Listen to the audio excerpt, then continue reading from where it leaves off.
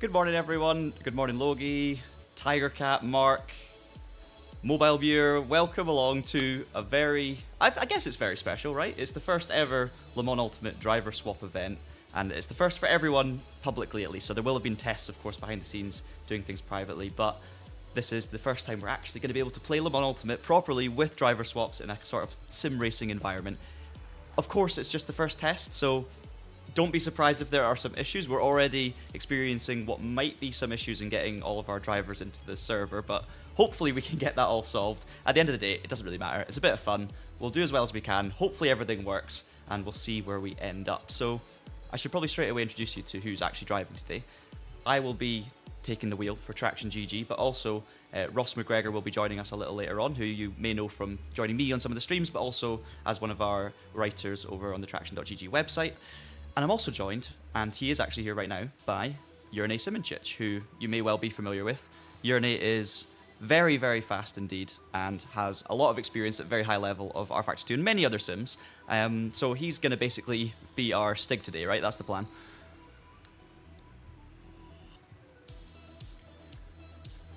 Hello. Hello.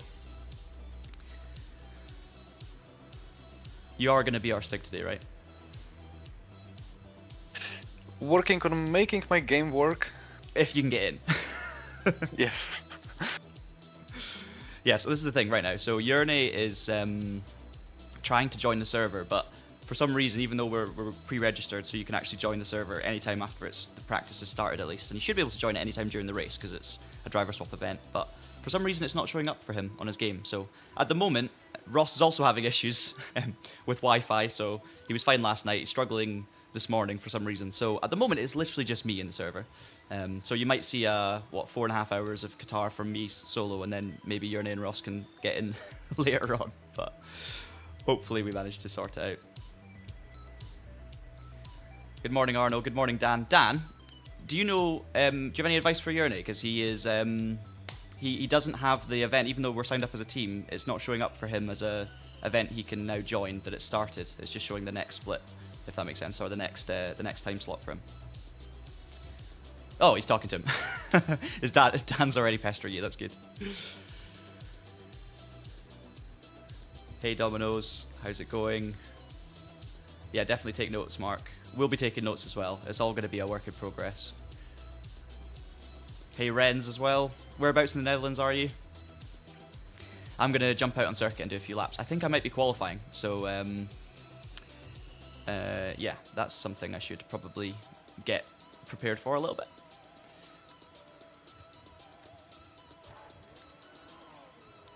Yes, so all three of us were set as driver role. Jernej is set as a driver role, so you should be able to. And an engineer role, I think. We're all driver and engineers. I changed the roles this morning. That's something you guys need to be aware of, people that are joining later on.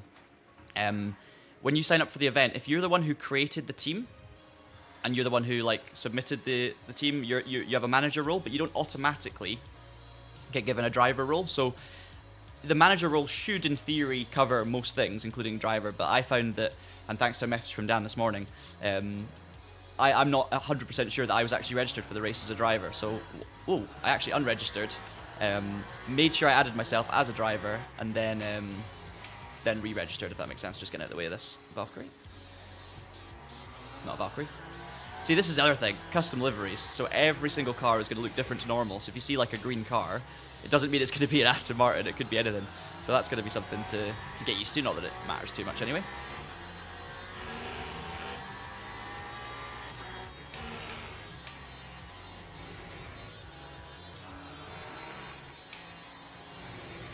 Just realised I had the music on. That's my bad. Oh, nice one, Phil. Good luck. I'm going to try and get dialed in here, because I've got about 10 minutes of practice. I've only done one quali simulation run last night, so I feel like I should just try and get my eye in a little bit.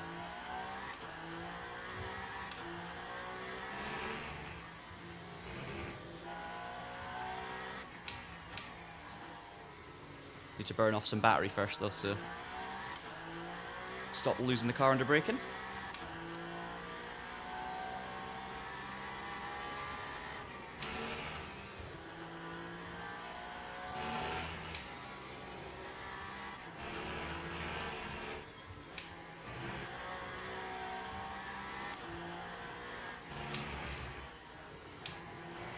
We'll have plenty of time to chat today because obviously being a driver swap event, there'll be lots of stints where I'm not in, well hopefully, assuming it all works, there'll be plenty of stints where I'm not driving. So we will have time to go through the chat and answer your questions and everything like that. And then for the actual race, obviously when I'm driving, I'm just going to be focusing up as much as I can. But I will of course glance over.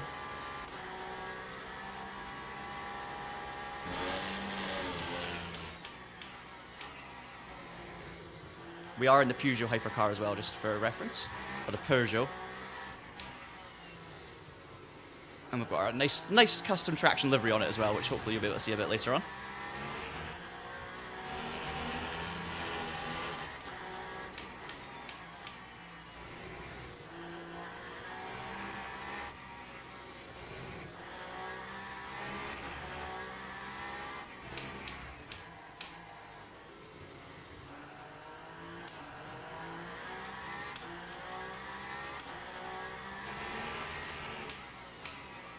And one more bit of information for you guys. There are 4 splits, and we are in split 1. So we are in the top split for this race, which is cool. So first ever driver swap public race, top split, in the hypercar. So it's going to be great fun. You can only have that once, but we'll obviously see how we get on with any potential issues.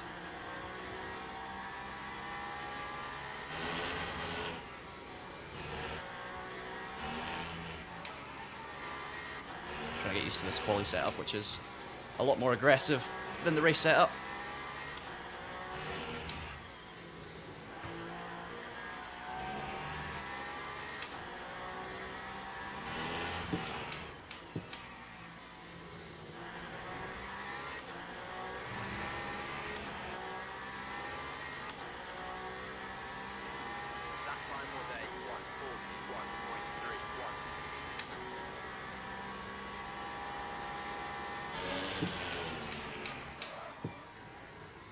Caught traffic, so I was just trying to be cautious there. We've only got fuel for 2 laps on the quali setup, so it's very much in and out of the pits, let's say.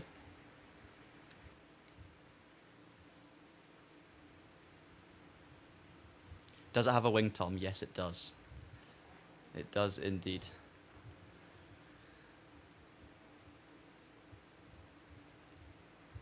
I'll mute my mic, Jernej, while you try and solve an issue, but I'll still hear you if you say anything. So, all right. Good luck. Thank you.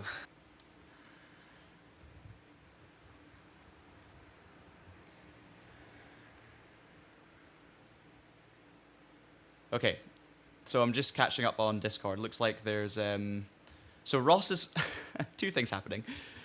One of them, Ross has got an issue with his internet, and it's an open reach issue, so it's not in his control. So he's very much hoping that they solve that.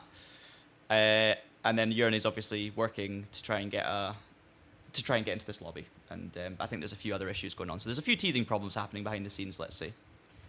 Hopefully we can get those resolved for the race. I was going to show you the car.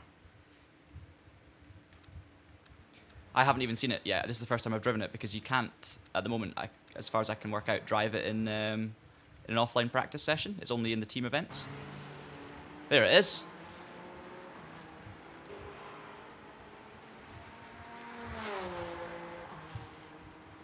Nico Barkley has designed this livery for us, so big thank you to Nico. And yeah, it looks epic on the Peugeot. It is the one with the wing, Tom, as I say. Look at that. Very, very nice. In my personal humble opinion. Oh, what have the Overtake boys done, Mike? What have they done? Are they streaming?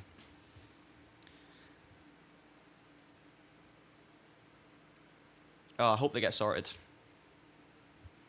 I don't know, Gabrielle, about minimum driving time, to be honest. We genuinely just going to be working it out as I go along. I don't actually have a clue.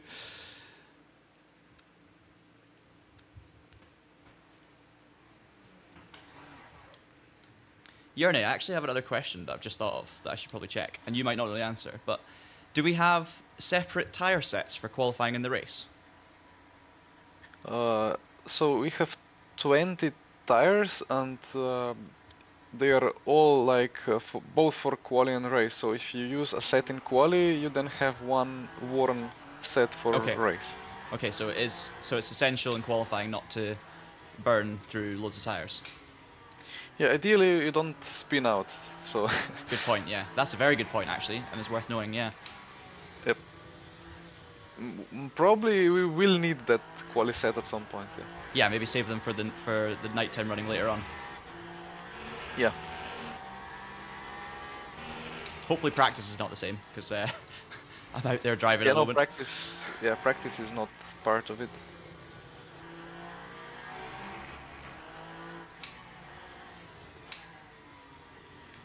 Obviously, guys, a big part of this is going to be traffic management. So the GT3s, hypercars, big speed difference. This track does not lend itself well to traffic.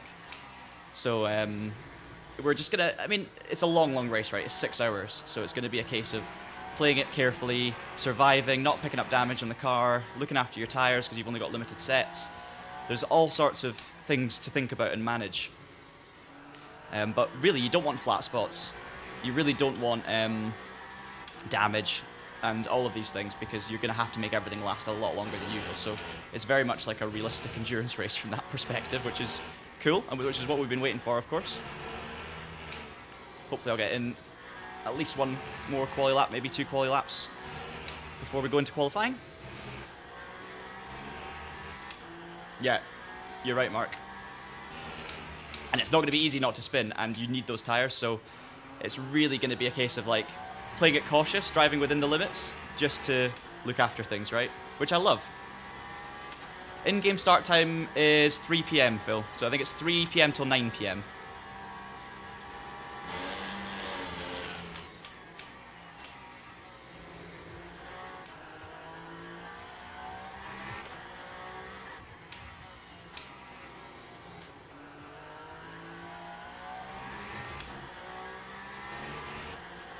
I've got a mid-39 in me for qualifying, but I don't know if I'll pull that out just now. Not quite dialed in. Oh dear, that doesn't help.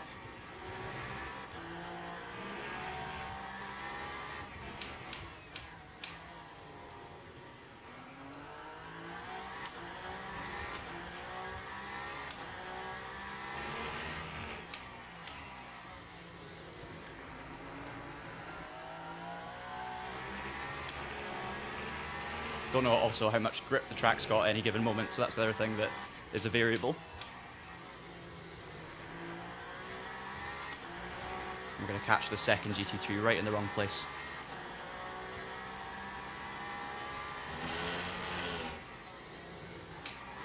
Oh no, we'll get away with it, just. We'll lose a bit of time, but nothing crazy.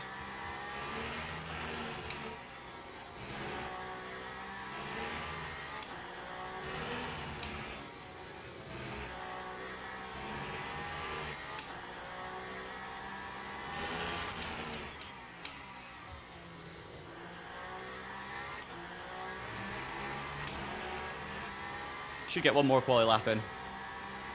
We don't have a race engineer for this race, so there's actually, I mean, we're all going to engineer ourselves, right? But, so myself, Jernej, and Ross, if Ross gets the internet sorted.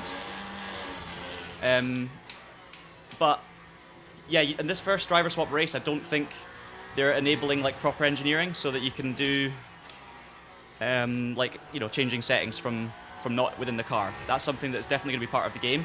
But for this first test session, for these first test events this weekend, I believe they've disabled them.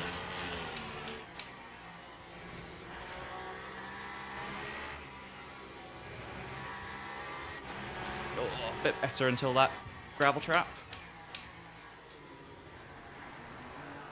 And then a spin. Oh well. It's good, we're getting warmed up.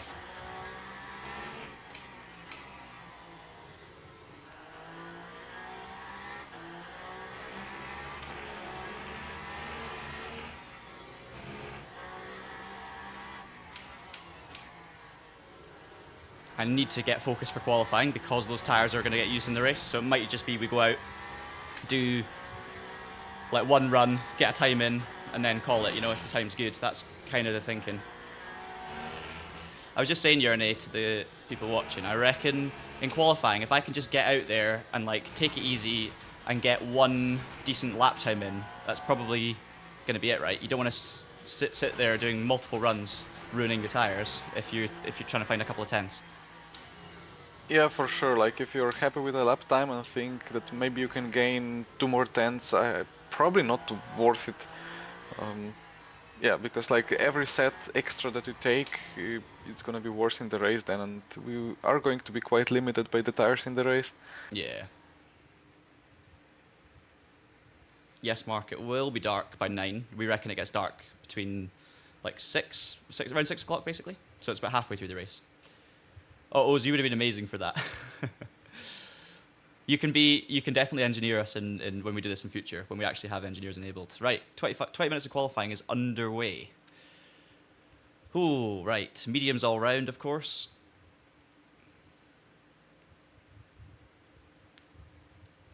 That's another thing, Jernej. If I use a medium on the front left for qualifying, we'll have to use that front left medium in the race. But I guess that's okay if it's darker, right? So it's fine.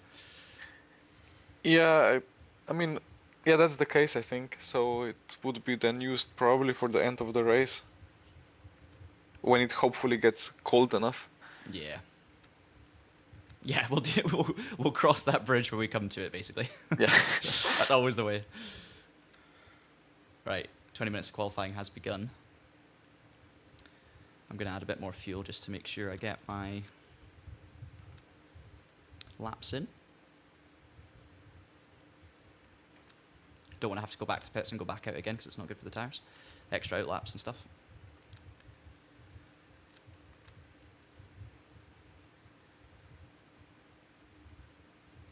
We haven't tried swapping yet, no.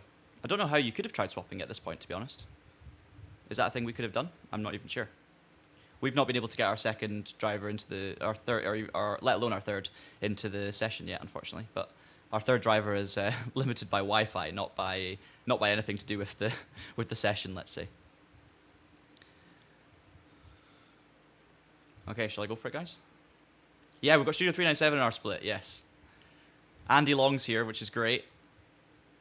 And he's driving. I think Lewis Edmondson will be driving as well. There'll be a few familiar faces, which is really cool. Right, shall I get out and qualify then? Let me zone in concentration mode and try and get a representative quali lap in.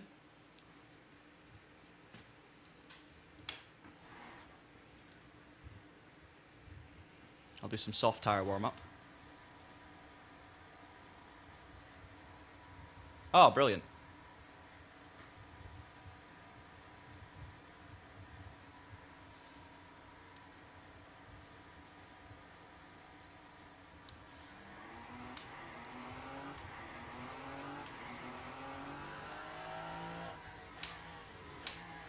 Literally, even if I lock up in this qualifying session, that's going to be a set of tyres with a flat spot for the race, so you got to be so cautious here.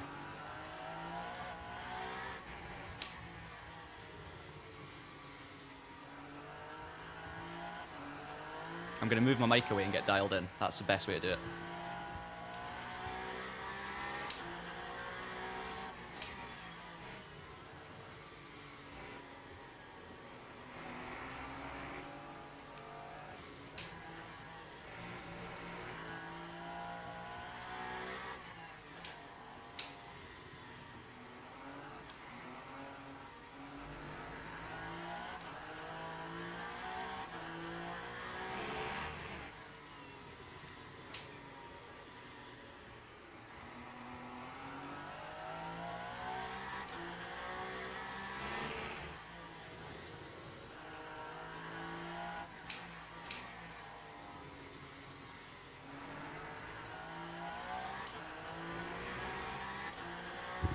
So for anyone who's just joining, I am just I'm dialing in for qualifying, so I'm just moving the mic away, and I'll try and get focused in.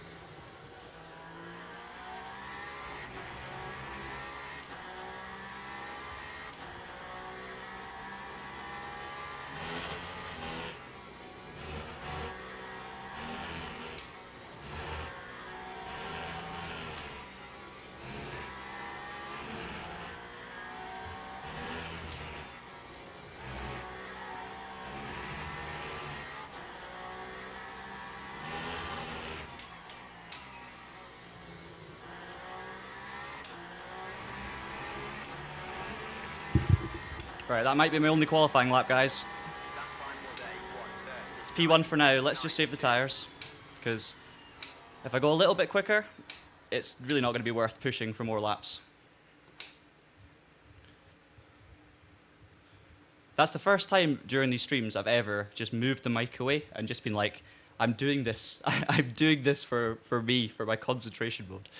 But yeah, no, second lap was decent there. The first one was poor, but it was more of a, let's say, a banker to get the heat in and get everything working okay. So I think 12 minutes to go. I'll probably park it there, to be honest, and then we'll just let other people beat me. That's fine, but I knew I could do a 39. I've probably got a mid 39 in me. I think I was on for a 39.5 yesterday on one of my 2 quali runs that I did. So there's a bit of time in the tank, but I don't think it's worth pushing for because I would be using the tyres more, and I think that's more important. So we might just settle for that for now.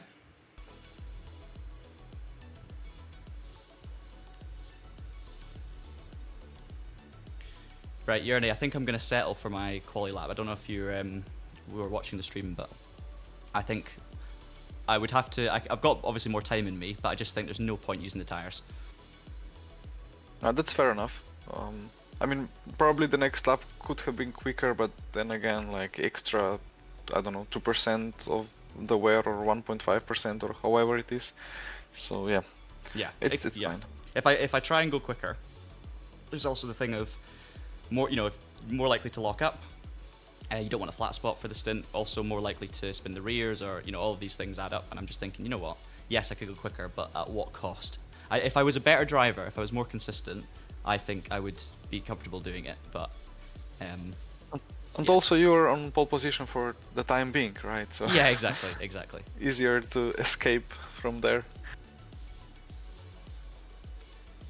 Yeah, meanwhile, I tried a couple of things with Dan, and it's not working for now. So okay, fingers let's crossed. See. Yeah, it might be a short. It might be a short solo race. I'm here. Hey, are you on the internet? Yeah, I'm on the internet. You're real. Hey. Oh, magnificent. That's good news. Yeah, after like the 5th reboot, it finally worked. So obviously, whatever they did, they fixed it. So excellent. Yeah, but it sounds like there's some issues. Yeah, it sounds like so. Jernej is unable to join at the moment. It just didn't, even though obviously we were registered as a team, it didn't come up for him at the top right as something you could join. And obviously your internet was an issue, so I was thinking I was going to be on my own for a while. But let me know when you get into Le Mans Ultimate whether you see the server at least. So I'm in game.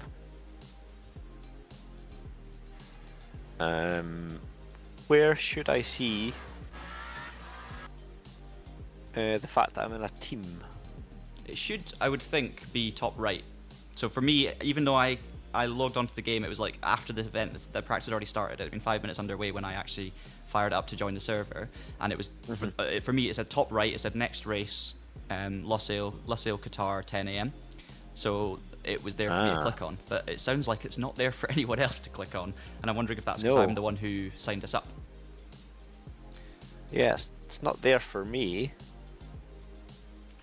Oh dear.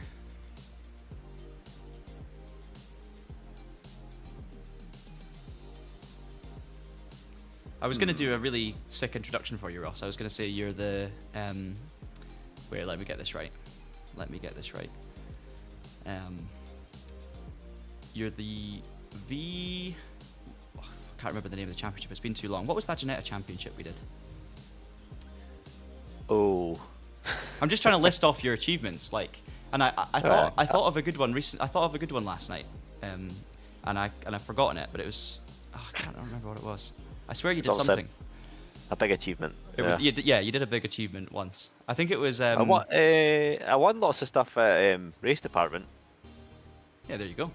Which is now overtake. So. Yeah. There you go. And what have I done recently?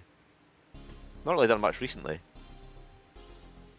I suppose the biggest championship I won was like the race department mini championship, like twice in a row. Excellent. Oh, I won the VMO Rally Championship. VMO Rally Championship, Touring Pro couple of months Series. ago. Anything on Touring Pro Series I can? I finished second once or twice, and then I finished There you third go. like a million times. There's the GT3 times, by the way, guys. So 1:55.9 currently pole, 56.7 second.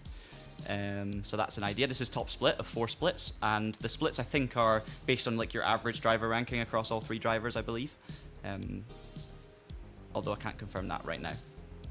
So that's the kind of times you're going to be looking at if you're in the top split, that is. And yeah, these times will, I think, get faster. Like, we can definitely go faster. There's more people going out for more laps, but that's just helping us. Everyone else that goes out on track is just burning through tires. I hope that's the case, anyway. Which split are we in? We're in split 1, Ross. What? Yeah, but there's only 4 splits. Oh my god. That's not what I wanted to hear. No, you're fine. It's so Twiz has asked, are your teammates in the correct signed up division in your team? Yeah, so we've got the lineup. 3 of us are signed up, and the little images came up when we signed up with the 3 of us. So yes, should be. I could like leave and check things, but I'm worried if I leave, I'm not going to get back in. I'm a bit scared to leave, to be honest. Oh, new person's gone P2, but it's still not enough. 6 minutes to go. No, we've been done. There you go. We're not pole. We're P2.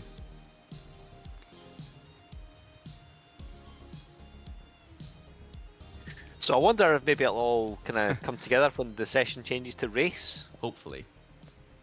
Hopefully. because I can't see anything. I can't even see the race. Like, it's not coming up anywhere. It's coming up for the next like instances of the special event, Yeah. Yeah, that's the same for you, but isn't not. Yeah, not the one we're in. I'm getting lots of recommendations not to leave. Ben's begging with me not to leave. Twiz is telling me not to leave. Yeah, I think you're right. Maybe it changes for the race session and somehow we can all suddenly do it. Yeah. Yeah. I hope so. Fingers crossed. I don't really fancy 6 hours of Qatar solo. I mean, I'd do it, but... That'd be an excellent stream. We've also got the 2 o'clock. We've also got Mind the 2 you, I o'clock could- slot. I That could depends on if we're drive- available. I could drive over to Glasgow. Yeah, that's true. Get into And then the give get me a into break. the hot seat, the literal hot seat.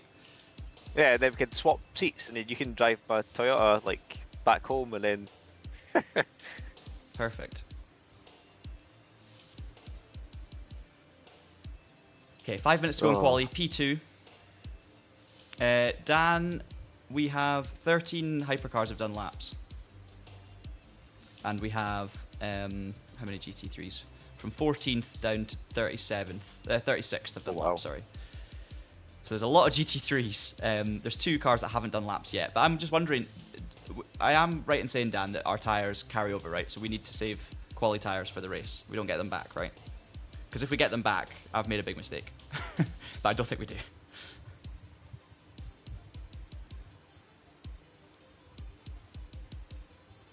Hey, Brand, how's it going?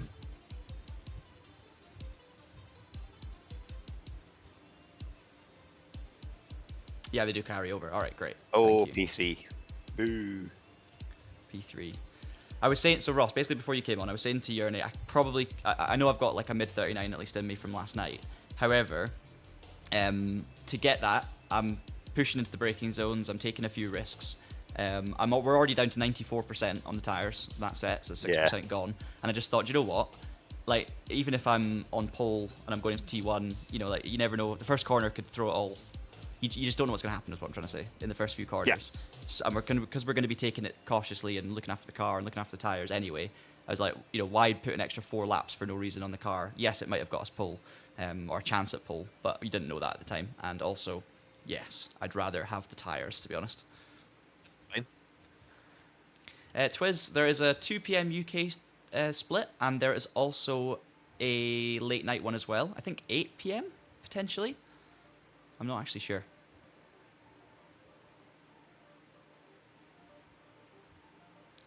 Yes, Devilfish, Course, that we is the are- plan. That is the plan. We are the guinea pigs for this one because obviously this is the first Yeah. driver swap race. So Yeah, for anyone watching, you're going to learn hopefully from this race, assuming it works. Yeah, 10 a.m., 2 p.m., 8 p.m. British time, as Carrot says. So yes. That's a good point, Devilfish. But the thing is, there's only 20 tyres. So this is all things you're going to learn for doing these races, but there's only 20 tyres across the whole race. So we're actually going to have to double stint a lot of tyres anyway. So basically any chance you have to just give yourself a bit more freshness later on is a good thing.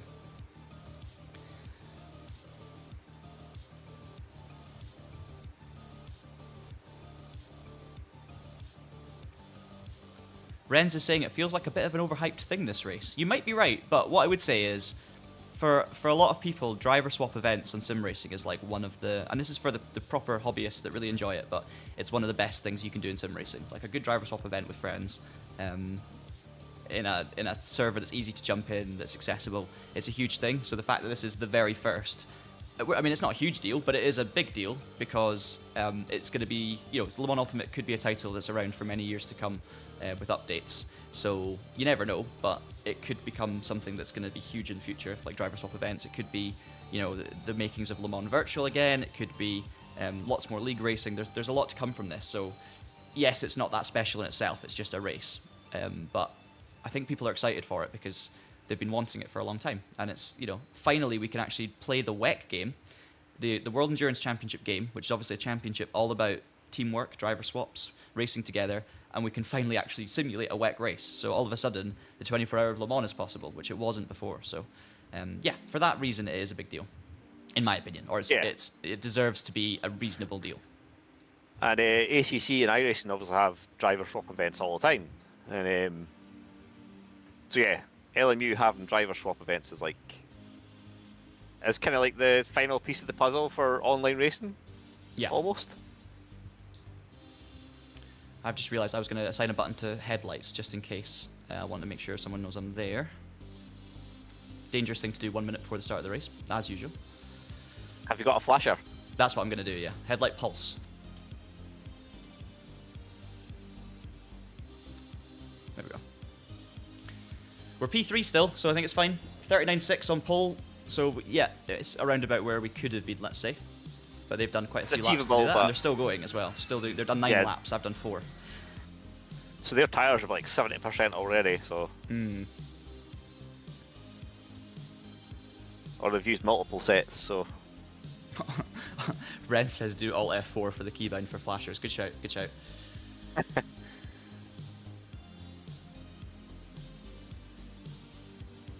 Cheers, Jeff. Good luck tomorrow. I think that's a good idea. Doing a later one is good, so obviously we're the guinea pigs, so we're working this out, but we wanted to get on this morning. Right, into the race session in a second, so let's very much cross our fingers and hope that my wonderful teammates can suddenly join the server. Oh. Your wonderful teammate and Ross. My wonderful teammate and Ross, yeah, exactly.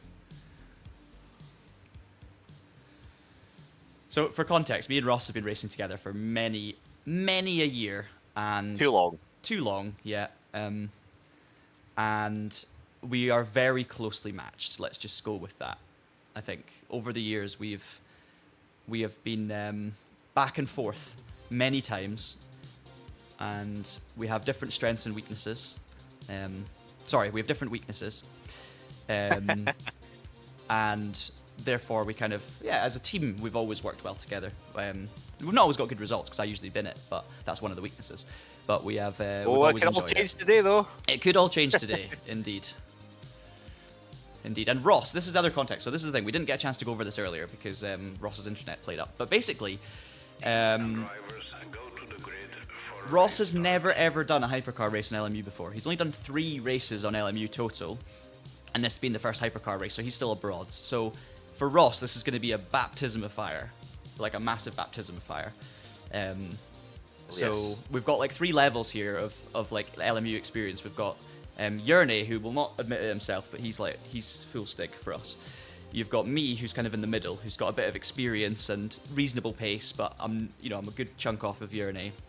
And I just need to try and keep it clean. And then you've got Ross, who's very, very similar to me, but has a lot less experience in LMU than me. But he is the tire whisperer, so that could come in handy. Guys, have you rebooted? Have you got any chance of joining? Oh, so I'm in a practice server right now, and I have seen absolutely nothing, so Okay, so the race session has just officially started. Right, I'll come out. Jernej and Ross, you are in my little MFD, which is great. That's a good start. So, I'll go to the main menu, and then if I don't see anything there, I will start the game again.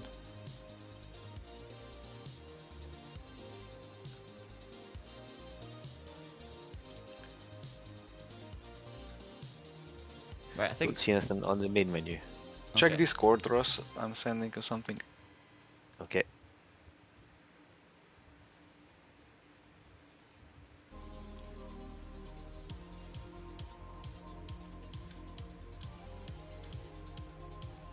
Do you want me to use the used medium in the first stint on the rear left?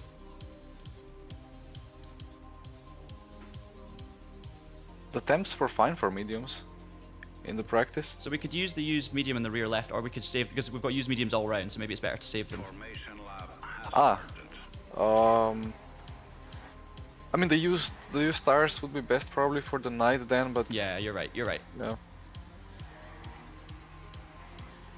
The used tyres would be better for Jernej to use. We will use all the fresh ones, and then Jernej gets like 30%. I don't know why, I'm panicking about this right now, but I need to focus on not getting a drive-through at the start. So we've got new hard, Oh, yeah. front left, no change, new medium, rear left. Okay, we're good.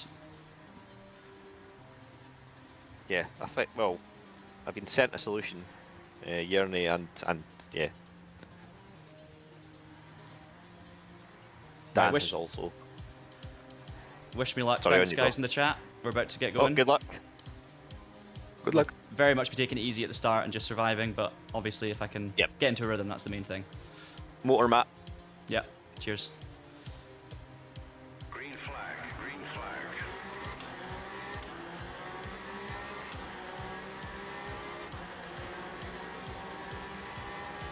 3 wide for some reason.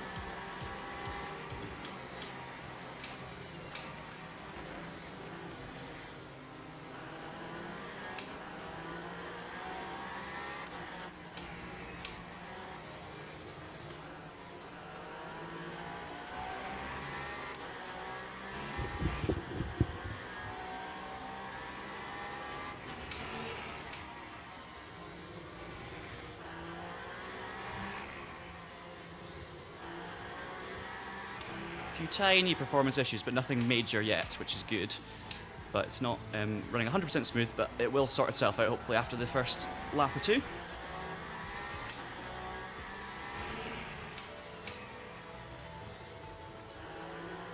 Didn't want to go steaming into turn 1 with cold brakes, so I was a bit tentative and we lost a few spots on the inside, but we had less room to work with because we had cars on our outside. Unfortunately, we were 3 wide for some reason.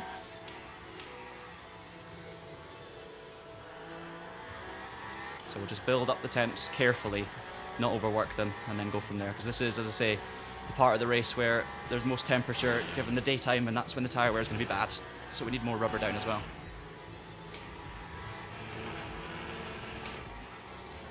And that's understeer.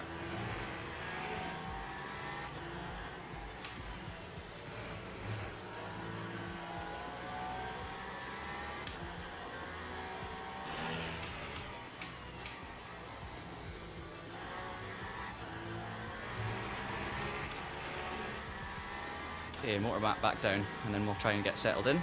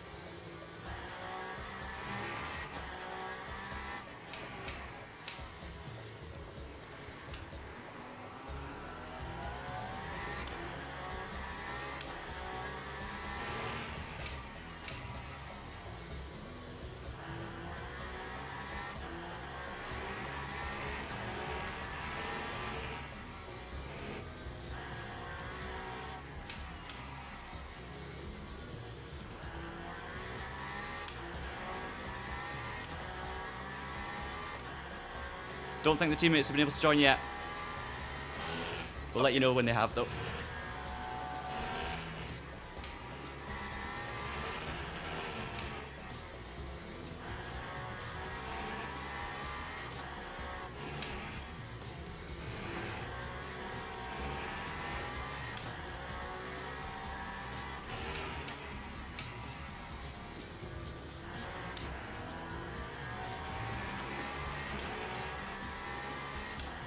Alright, don't know how easy it's going to be to overtake around here against other hypercars with similar pace. But we've got through the first bit with no damage, that's the main thing. We can do a little bit of fuel saving here.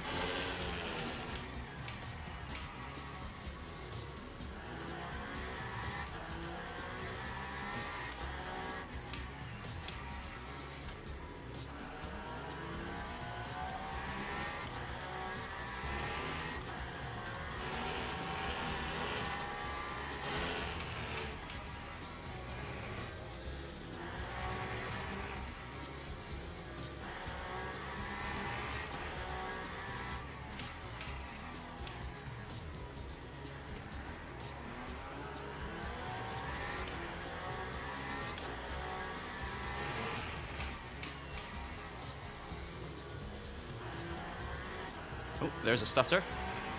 That was a bit scary. Not a huge one, just a little one.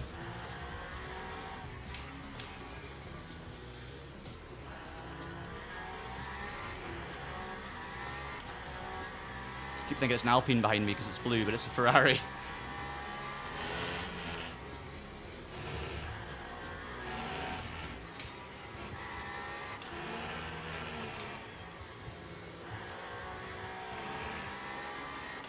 Oh, GT3 off.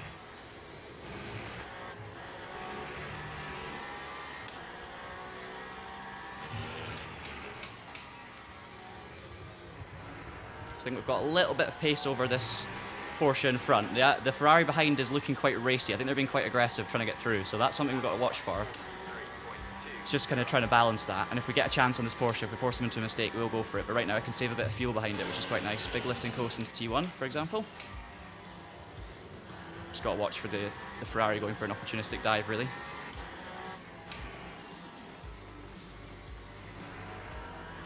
But it's such a long race, like even if they get past us, if they don't hold us up, that's fine.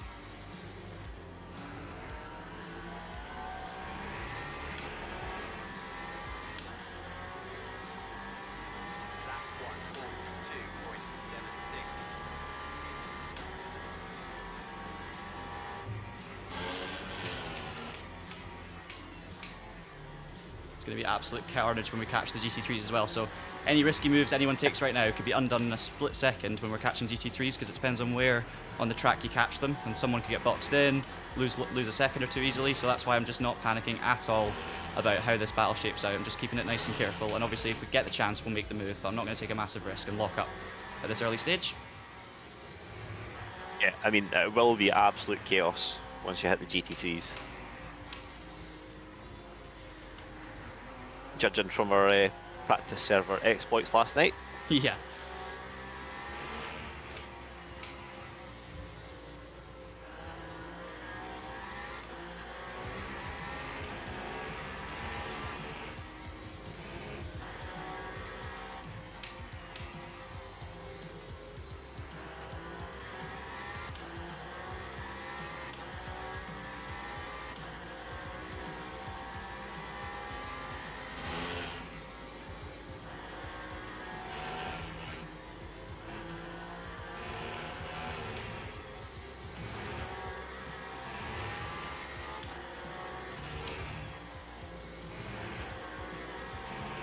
This is the corner where they brake the earliest, so maybe that's the overtaking. If it comes, that's the corner. So this last corner I can definitely go later than them.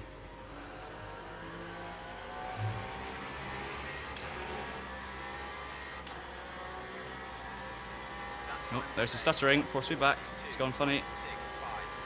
And we're good. Ooh, that's not the most fun experience. I think you guys will be able to see that on your screens, but that's not the driver swap event, that's just, unfortunately, my experience with LMU at the moment.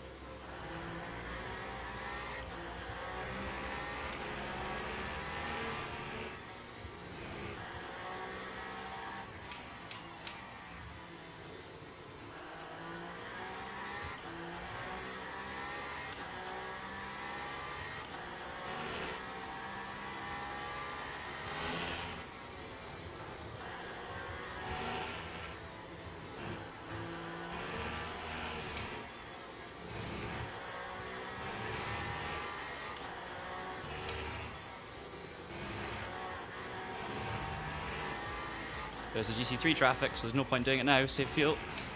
I was considering a dive there, but I can see that traffic right in front of us now, so it would be maybe a silly time to go for it.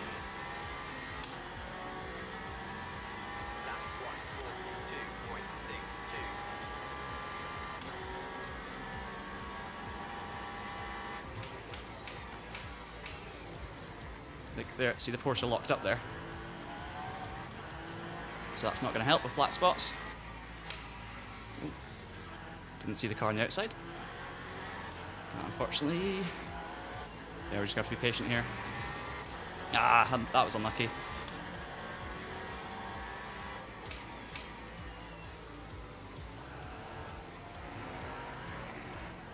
And there you go. Straight away, Hypercar spins out a GT3 right inside me. That's what you need to not do. Unfortunately, we picked up a tiny bit of yellow front damage. It's not the end of the world, but very frustrating. Just didn't know there was a car on my right there as I was going through that corner. I don't know how, but I think the Hypercar tried to be opportunistic on the inside.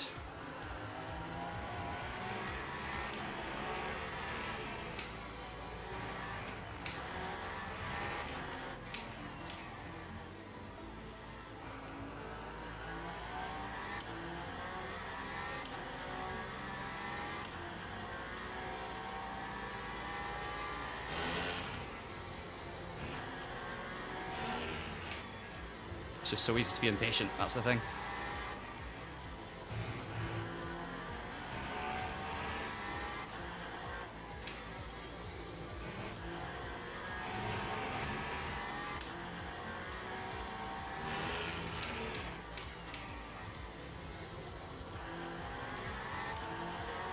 Hey Denise, are you racing later?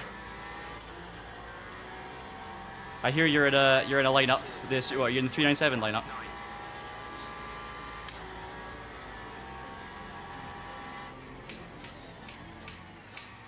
Just let me go.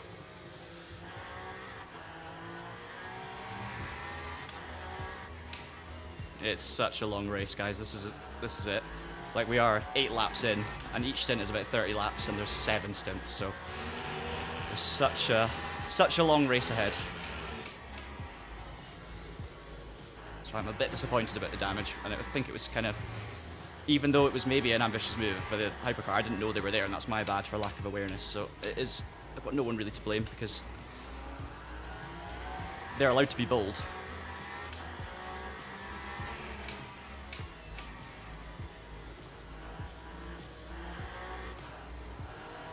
Worth fixing, like, light damage?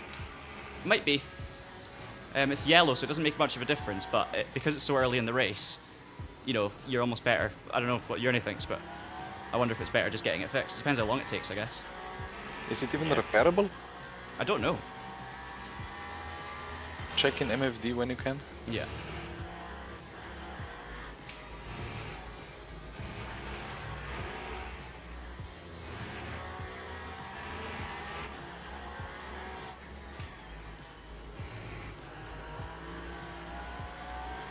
And there you go, straight away there's the two hypercars back with us again.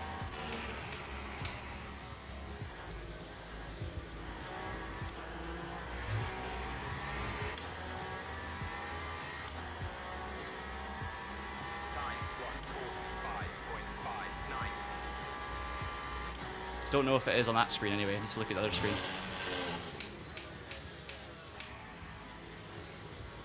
Nah, it's fine, no damage. Oh well. That decides that.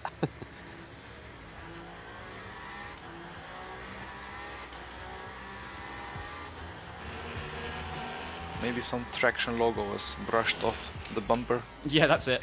It was actually a bit more of a side hit, I thought. I mean, I can't watch it back, obviously. It was I didn't expect it, so I wasn't ready to analyse it. But it wasn't a big hit, but I felt like more of a side swipe. And it was just, I think he was trying to pass me on the right, and I just didn't know he was there.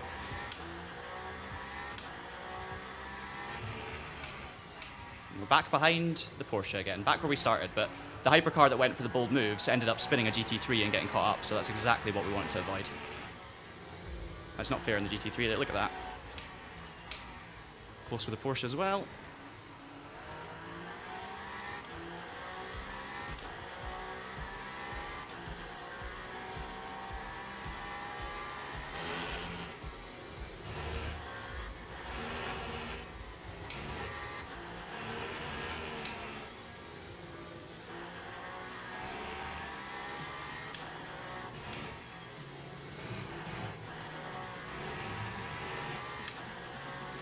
Do a bit of lift and coast. That's definitely the corner that I'm going to get the move done on the lap where it feels appropriate.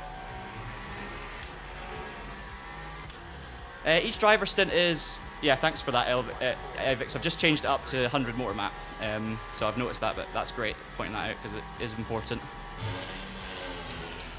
Yeah, each driver stint is like 45 to 50 minutes, I would say. It's 30 laps or so. Depends on if you lift and coast though. So I'm doing a little bit of fuel saving.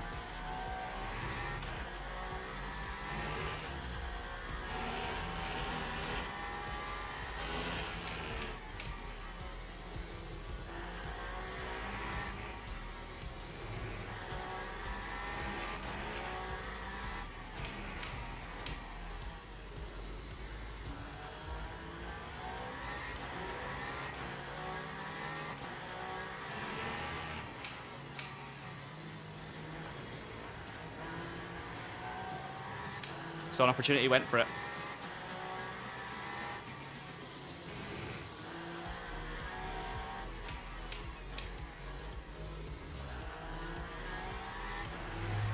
Alright, need a clean, I'm going to turn my motor up a little bit more just to burn off some of that battery. Need a clean last sector here.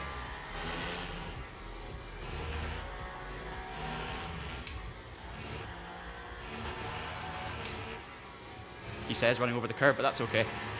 Got enough speed, carried enough speed that made up for it, so it's fine. Oh, I've done it 3 times. All 3 corners pushed a tiny bit too hard, but it's okay.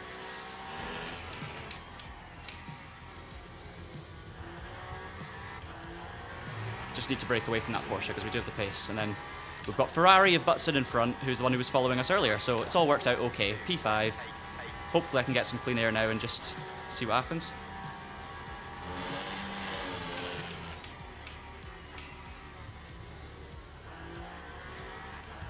Too wide through T1.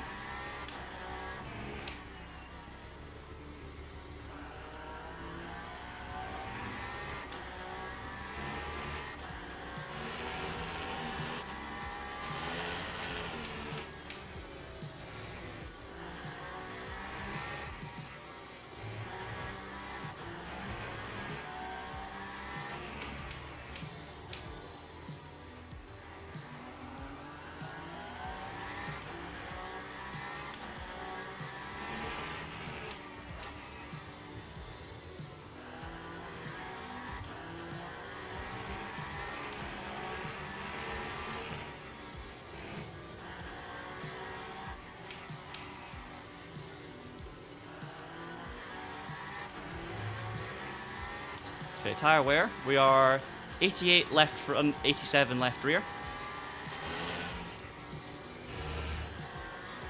How many laps have you done?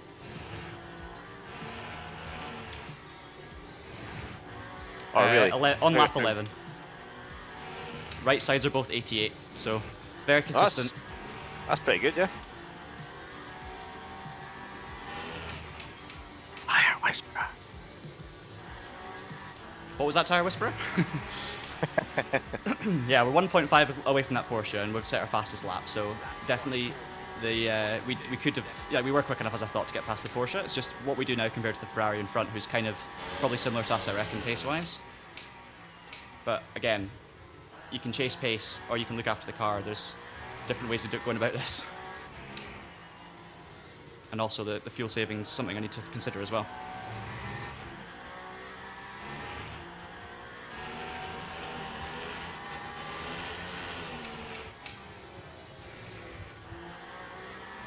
So now that I've... the best time to fuel save is when you're in traffic, obviously, because you don't lose anything. You just catch up with the car that you're stuck behind anyway. So when you're in clean air, it tends to be good not to, but obviously then you start worrying that you're not doing enough.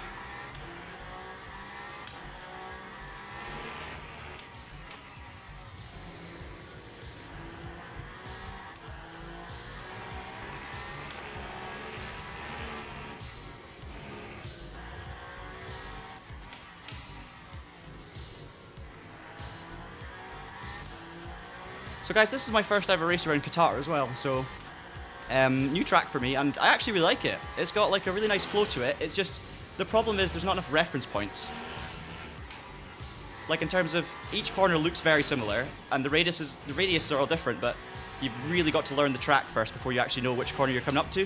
When you first learn the circuit, it's like, hang on, is this the slow one or the fast one? It's very messy, but once you get into rhythm with it, it is a pretty nice track. To go fast is hard though, like, there's certain quirky things you have to do, and you have to hit the curb in just the right way, and being fast in sim is always hard, right? It requires specific skills, but this requires a very specific technique through certain corners that I'm not even trying in the race to go like a quali run, because you can unlock a lot of lap time, but it's just adds this element of risk and randomness that only the top guys can really pull off deliberately, consistently. I can do it deliberately every so often, but then when I don't pull it off, it goes wrong, so it's like you find a happy medium where you're not quite at 100%. But it's yeah, it's a good challenge, and you do get into a nice flow with it. Very easy to run off and touch the gravel traps on the outside, like I've done, like the Ferrari in front of us did on the last lap.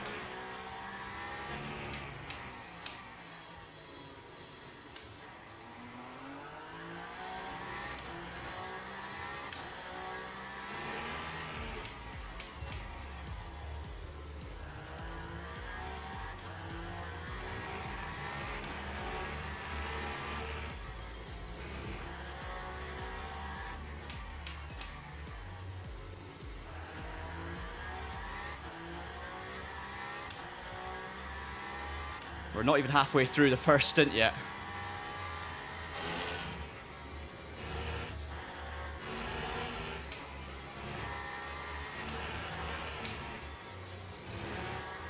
And here's the GT3s again. So this is where the chaos begins. So I will read comments in a little bit, but I'm going to focus very much through the GT3s again to avoid situations like that where there's an overtake happening.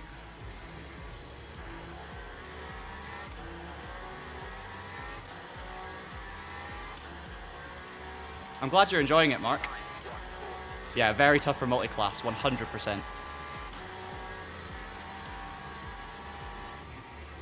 I don't think Jernej's going to stream his stint, but we will be streaming the whole thing here, so you can stick around here and you'll see Jernej's stint from my perspective, and I'll be able to chat with you guys a bit more when I'm not driving, obviously. So if you want to see Jernej in action, which we all do, then stick around.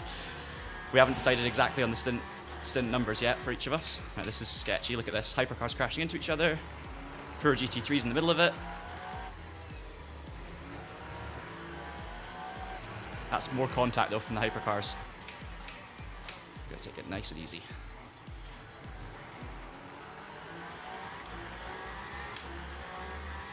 The Ferrari is particularly racy, I would say, judging on early evidence.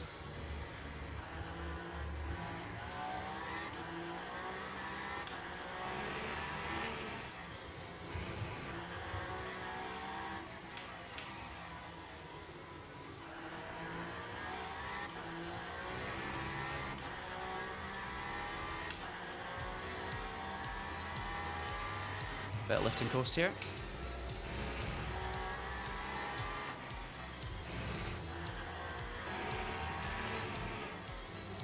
So the triple right-hander, if you're doing this race later in the week and you're in the hypercar, you can get by the cars if you just wait one of the corners. Don't be impatient through the triple right-hander, but if you just get a good run on the exit, so sacrifice the first entry, lose a little bit of time, half a second, doesn't matter. Just focus on your exit and you will get them before the next right-hander, if that makes sense.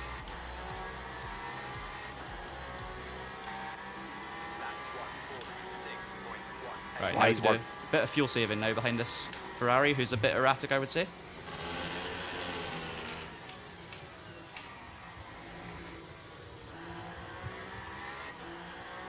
think they're fast enough to catch the car in front, so that's kind of where I'm looking. I'm like, let the Ferrari catch the car in front.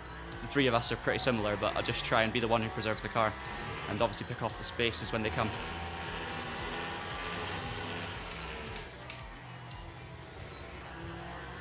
I said it was a BMW in front, didn't I? It's a Peugeot, I think, because it's got no wing. It's just that same problem with the liveries. Ooh. Oh, that was oversteer. Got away with it. Very low speed oversteer there in the hairpin.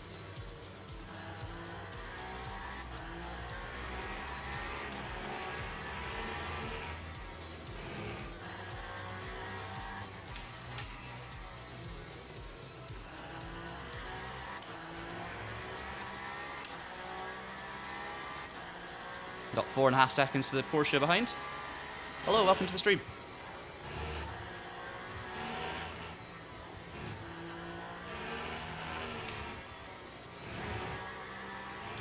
Oh, Ferrari running wide once again. Hey Dean, how are you getting on? And hey Edwin as well.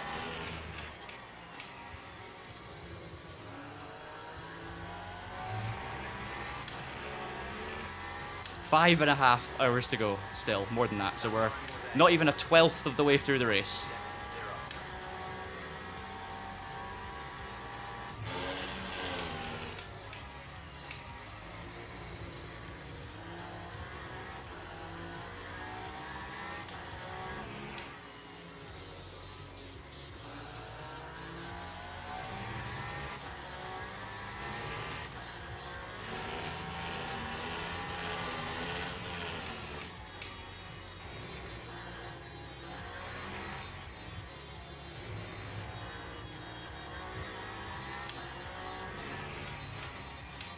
Probably should have gone inside the BMW there. That was... let them take their natural line, but it didn't matter.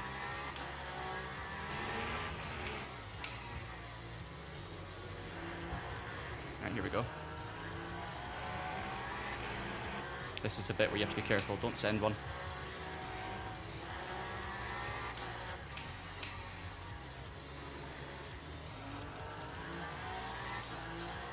Feel for the GT3s that change position in those moments, even though it's not our fault, but also, like, we change position, you know, when they're in front of us, so it's 50-50 really. Ooh.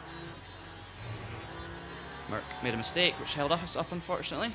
There you go, that's it. You can, if the GT3 makes a mistake and doesn't do anything bad to you, but just runs wide in front of you, that's not their, like, it's their mistake, but it's not their problem or fault that you get held up. So sometimes, it's the same in hypercar, you really, sometimes you make a move and you run a bit wide, or the GT3 can't get the power down. It's like, yes, if it was a stupid move, a dive bomb, that's different. But if it's a reasonable move and you run wide, it's just swings and roundabouts. Sometimes you will cost other people time, and you just got to be okay with that.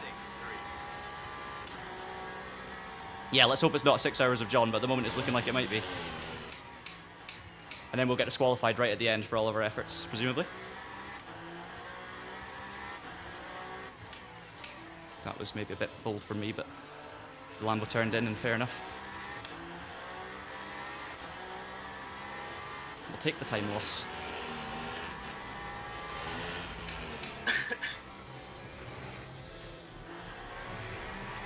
Any luck with any of the fixes then? Not yet. Not yet. And are other people having the same issues? Yes. That's a shame.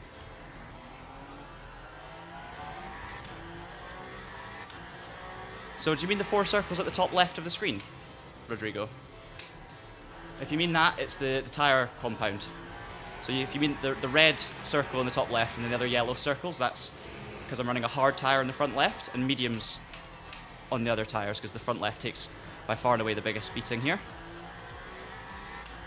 And it looks like every single person in the top 8 has got exactly the same strategy. So we're not the only ones.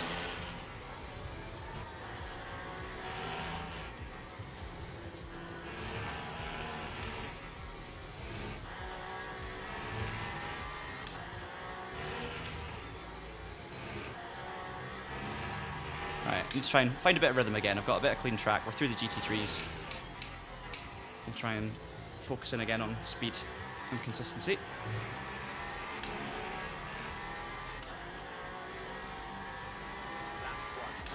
I think I've got enough. I think I've done enough lifting coasting to already be on the verge of making the extra lap, which is good.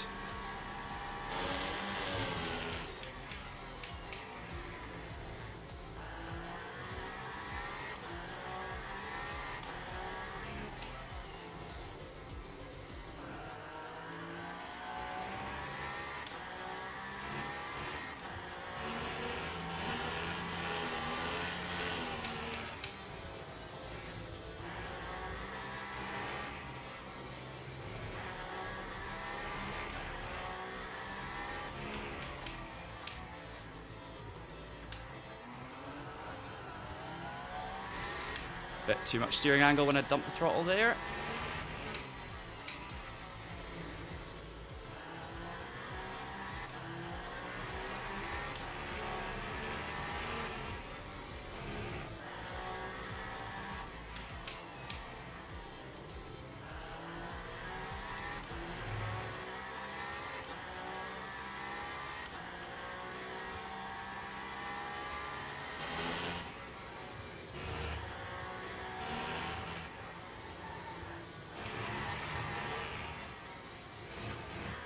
Into such a rhythm through those corners that if you do what I just did and get it wrong, you sometimes get the next bit wrong as well. And when you get it right, sometimes it just flows beautifully. It's a really rhythm-based section of road. I am missing quite a few apices though at the moment. Just need to be a little bit more, maybe less kind of I need to remember that I've got tyre wear basically and try and treat it like that. Get in a little bit better.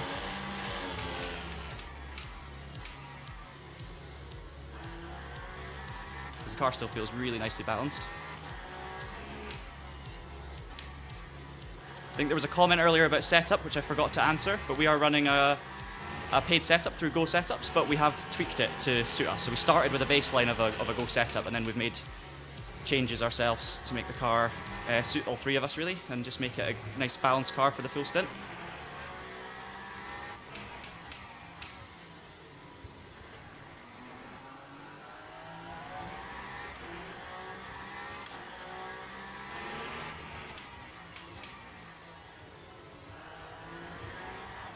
Oh, too ambitious again, but I got the curb that time at least. I got too much of the curb and got oversteer. That's the balance.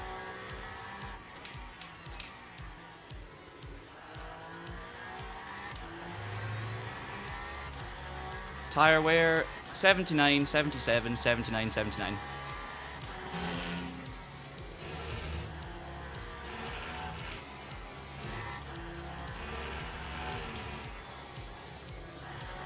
And we're on lap 19, so we're past halfway in the stint, so I'm really happy with that. That tyre wear is better than my one race stint practice that I did, so that's good. We will need to double stint these tyres, so that's why I'm worrying about it. Or some of the tyres at least.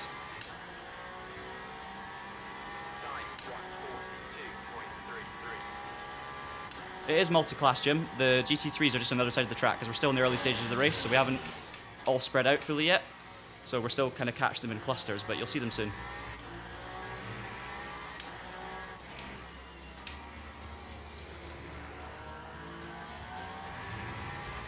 That's the apex I wanted to hit. There's a GT3.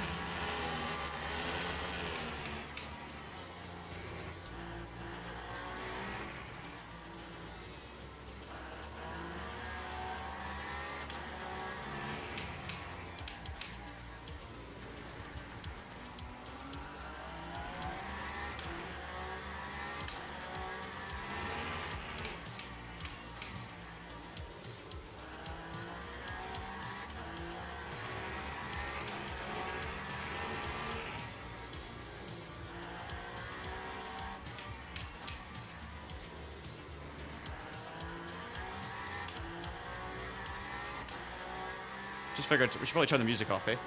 Didn't even realise it was on. Careful. There we are.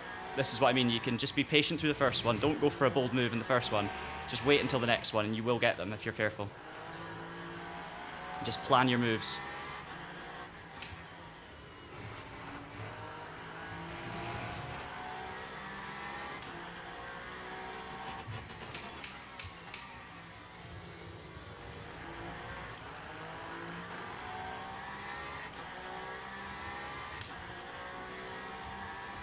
That time was a 1:45.43.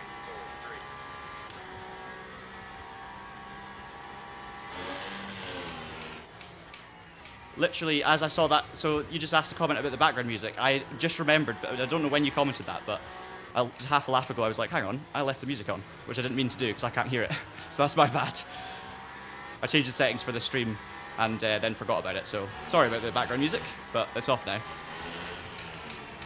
And I literally didn't see your comment until after I turned it off, so I think we realised at the same time. Right,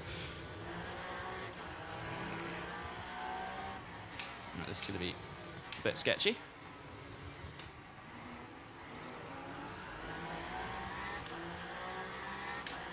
No, Peter. Just, that's why I was confused, because I saw that comment just after I turned it off, which was quite funny. But I'm glad you commented, because if I hadn't remembered at that moment, we would have been, you would have reminded me then, so perfect.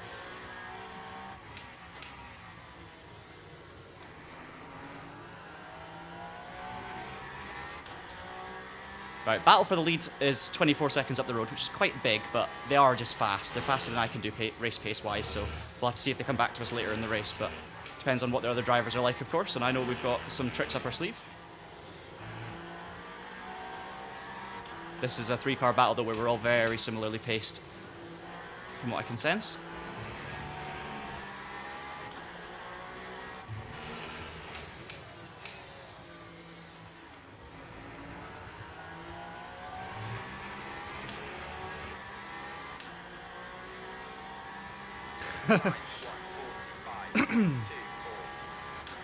Love it.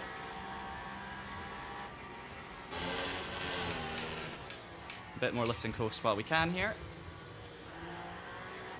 This pure GT3.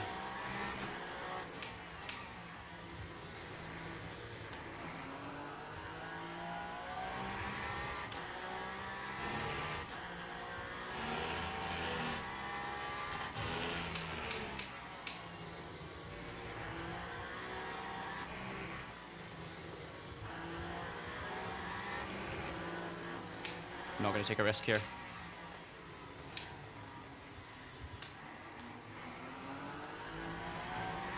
I could have planned that one better and made up a lot of time, but I did not want to risk a crash. Still halfway through the first stint.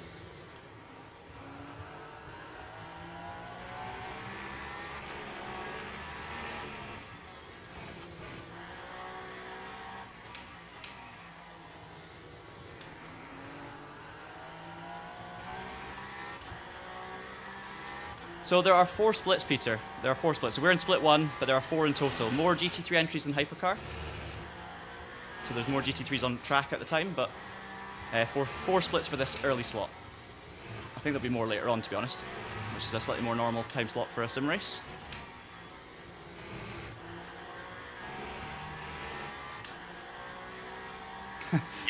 Breakfast time is not the optimal time for sim racers to begin racing. And obviously everyone in America as well will be in bed. But yeah, you're right. Yeah, unlikely, Mark. Unlikely. And but I will still definitely make my mistakes as well. It's just trying to think out loud through all these situations. And yeah, as I say, sometimes it will cost me. Like, I should be more aggressive, but if you go in with a plan to be careful, stick with it, because the amount of times where you then push a bit and take a bit of a risk and then immediately regret it.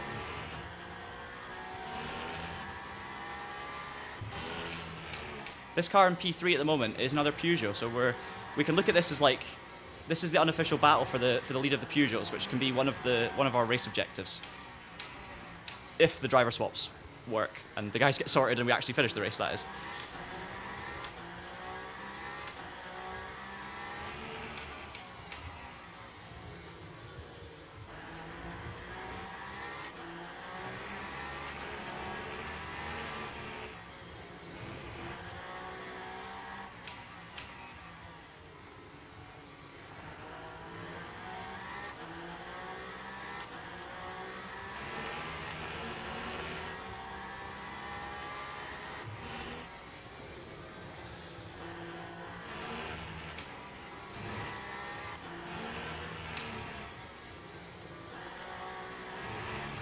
that curb.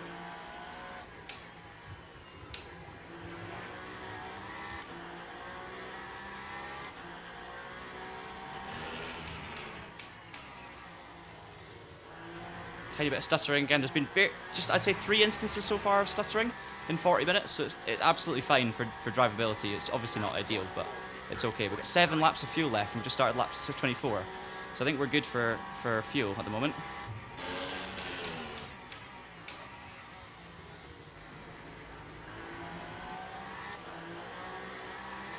Oh, here we go. Getting dicey.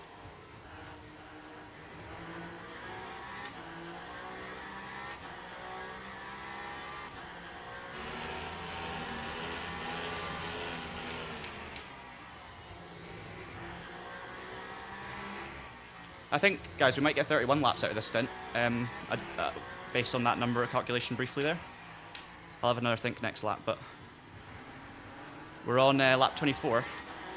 So 5, 6, 7, 8, 9. No, I'm wrong. We're 30 laps.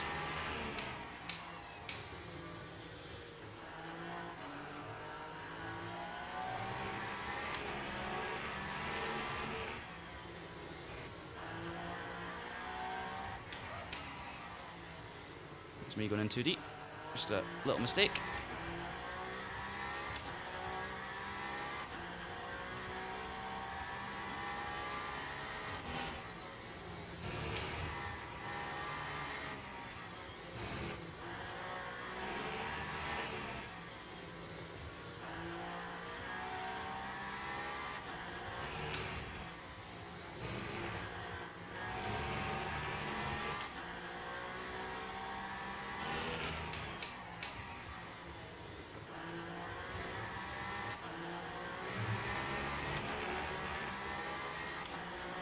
This is where I wish I had DRS or an overtake button.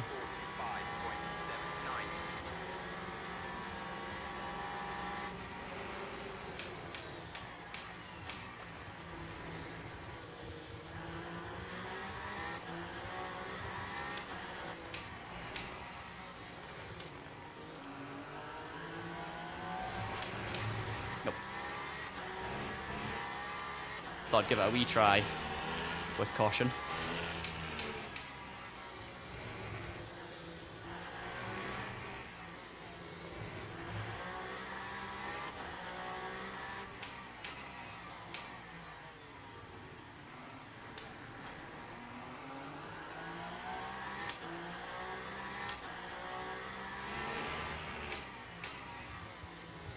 Imagine full course yellows, how good it would be though if we had like full strategy with full course yellows. I'm not saying we want a full course yellow every 3 laps, and that's probably what would happen if the system was automated to go on when there was incidents, but just imagine how cool it would be to have yellow flags and, you know, safety cars to bunch everyone up, and strategy, you know, you could pit under safety car, you could choose to stay out, all of these things would just be, that would make it proper WEC simulator, which I would absolutely love.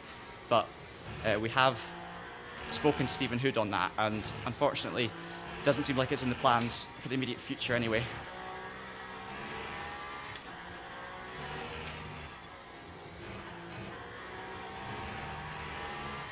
Yeah, people are having a go in the chat. You can't see this, but the Ferrari in front of me, someone's having a go at him in the chat for making contact with other people. I don't know if it's the Peugeot up in front, is their teammate is maybe saying something, but someone's having a go at the Ferrari in front of me.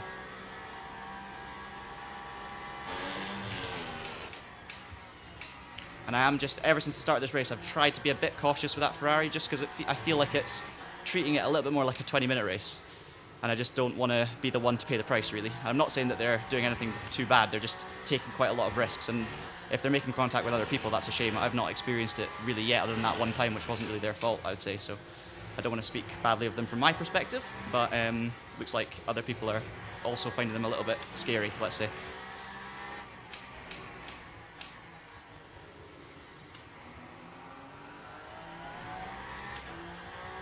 But at the end of the day, if you want to win the race, right, they might just really want to get past this Peugeot, because it's probably holding us both up a bit at this point. So, you know, I understand the urgency to a degree. With no safety cars, you've got to make all that time up later on. I was speaking to Jernej last night about our pronunciation of Peugeot. Oh yeah. I just had to explain, you know, we know it's Peugeot, but You know, We can't say it like that. we can't. We just can't say it like that. It just doesn't. It just sounds. I can't explain it, but it's like it just doesn't happen. It can't happen. It just feels absolutely wrong. And it's not. And it doesn't have an R in it, so it's like Peugeot. But whenever I say it like that, I sound like I'm mocking someone who's English.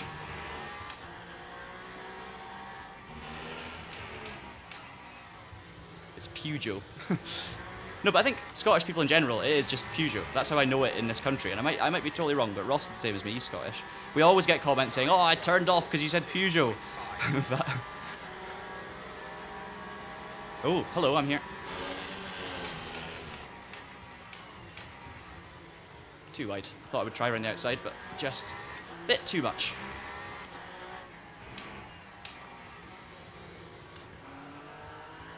Let's see how they react to that move, though.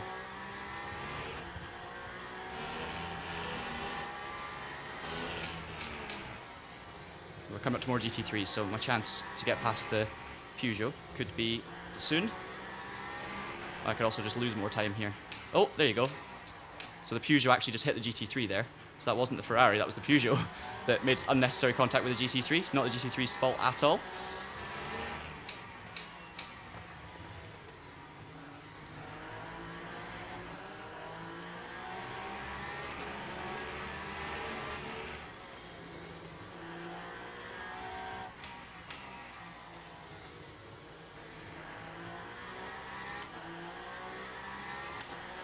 The front two have definitely lost some time.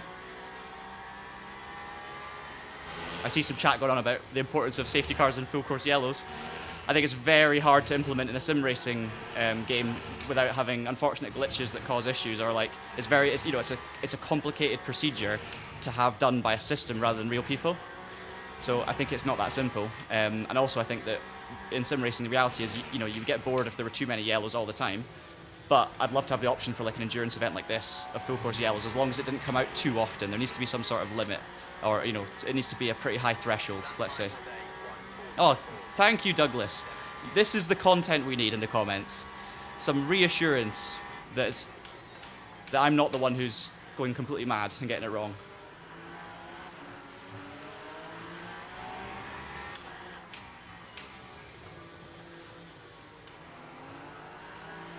Right, lap 28, so we're getting close to pit stops. I need to stop thinking about how to pronounce Peugeot because I'm in a massive amount of traffic right now and we're 2 laps away from stopping. I don't want to run out of fuel. Ooh. Okay, that was a scary moment. Locked up a tiny bit, but it's okay. Whew. Basically, it just got into a pinch point where I was catching the Aston too fast and I had a GT3 still overlapping, so I really had to watch out there. So that was a bit sketchy for me, let's say, but we didn't hit anyone. We just locked up a tiny bit.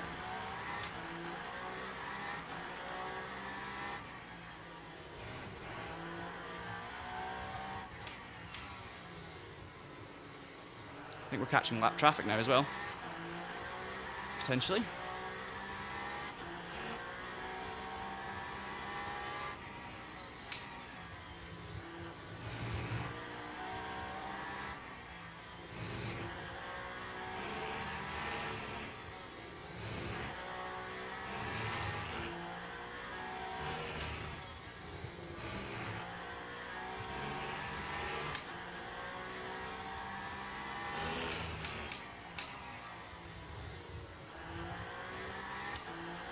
Okay, I take it none of you guys are still in, just before I confirm that I'm going to be taking the next stint.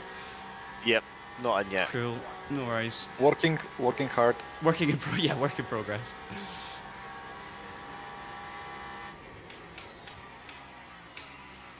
Ooh, big wobble from the GT3.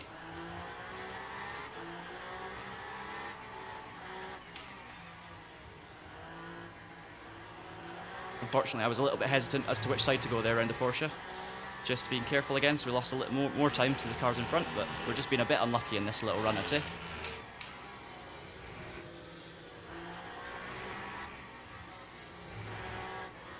Whoa. Almost into a hypercar that we're lapping.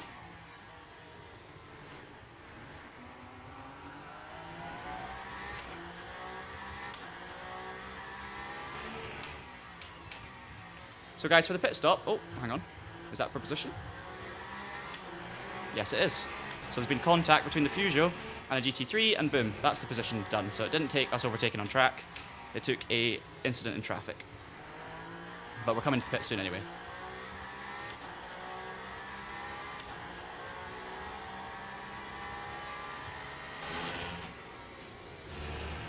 Oh, this is bad timing. We have to wait.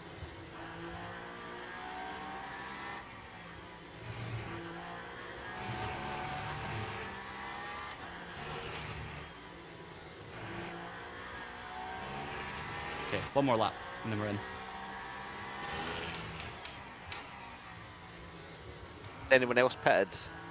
Doesn't look like it. I'm 4th at the moment, though. I got up to 4th. Yeah, P3 and P5 both pitted. So we've done an extra lap compared to the 2 we were battling with, which is great. That's good. I've just unrequested a pit stop. Oops.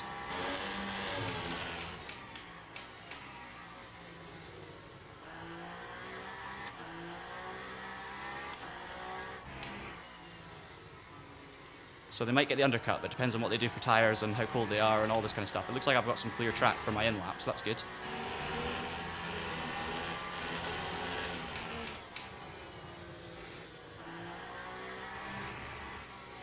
So it's going to be a double stint for me, guys. I'll be jumping, well, I'll be staying in the car, let's say. At least a double stint. At least a double stint at this point, yeah. It might end up being a what's that? A sextuplet stint. No, no, it's not a tuplet, is it? That's if you have children. Yeah. Ooh.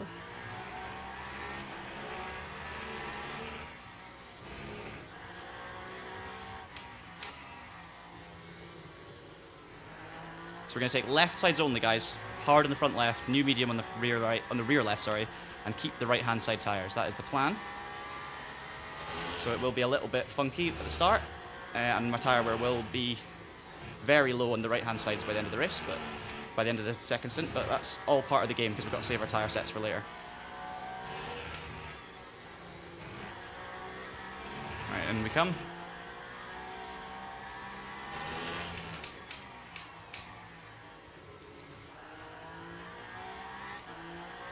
Bit cautious first time in as well. Whew, okay. Mixed tires, new hard, new medium, no change, nothing else changes. All right, we're good. Full fuel.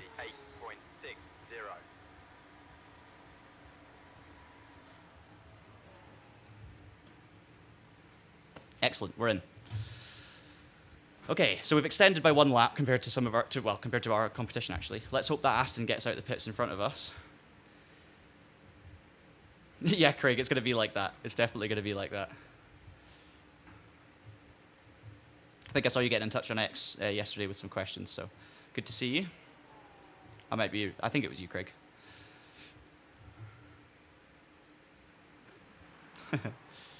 Right, I'm happy. We survived. Let's. I'm going to be very cautious. This is my first time out on 2 new tires and 2 old tires, and 2 different compounds as a mixture. So I'm going to be cautious, guys. That's just the reality of it. But I've had in good faith from Jernej that it's not actually too bad. So I will trust that, but I will still be respectful of my lack of skill compared to Jernej. So there we are, 100 on the left, 68 and 67 on the right. So that should last this double stint fine. That's actually really good wear. 68, 67, better than my test run. So I'm very happy with that, and it's well balanced. So here we go. It's going to be a battle out the pits potentially. Yep. Take it easy. Just it's cold tires. Okay, Peugeot's through, and I've got cold lefts, but we'll warm them up quite quick. So the Peugeot's jumped us again, but we're P7 at the moment. So maybe some cars doing an extra lap.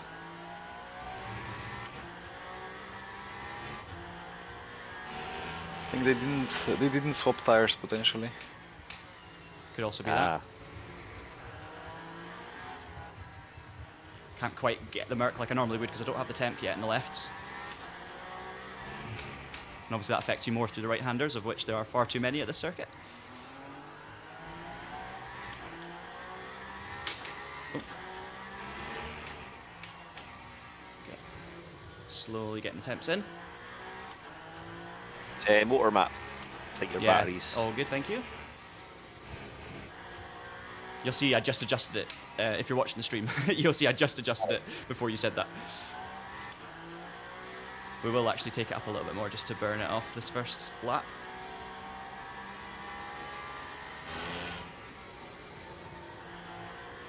Now fuel-wise, I only had 0.1 of a lap to go when I came in, so the fuel saving I did earlier on did matter, so you do need to do quite a bit of lifting coasting at sensible moments. Not a crazy amount, but just whenever it feels right, just do a decent lifting coast, because we will need that later on. So here, for example.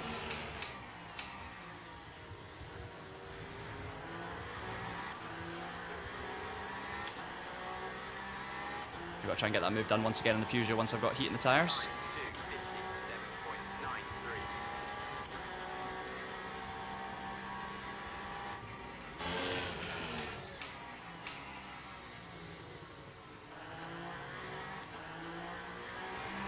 It's also going to, I need to remember, it's going to feel different. It's going to feel worse through the left-hander than the right-hander.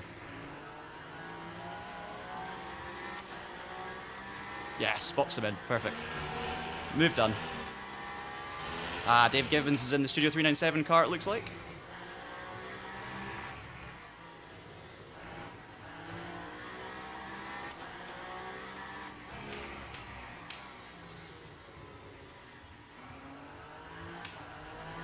Boom. That's us through both GT3s and the Hypercar.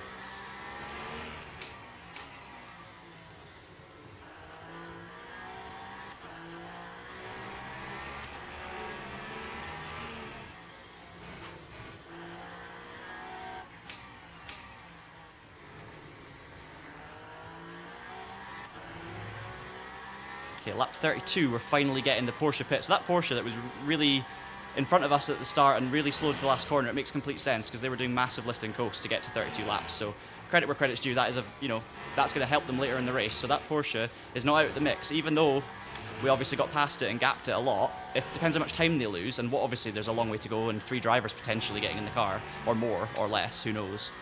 But the fact that they were slow is countered by the fact they were doing a lot of saving, because that 32 laps is going to make a huge difference. That's 2 laps per stint, so their last pit stop will be like 30 seconds quicker. So just worth bearing that in mind. Don't know yet, Jay.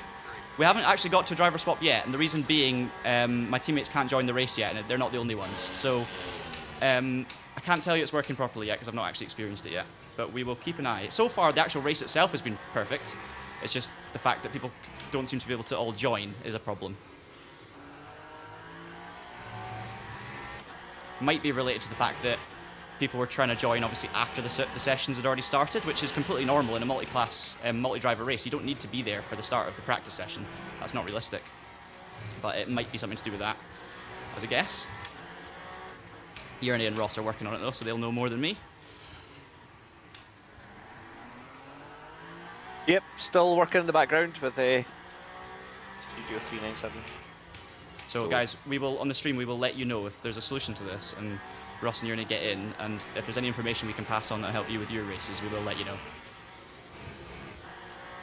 But what I would say at the moment is if there's no solution yet, if we don't end up finding something, I would say just to be absolutely safe, make sure you're there to join the event as it starts, like be on the game when the session actually begins at 2 o'clock or 8 o'clock or whatever it is.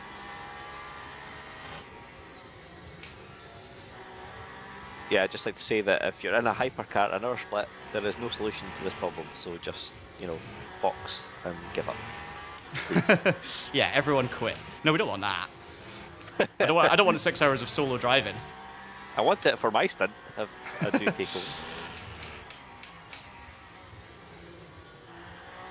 So we're P4, guys. We've actually got past the Peugeot, gapped them by 5 seconds. We're already actually 30 seconds ahead of the fuel-saving Porsche, so that's maybe not as much of a concern as I thought. So now it's just clean track, see what we can do against the Ferrari up ahead. And that's all really at the moment we can focus on. Try and keep it clean, look after my tyres, which are obviously going to be very worn on the right-hand side.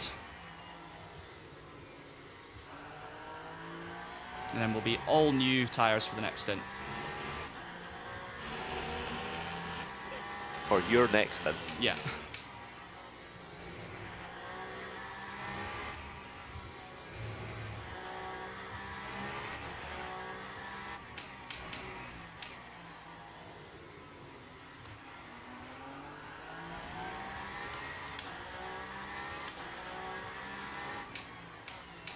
shouldn't be changing pit menus in the middle of this lap because honestly, it's so confusing. If you just look up, you forget which corner you're coming at. I really should wait for the pit straight. I take it you can still like toggle us as drivers. Yes. In the MFD. Yeah. So you're still appearing. Strange. Mind you, ACC still had like a few bugs with driver swaps and stuff like that. Like 4 or 5. Well, it's still like it now, isn't it? And what's that, like 6 years, 7 years after it released? That's my first contact with a GT3. Sorry, Ross. Just apologies. I was trying to slot in between two of them, and one of them just touched my panel, and it's no damage, and I think they'll be absolutely fine as well. Just a bit of time loss, but it was one of those that I'm not gonna.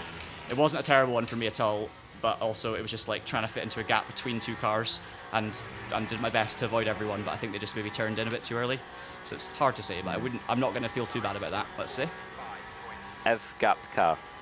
Yeah, but it wasn't a lunge or anything scary. It felt like I was going to be fine, and then suddenly the car just turned, and there was a bit of my left rear and their front right, let's say. But it's okay. No one was harmed, other than a couple of maybe a second time loss or something.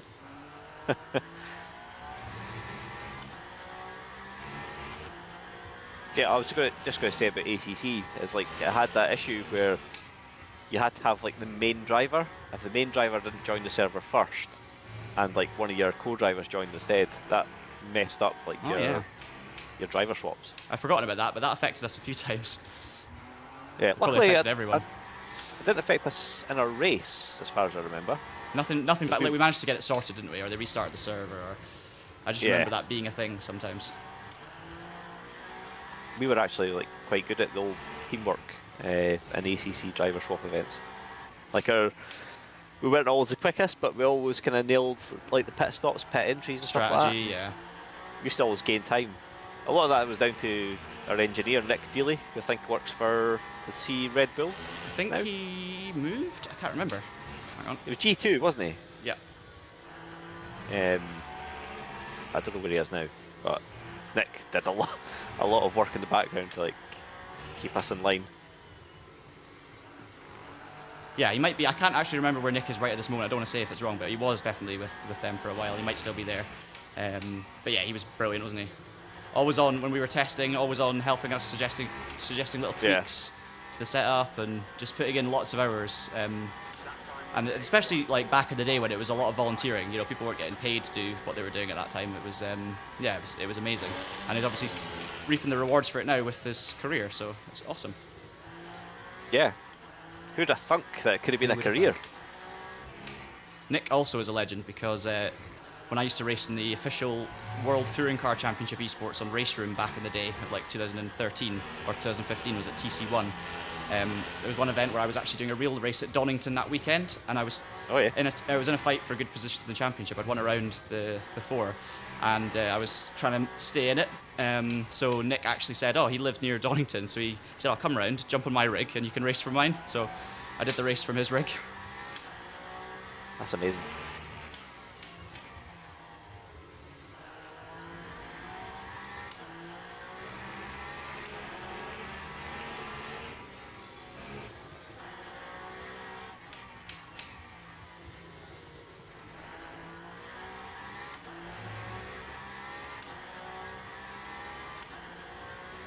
Okay, so it's plus 20 seconds. According to Ruz, who has tested driver swaps apparently, it's plus 20 seconds for the driver swapping. Is that true, Jernej? Do you know? I thought it was concurrent with something, maybe Okay, concurrent with fuel or virtual energy. I'm not fully sure, to be honest. I guess we'll find out. Not possible, not possible to really test it, right? This is the thing, right? So, because this is literally the first driver swap event publicly, to be honest, I wouldn't, and I don't want to misspeak here in case there's been more information than I've realised, but I wouldn't say Le Mans Ultimate have put out a huge amount of information to give you like every single bit of knowledge. As I say, I feel really bad if I'm saying that wrong because I've maybe not looked hard enough, but I definitely haven't seen lots and lots of information about all of those sorts of things. Maybe they're just in a document somewhere. But yeah, I mean, this is the test race, right? So we're essentially the guinea pigs here. So we will let you know if doing a drive, well, assuming they can join, that doing a driver swap will actually lose you time or anything like that. So the whole point of the fun test race. Thank you guys for the low battery warning. It actually doesn't matter too much in this car right now, but for fuel it matters. So yeah. So sorry, Ross, interrupted you there. Sorry. Yeah, they did release a guide yesterday, a video guide on how to do driver swaps. But sorry, that wasn't a video guide. It was a text guide. Right. Yeah. So I need to read that before I start saying anything. So I take back anything because I need to. I didn't actually realise that. So. Yeah, I mean, like, we know the basics already. We know enough to get it done. Yeah, we know enough to send it and hope, and then if anything goes wrong, we can say it was a test, so it's fine. Yeah. Let's see. So we just request a pit, and then select the next driver and the MFD, and then that is pretty much it. Yeah. So it should be, very straightforward. Once we can actually get on the server, it should be straightforward. Oh, sorry, big force feedback lag for me there, mid corner, not nice in the 3 fast corners. That Peugeot, by the way, we're now 16 seconds ahead of them. I think they've done a driver swap.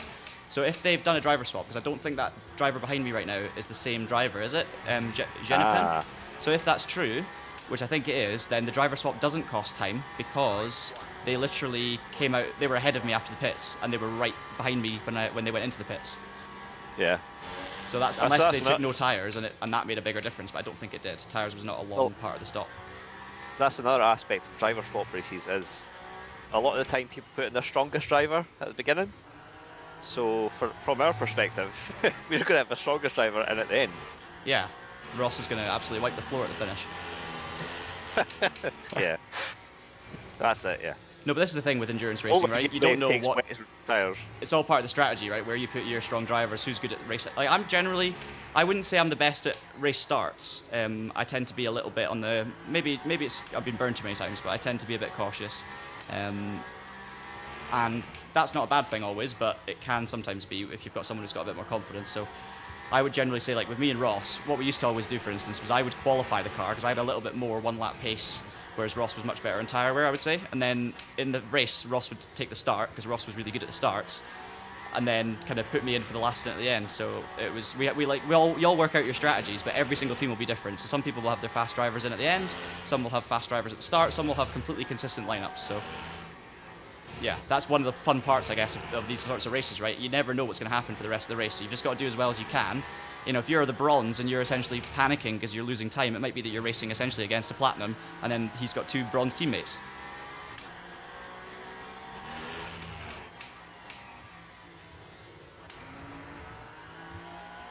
I'm looking forward to the day when they introduce like real-world kind of driver ratings. Yeah. Because when you reach over 40, like, are you not automatically like a silver or something like that? Or a gold is the maximum you can be? Probably, yeah. Because I think Barrichello's no longer like a platinum, is he? And I think he might have gone... Is he still a gold? Or is he now a silver? No idea. But yeah, something like that. Ooh, a bit wide. Unless you're Fernando Alonso, then you're just platinum into your 80s. Hey Charlie, welcome along. Good to see you. Enjoying the stream, hopefully. And there was someone else earlier that I was going to say hello to. Oh, I saw Robbie Stapleford was in the chat, Ross. Oh, the stapler. It was a long time ago, though, so he's probably not here anymore. He's probably fed up of watching me make mistakes, but yeah. Yeah, we were just talking about Nick as well. Yep. All right, here's concentration moment because the traffic is bad. So let's just... Robbie Stapleford is like a esports pro, but he joined us for SRO Esports, driving for Jota, and Jota had their own like esports team. Obviously, it was run by Mike Yao, and it was really cool. Like, we even had like input from like real Jota engineers. Like, they analysed telemetry from our ACC runs, and they kind of discussed it with us. Just discussed our lack of talent. They were just disgusted with unprofessionalism. But yeah, like, immediately we could tell that Robbie was like much better than the rest of us. Very talented. Yeah, I think there was one race at the Nürburgring. I think he out-qualified James Baldwin in the same car. And I think that was like our highest grid position. We were like 3rd in the SRO Esports, which was just insane. Yeah, me, Ross and Robbie were 3rd. And Robbie led most of his first stint, let's say. And I think me and you managed to just about hold on to points, but I think I was all over the place that race. Yeah, it was quite tricky, but yeah, I think we got 8th or something like that. was good though. Yeah. It's a good experience, but I couldn't do it now because it's just so much. It takes so much time. Yeah, the prep time is ridiculous. Like it's a full-time job essentially. To be, and that's if you're. It's a full-time job to be good enough if you're already good enough. If that makes sense. So like, Yeah. you need the talent and the time and the budget and everything, and it's hard. Yeah. Hey, positive perceptions here as well. Welcome. Whee. Good to see you as always.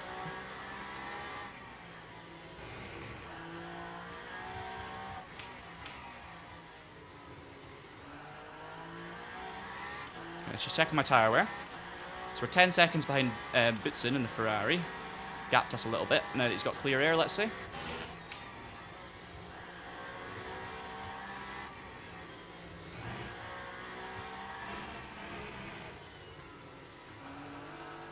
Not going to go for the beamer in the fast corner, but they thought I was going to go there, so they kind of...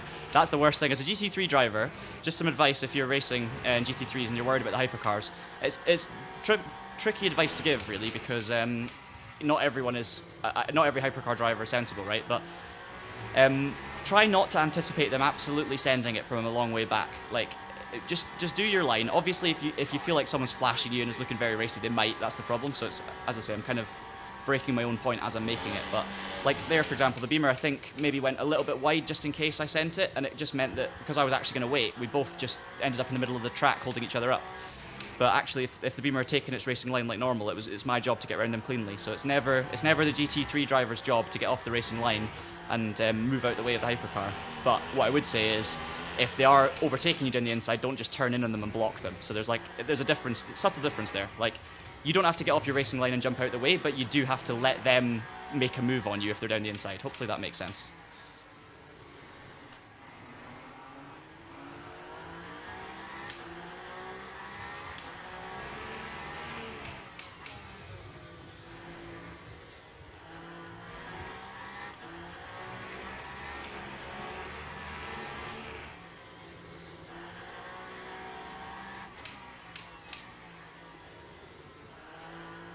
Okay, we've got a 25-second gap now to the Peugeot behind. So that gap is big. Fast. I think it's more the Peugeot's lost pace compared to the first stint. I'm driving okay, but I'm not really in a hot lapping zone right now and through the traffic. So I'm doing like 45s, low 45s and stuff in the traffic on that last lap with a big hold up. So it's kind of let me try and get focused in. Want to try and basically, if I can just hold that gap to the Ferrari in front and stop dropping a second or so, then I'll be happy. Times will not be as good as earlier, of course, because we're on worn tyres. It's different. It's second stint, but...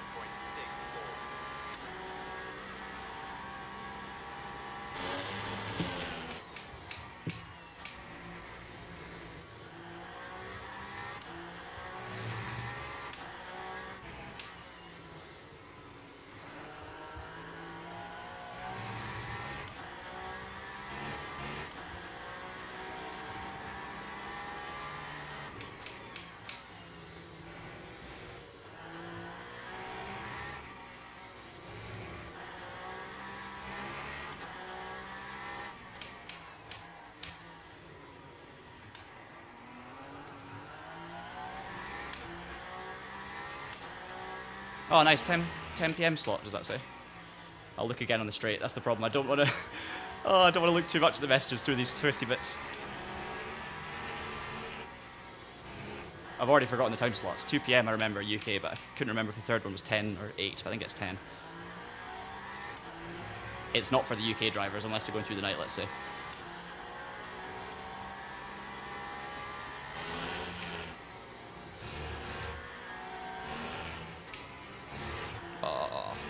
When you get that triple right-hander right, it's just so rewarding. Don't do it often enough.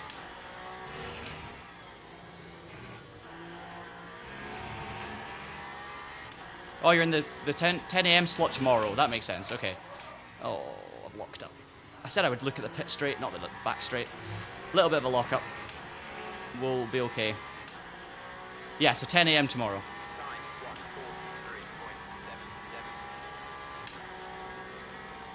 I can feel a vibration now. So that's the first, let's say, consequential mistake I've made in terms of actually, you know, a bit of an unnecessary lock-up there. Just not quite paying enough attention, I'd say, going to the last corner. And then I'm now going to have to deal with a bit of a flat spot. But thankfully, we're on lap 43, so I've only got like 17 laps to go on these tyres, and I'll get all new tyres. So it's okay.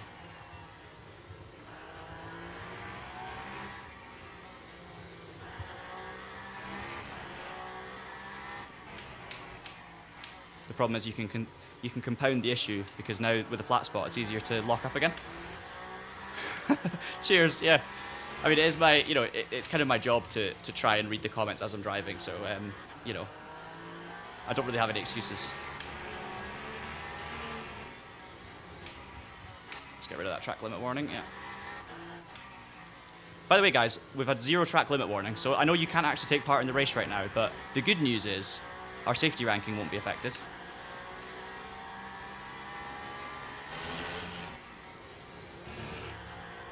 Ooh, a little momentary force feedback drop out there midway through the fast right-hander, which is not nice, but we got away with it.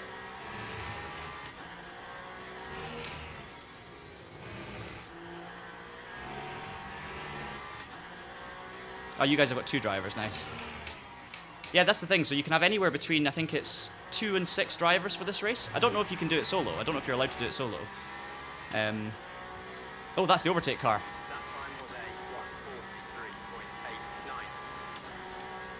Hello, overtake. Hope you guys are having a fun race.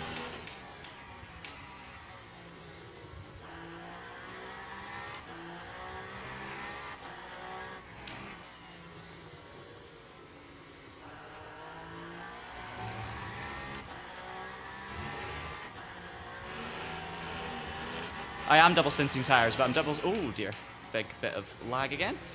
I am double stinting the right-hand side tyres. I'm taking new left-hand sides for now, because the thinking is, and again, for you guys doing this race at a later start date, it's worth bearing in mind, the race is going to get dark later on, and when it gets dark, it gets cooler, and when it gets cooler, the tyres behave better. They don't get as hot, and they last longer, so you need to obviously manage your tyres quite well, but it is likely that towards the end of the race, your tyre wear is going to be less extreme.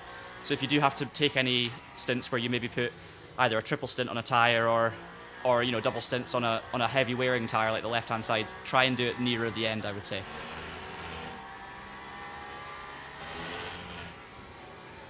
Caden, I don't know yet how the Peugeot is in terms of bot, but what I would say is, I mean, because I've not actually, since we've been doing prep for this race, I've not driven any car other than the Peugeot, so I've got no comparisons to make. And I've never raced around Qatar before, so again, I've got no comparisons to make for any of it.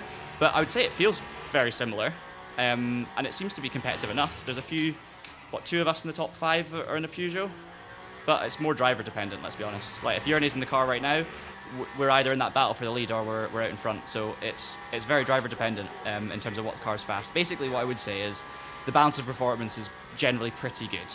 Like, there are lots of different cars you can pick, and you can be competitive, and that's all that matters, really. Like, even if there's 2 or 3 tenths between some of them and it's setup dependent, that's close enough that the drivers can still make the biggest difference.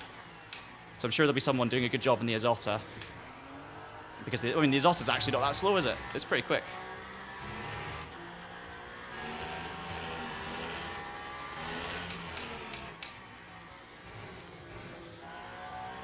I'm also going to have to do a little bit more fuel saving, because I don't think I'm doing as much as I was earlier. Just kind of been driving around, and everyone's spread out now, so it changes how the race feels, and I do need to kind of deliberately lift and coast a bit more, rather than be opportunistic with it.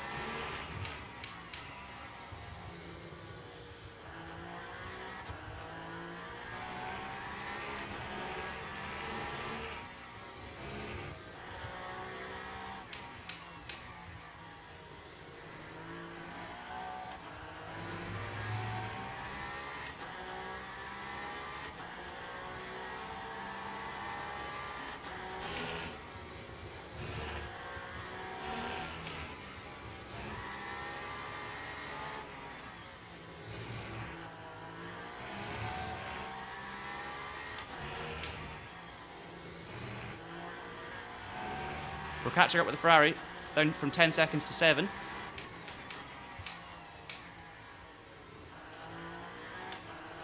So I'll try and keep that up and start fuel saving. But we've got, well, the Ferrari's got 3% less fuel than us as well, so they're not fuel. They're doing 1 lap less on each stint, so this is good as well.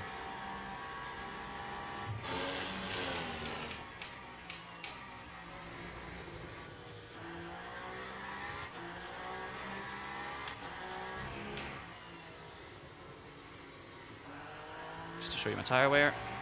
There it is. 82 front left, 79 left rear, and then 50 and 51 on the right-hand sides. So I'm actually very happy with my tyres in this race so far.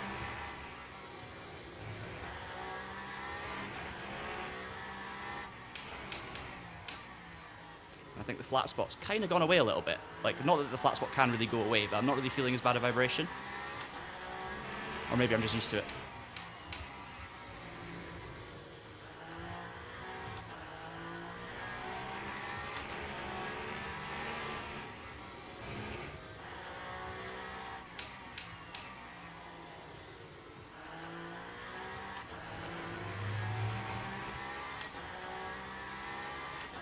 Cool. How many people are registered, Mark, in each class? I'd quite like to know that. See if we get more than 4 splits.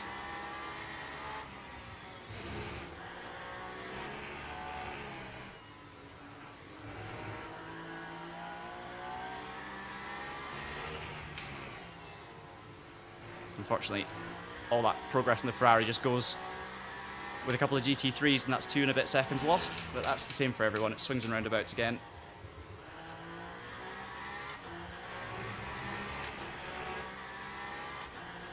Yeah, that makes sense. John Mark Couscous, that is a great name, by the way.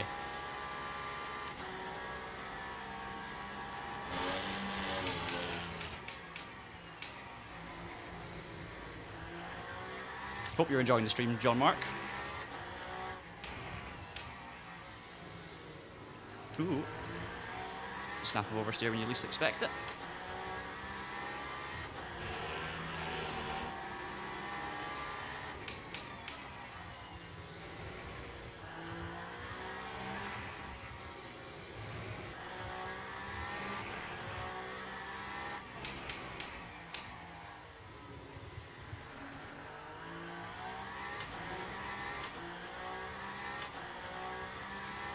Yeah, so the thing about the teammates is I do actually have teammates for this race. The problem is there seems to be a little bit of an issue happening behind the scenes in terms of getting everyone into the race that's meant to be in the race. So even though I'm registered with myself, Jernej and Ross, they're currently working as we speak with Studio 397 to try and solve that and get themselves into the server. But so far there's no fix for that. So at the moment I am the solo driver, but it wasn't meant to be like that.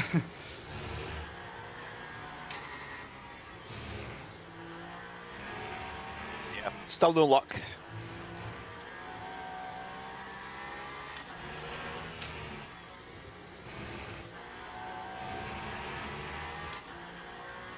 Right, there you go. 13 laps to go on the dot when I come into the last corner, so I've got to do a straight's worth of fuel saving for the rest of the stint. So I've got about 13 laps. I just need to do a bit of lifting coasting into T1 and possibly the last corner as well.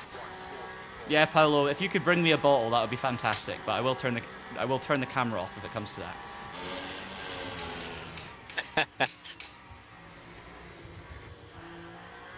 Or as we say, Ross can just... I mean, Jernej, how quick is a flight over to Scotland, do you reckon? Oof. Or maybe you'd be faster driving. Well, That's 5 hours, I think. Yeah, he's If you can hop into a hypercar and drive, you'll make it in time. flat out in my Hyundai. Oh, the Genesis, nice. I don't know. Genesis. Genesis hypercar. I don't know. Has it been BOP'd yet, or is it okay? 15 minutes. Yeah.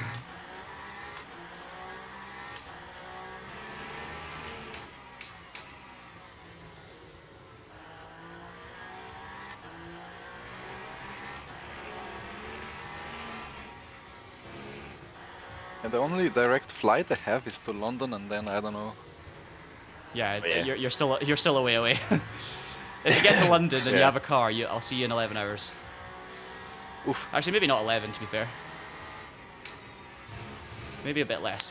Or maybe I'm used to, because I'm from the Highlands, so I'm from a long way away from London. So in my head, all the timings are to the Highlands, but I sometimes forget I'm in Glasgow these days. It's probably more like 8 hours, 9 hours. So you could do it. We don't know about the minimum driver role yet, and I'm going to assume that there is a minimum, or at least there's some level of minimum, like every driver maybe has to do at least one stint, because if not, you could cheat by signing up with multiple drivers to lower your driver ranking, and then just send your fastest driver out on circuit and win the races. So there's got to be a system in place that prevents you from, you know, entering with drivers that don't take part, if that makes sense. But I don't know if it's in place yet, but I'm going to presume it would be. So the likelihood is, and this is all just assumptions, that if Jernej and Ross can't get in, there might be a chance that even if I finish the whole race, which I'm considering, if that's the case, we might get disqualified.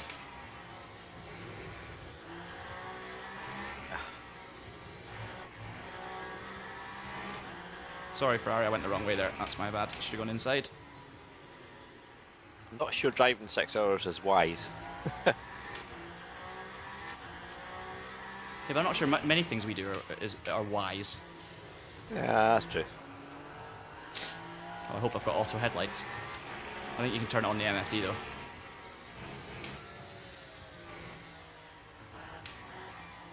Just lifting for my track limits. Giving ourselves as many chances later for if someone else can join to use track limits.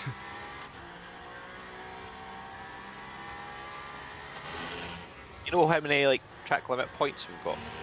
Well, so I don't know how many we've got to work with. So far we've taken none. Yes. I don't know how many we can have before you get a Yeah. penalty. I don't know if it's per stint, or if it's per driver, or if it's like an overall team thing.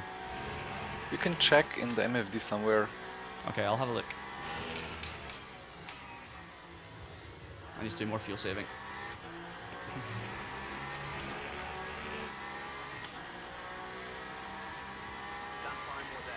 Yeah, someone just said you try to do a Le Mans Kubica Yes. style An stint. inadvertent Le Mans Kubica stint, yes.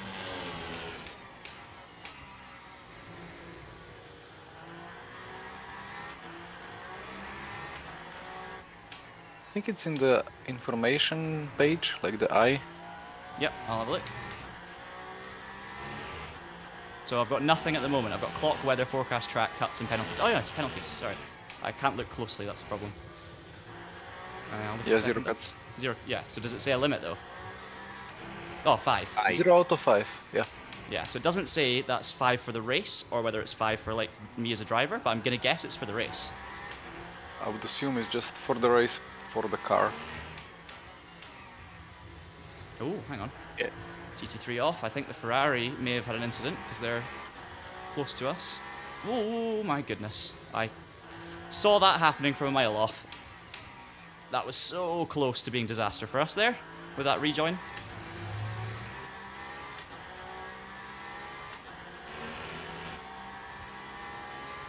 Yeah, 5 track cut penalty points is not a lot. No, so I'm glad we're saving. I mean, this. you can get like a quarter of a point for a cut, so it could be more, right? It's not I guess just it's 5 20 cuts. small cuts, isn't it? Or 20 small gains, let's say.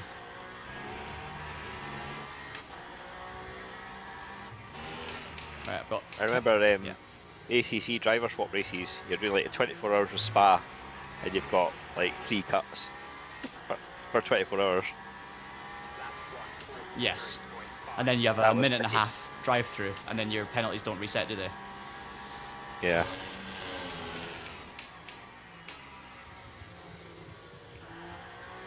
That was fun. I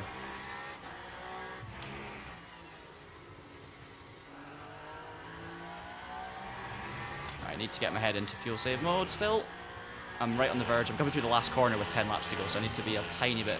Just do lose another few tenths a lap and just do a bit more lift and coast. I'm not really doing much at the moment, and I'm not, I know that I can do more if I need to, so I'm not worried about it. I just need to remember.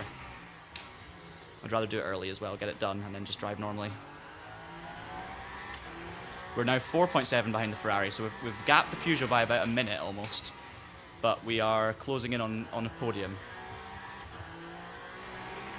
I don't think, though, the Ferrari necessarily took tyres.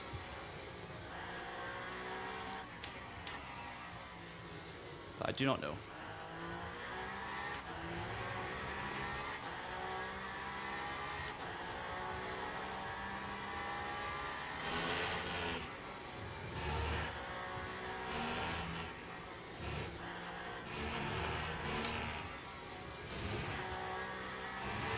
do big lifts without braking through those fast corners, which really helps with the fuel as well.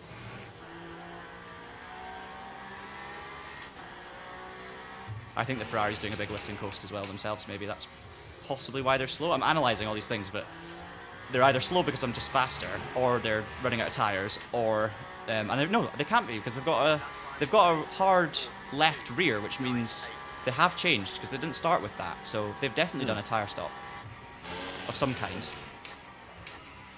So either they're losing time because they're doing big fuel save, or they only changed that tyre, for instance.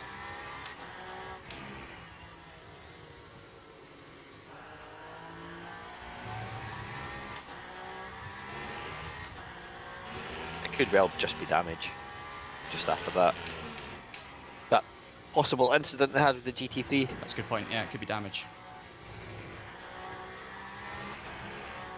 All of these things. Everything. But we can't, unfortunately, at the moment, we can't obviously go and watch the replays of other people. Remember P1, P2 burned extra set of tires in quali. Yeah, that's true. I think most people did.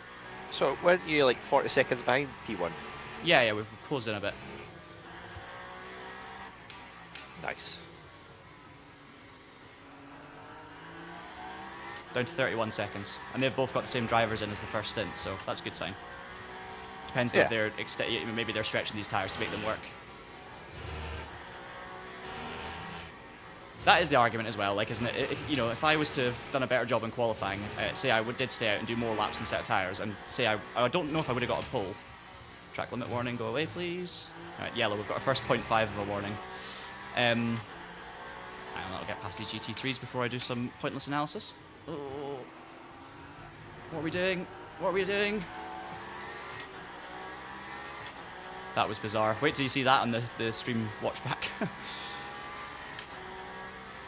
Fully boxed without the box. I had nowhere to go, and no one was leaving any space, which is understandable because they're all battling each other and worried about getting hit. But anyway, what was I saying? Yeah, if I'd have just gone for it in qualifying and actually burnt the whole set of tyres to try and get further forward, who knows? Maybe I would have had a cleaner start. Maybe I could have stayed away from the Peugeot that held everyone up, and like there's all these ifs and buts, right? And it could have been that I was 15 seconds further up the road, and then yes, we have a burnt set of tyres, but you don't lose 15 whole seconds with that. So there's all these different decisions that you can make, and all you can do at any given moment is like make a decision based on prediction, but you're never going to know until after whether it was the right thing to do or not. And then even sometimes, well, most of the time, you'll never know if it was the right thing to do.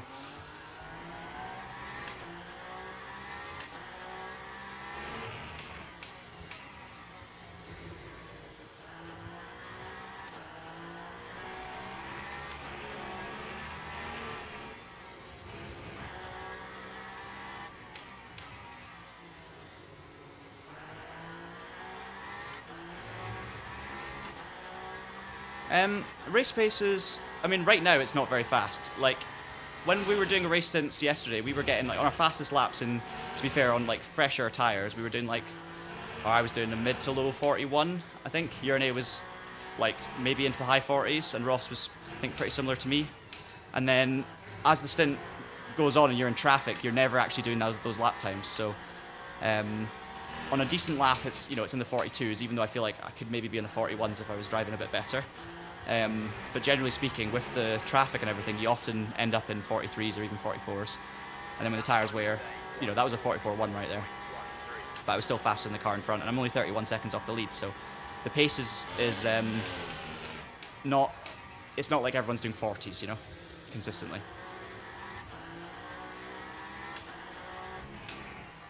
And this is top split as well, so there might be faster drivers in lower splits because the split system hasn't worked itself out as team events yet.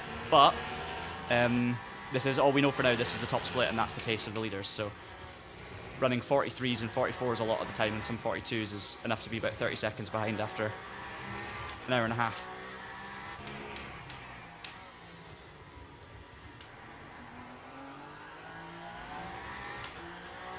Unfortunately, no, we haven't seen the driver swap yet. So just to give you an update on that, if you've just joined the stream, Jernej and Ross are set to take over this car later on. However, we're having a bit of an issue behind the scenes, and they can't actually get into the race server. So they're working with Studio 397 and Motorsport Games to try and solve the issue. So hopefully, there's still a chance that we'll see an actual driver swap race. But at this point, It's been an hour and a half and they haven't come up with a solution yet, so let's wait and see, basically, whether we'll actually be able to do any driver swaps.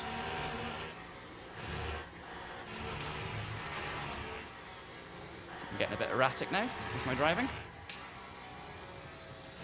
Just lift and coast all the way through here to get rid of that track limits warning. And we still didn't get rid of it, but we saved a lot of fuel.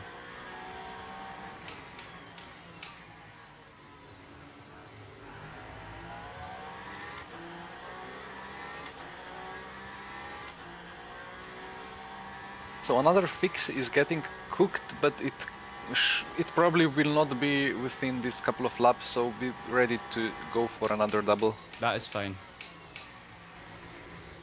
Yeah, I can do it. I have no problem at all doing a 3 or even 4. I'm just hoping that you guys actually at least get a stint in it, because then we can hopefully get an actual result in the race, because I'm not convinced it'll work if not.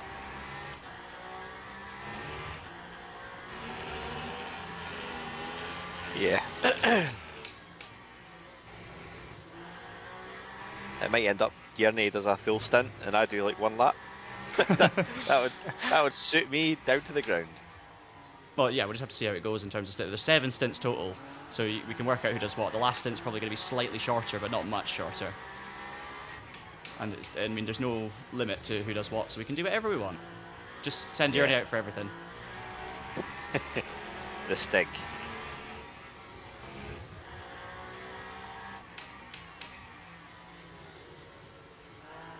I think doing a 24-hour race or doing a longer stint of your own's not so bad. In reality, you can do it to a certain level, but the problem I have as well, guys, because I'm streaming, I've got a camera that's probably going to die, even though it's plugged in. I've got all these really bright lights behind the screen and in my eyes over the monitor, so it's a bit more like physically straining than it normally is when I'm not streaming or recording a video, for instance, just because of the lights that you guys can't see. And that is me definitely making excuses, but it does make it hard to do like a super, super long stint.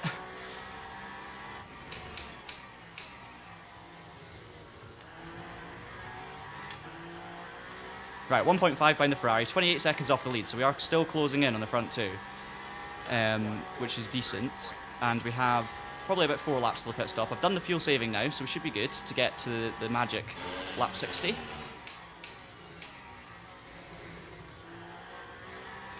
I think the front two are doing a lot of fuel saving, or they're double stinting tyres straight away. So that I don't think they've suddenly, because it's the same drivers, they were faster in stint 1. Yes, I'm in clean air, but I don't think they'd be that much slower in stint 2 without there being another reason for it, like a conservation reason. First hypercar I've seen in a while.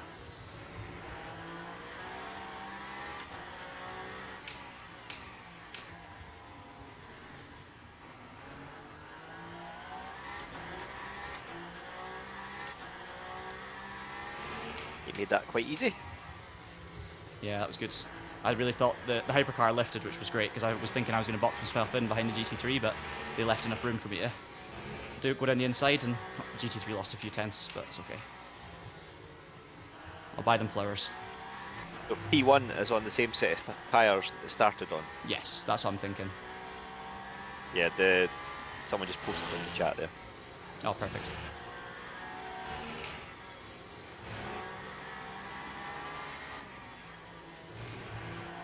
Ooh. Yeah, so it makes sense that you're closing that gap. Yeah, yeah. It's illogical for me to suddenly be faster than him, because I'm not going any faster. It's not been like, don't get me wrong, I've not been driving the stint of my life here. I've not been right on the limit, but I'm keeping the car going, and we're not, we're keeping the mistakes down. And net, I mean, we're now in such a solid net P top 4, because 5th is a minute behind. So the battle for the podium is well and truly on.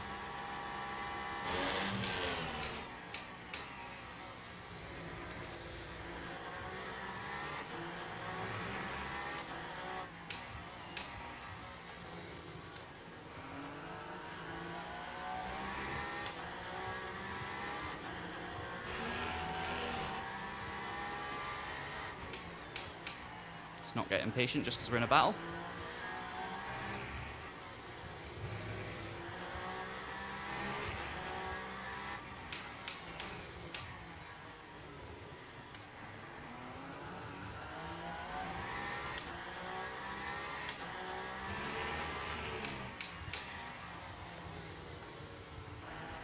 Well, there's nothing else for it. I'm going to make a cup of tea. Very good idea.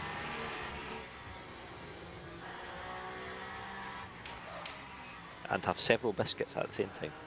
Tunnix caramel wafers or tea cakes? Or No. just normal Well, biscuits? We can get onto a really interesting subject now about favourite biscuits. Oh, yeah. Because I really like pickups. I thought we'd already had... We've done this subject before. Have we not? I can't remember if we did Have a we? video on it. But we've definitely in a stream talked about hiccups before. In an LMU stream, no less. So it must be something about LMU that brings out the hiccup fan in you. Pickups. Pickups, not hiccups. Hiccups, I'm pretty sure that's a character in How to Train Your Dragon, is it not? I have no idea. You would know, Ross. You're a can't- youngster. Yeah, I don't remember the 1953 version of that film. But yeah, 3 I'm laps of talking about pickups. So it's like a sandwich biscuit with a big chunky bit of chocolate in the middle. And they are excellent for dipping in tea. Very nice. Yeah, I found out why the Ferrari's going slow, and it's because it's doing the fuel saving to get back on strategy with us, so that explains a lot. So I can make a move into a big braking zone if they're doing a big lift and coast, but I'm also doing a little bit of lift and coast myself, still, because it's still a little bit sketchy, so I will maybe, if I feel a moment, I'll go for it into a, down the first corner, for instance. Because lift and coasting really happens when you go off a long straight into a slow corner, not necessarily off a medium or small straight into a slow corner, because you don't have the momentum to actually save the fuel.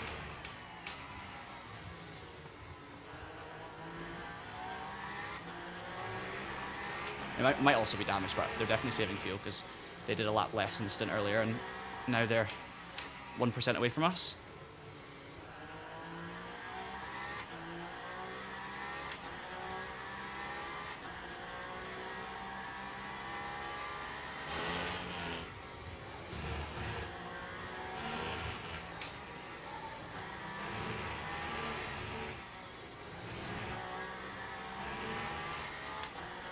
Definitely looks like other people are successfully managing driver swaps, so that's worth noting. So if you're unsure, we don't, again, reminder, we don't find a solution for this, just make sure that all of your drivers are there when the session kicks off and you join, because I think that way it will avoid this issue. Right, we're going to get the Ferrari this time, hopefully.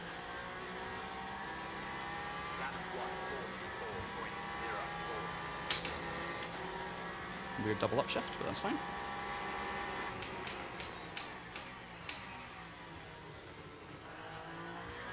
Done. P3. Nice. Bit of lag. Bit of FFB and stuttering. Oh, scary.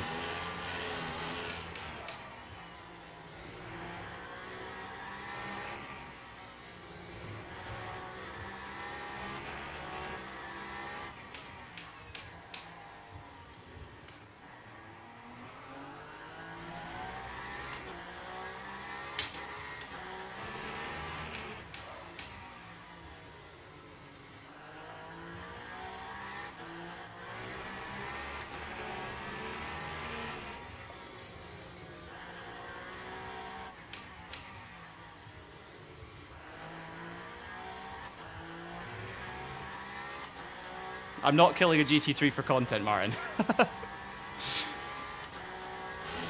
I don't need to save fuel at this point because I just need to get around the last lap. So if I stay behind him, I'm saving fuel, but I don't need to. So I can just do a tiny bit of lift and coast, gap him, and save more fuel that way. Or the same amount of fuel with less time loss. And also, psychologically, it's nice to be ending a stint in P3 if I can keep it on the road, rather than P4. Guys, I'm up. So just in those last like 20 minutes, I've gone up to 1.5 out of 5 cuts. So that is something we definitely need to. It's very easy to get a 0.5 cut. I lifted there. I didn't gain anything, but yeah. So it's just pointing it out. Oh, the Ferrari is pitting. Interesting. So the Ferrari's now going for like the undercut again. So they are going still a lap short, which is interesting. Couldn't make it enough with the fuel save. So we might lose that position again, but we'll just have to see if they're out laps fast. But cold tyres and all that. Depends on how many they change, but I think they'll do all 4s.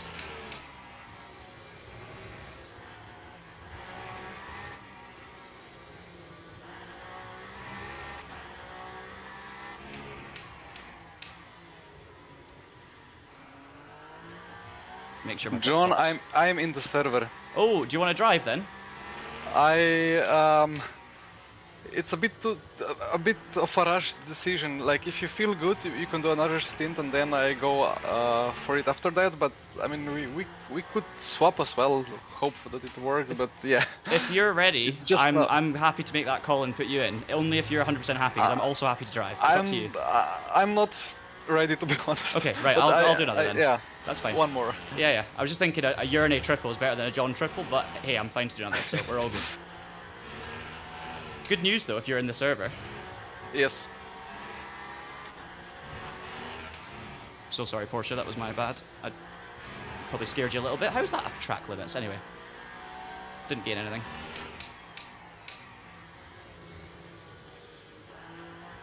Okay, in the pits.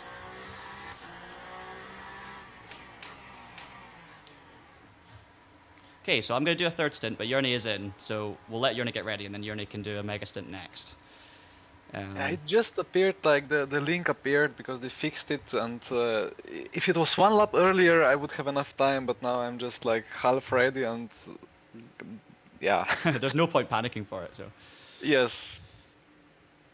Yeah, this is a test race to test the driver swap. Oh yeah, no, sorry guys. We will, don't worry, don't worry. We'll get there. Jernej can still technically do a triple. We need to wait for Ross to get in. I'm gonna have a drink of water.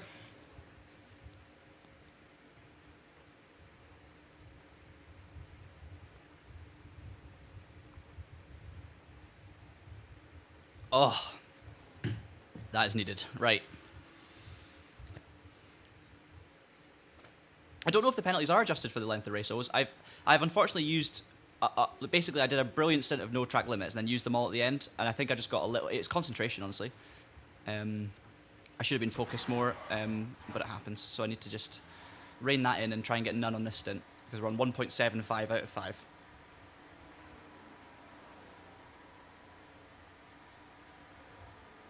Motor map up for the first lap or two.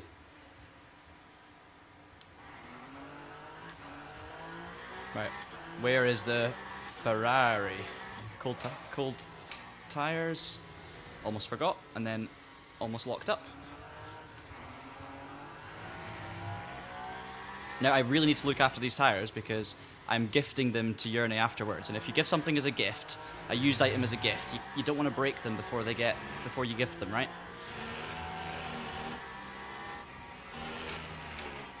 I've had gifted, co-driver has gifted me a very bad tires in the past. We survived somehow, so. Oh, that's the Ferrari behind me with a new driver in it. So this is exactly what we expected. They've obviously lost a tiny bit with the tyre warm-up, but now I'm going through that, so I've just got to hold track position while the tyres are cold. Oh, the brake marker's gone for this corner. That's not nice. Oh, they're going to try going on the outside, but we're going to hold on. GT3's in the way.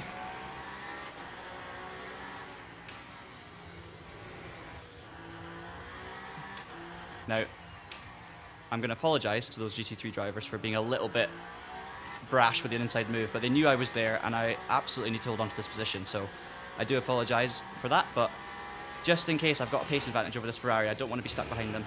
We don't know how quick this new driver is.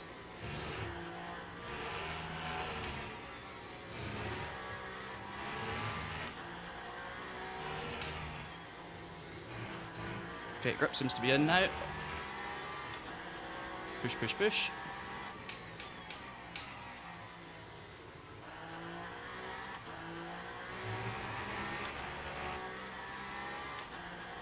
Excellent.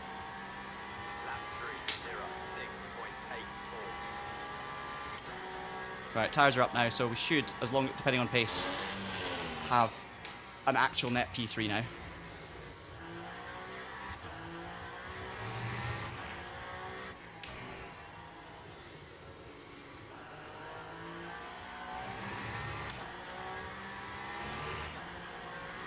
Just got lots of GT3s to get past, so it's by far and away not over yet.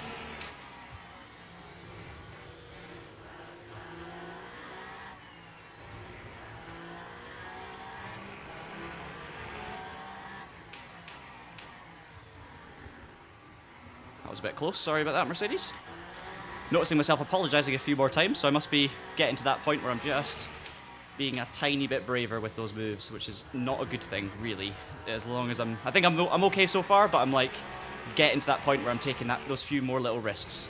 So I've just got to check myself a tiny bit, but I think so far nothing crazy.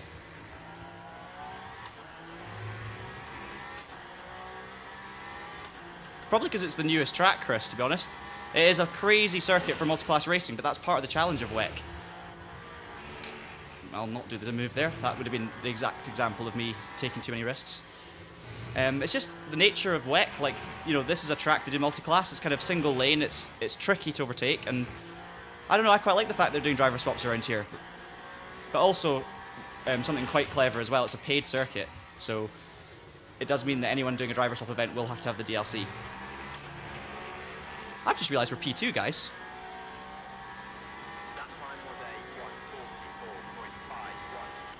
We're P2, so we've jumped one of the lead two as well. Trying to find the reason for that P2 from the replay, but it's stuttering and freezing, and I cannot find it. They did say, so just to be clear, they did say before the race that the replays wouldn't work properly. So that's not a new issue, that is a expected issue, let's say. But I forgot you were in the server, so you can actually give me that information now. Yes. That's handy.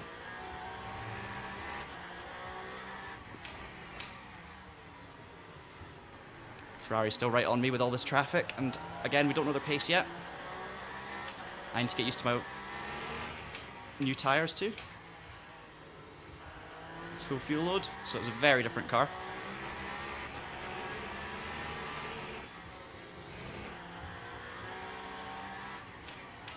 That was silly, John. Don't go outside that corner, it's just not worth it. Better off going inside, I think.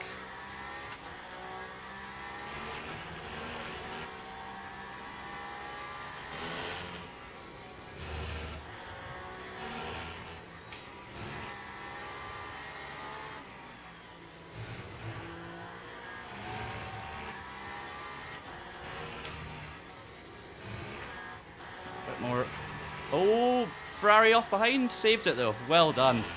Great save from the car behind us, but it's the new tyres, suddenly the rear is a bit more sketchy. Like, overall, I think, obviously, it's a much heavier car, but the tyres are better, so speed-wise, I'm not 100% sure yet, but yeah, the rear is feeling a bit more flighty, let's say, through the fast stuff.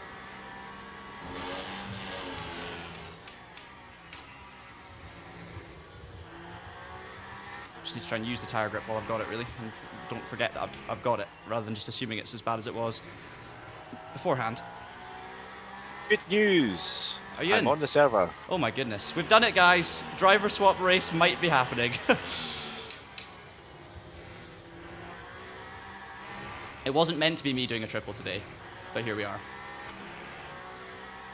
Well done, guys, for getting that solved. So, did you get any further on, like, an issue that we can, or any kind of fixes to explain to folk, or is it just that the studio have fixed it? Yeah, I've done absolutely nothing to contribute to this. So we can't. Oh, that's fine. studios. I think what ended up happening was the notifications were sent again for like the start of the race, like an invite sort of thing.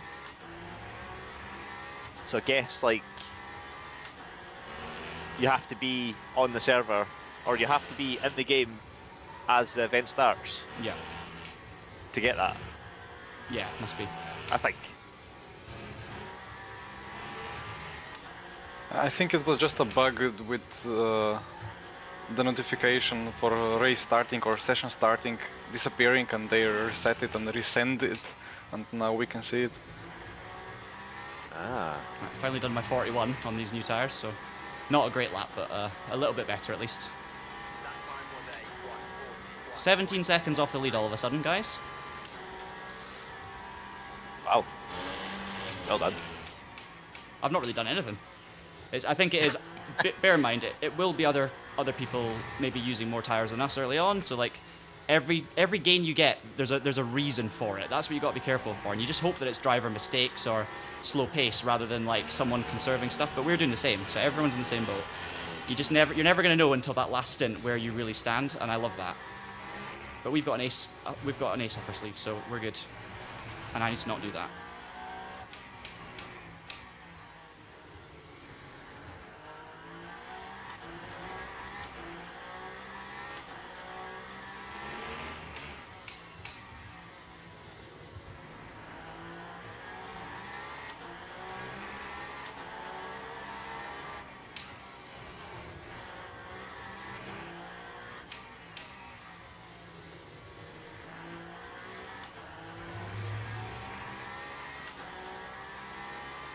I see Gibbons up in front. It's the Studio 397 car.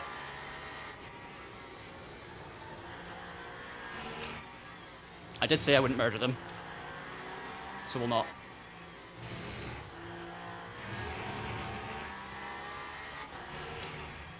Got pretty close to it though. Give him a wee scare.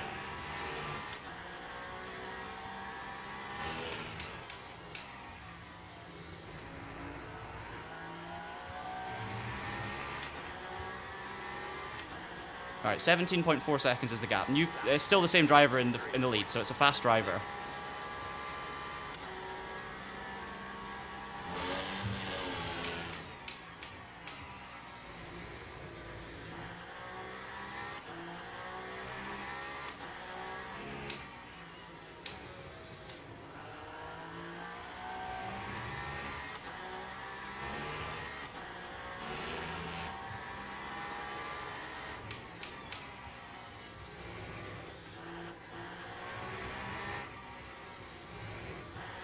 Hopefully you guys are enjoying the stream anyway. Leave us a like if you are. Let us know which splits you're taking part in, or which slots I should say. Of course you don't know the split until you get into it. Reminder, this is the first time slot, first ever driver swap event on Le Mans Ultimate, publicly at least. And it's split 1. So if we can get a great result here, I'll be very, very happy, but there's such a long way to go.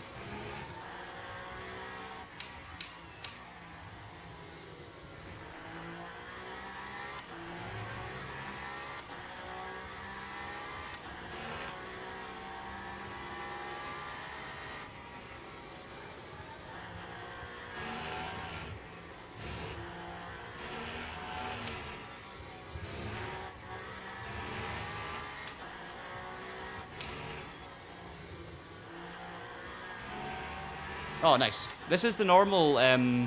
This is the normal one, Denise. This is the one with the wing. I'm sorry I didn't catch you, by the way, at Le Mans, because I actually spotted that you were on the stand when I went to go and give the Valkyrie a try at Le Mans, and I had so many different conversations with folk, and I didn't catch you in the end. So I'm very sorry about that, but we'll catch at some point.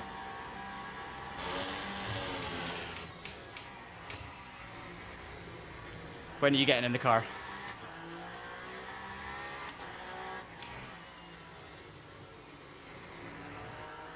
You did say earlier, I think, or someone said what the lineups were, but I couldn't remember.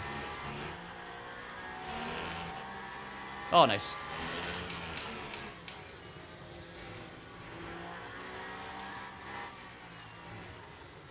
Sorry, Lambo. That's bad. That's bad. From me, shouldn't have done that one. So, just there's gaps between two corners, and if you're really close and you get a good exit, you can comfortably get them. But if you're just like that, where I didn't actually get the best exit, I wasn't quite close enough. I committed to it early, which is the thing to do if you're going to do it, and I flashed and everything, but I just basically forced the Lambo to, like, you know, leave me lots of room just in case. So that is one that I shouldn't have done. That's where I draw my line in terms of feeling bad. So I will try and remember not to do that next time. Enrique, so far it looks like driver swaps are working for other people. There's no reason to suggest they won't work for us, but we did have an issue before, which is now solved, of actually getting the other drivers in the race. So we still haven't actually done a driver swap yet, but we will do for the next stint, so stay tuned. But so far it seems to be all good in the server anyway.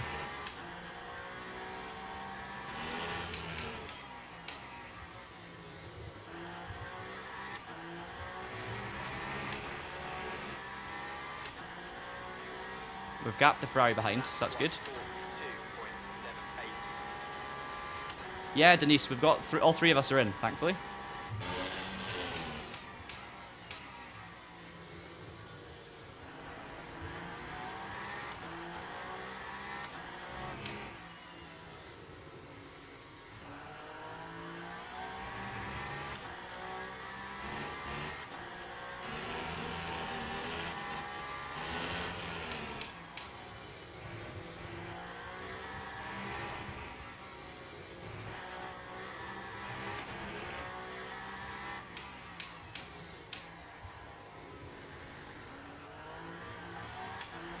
hate those. When you accelerate out of a really slow corner with too much steering lock on, there's just a kind of a sudden lack of feeling that you get. And it is actually realistic, that, having like very little feeling when the car's going to snap at low speed. That is actually realistic, but it's just terrifying, because just for that split second you're like, hang on a minute, the rear end's going around here, and you've just got to snap and fix it. It's not a nice feeling though. It's going to be an awkward position for the Lambo through the triple right-hander, so we'll just be careful. We'll get it. Ooh. Okay, they went slower than I expected, so we'll go around the outside.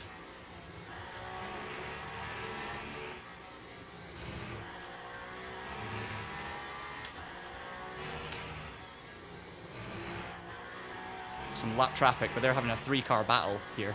Don't know if it's all for position, but we're going to have to be careful as we pick our way through. Ooh, bit of a spinner. That was unfortunate. Oh, we're in the middle. Scary, scary, scary. Yeah, that got a bit touchy, didn't it? Dan, I'm doing fine. 2 and a bit stints in. Listen, I've done plenty of big triple stints in real life before in much hotter, less comfortable conditions than this. So I should be fine for a triple. I've done 3-hour endurance solo in the real car.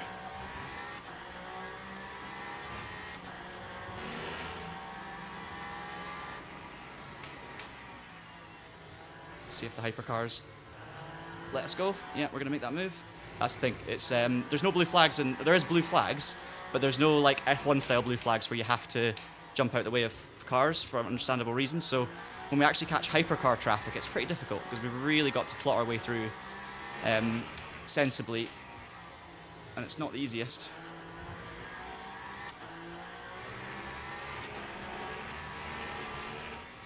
Jernej, would you like to go one new medium on the front left or one new hard on the front left?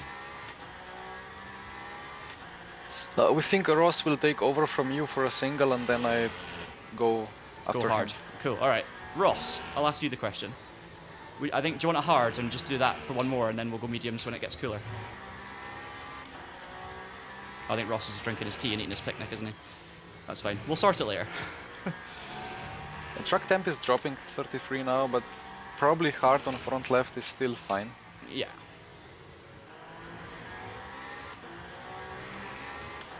Cool. And then medium rear left.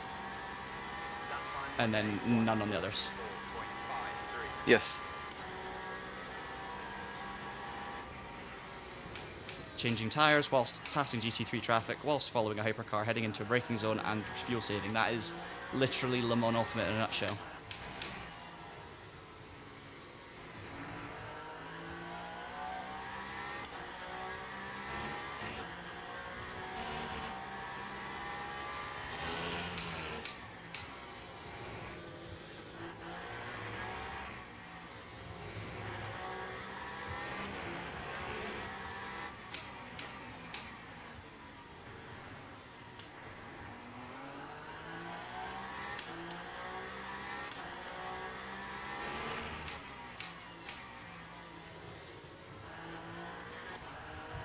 So also, guys, eventually with driver swap races, with engineering enabled, which isn't enabled at the moment, you will be able to actually control some of the pit stop strategy from the pit wall, which is obviously realistic and great. So Jernej or Ross in the server could choose what tyres they wanted and what pressures and all that without me having to make adjustments while driving.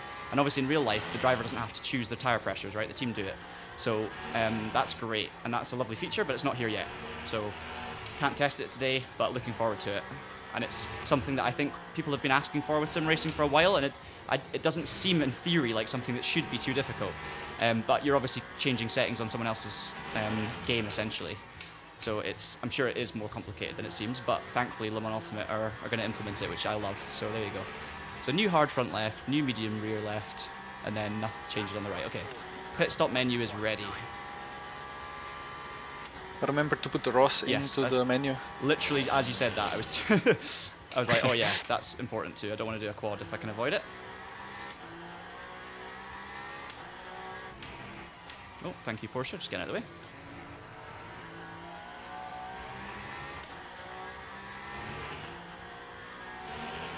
I'm averaging 3.32% in the fuel. So it's 0.1 less than my stint yesterday, which is why we can do 30 laps, I guess.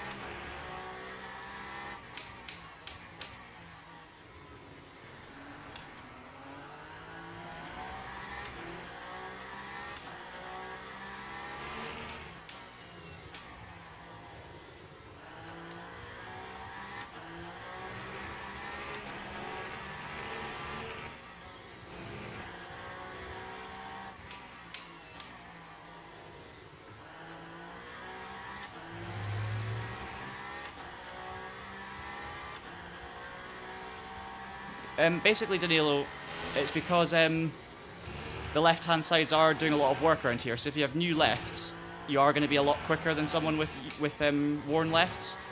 And it's also just to manage the tires that we've got. So that we're going to do doubles later on and not change any, but we're going to do that when it's dark, so there's less track temp. And it just means that when we are double stinting tires, we'll be doing it when the track is a bit more suited to that. So that's why we're changing lefts and we're not just keeping them on for now. We could obviously just double stint every stint on all 4 tyres, and we might save a little bit of time in the pit lane, but if we can make it up with fresh tyres on the stint, then it's worth doing, because we've got the tyre sets to do that right now. So basically the question is it worth, 6 seconds extra for the tyre change? 6 seconds to be able to have much grippier left-hand sides for a stint?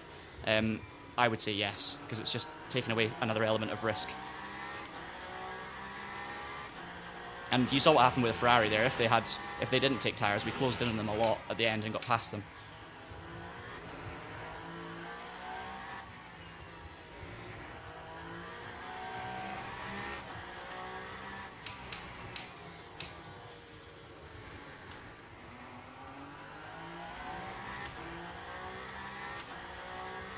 Ross, I see you in the chat. Are you in Discord right now? I don't think so.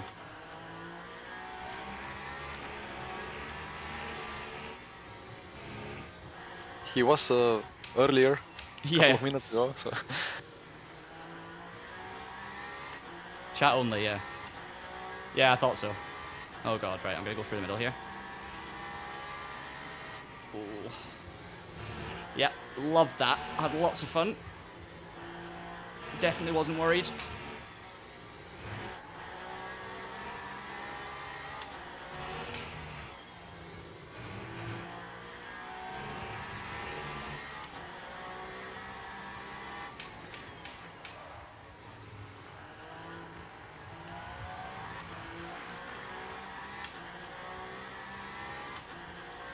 Less said about that, the better.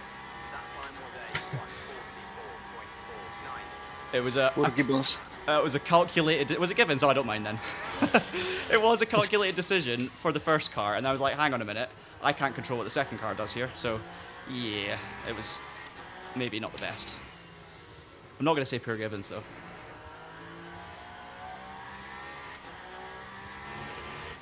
Sorry, Gibbons. Sorry. I know you're going to watch that back later, so I know you're watching this right now, and you're going, oh, I want to see that moment where John almost killed me into the last corner. Well, I'm sorry.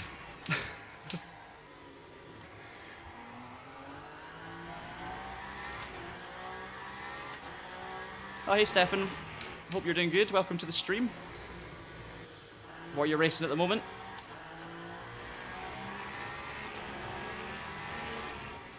Oh, that's a yellow track limits. Gonna slow down and get it green. There we go. Really now don't want any track limits for the rest of my third stint. Oh, leader's gone off, I think. Indeed. Back on, so a little bit of time loss.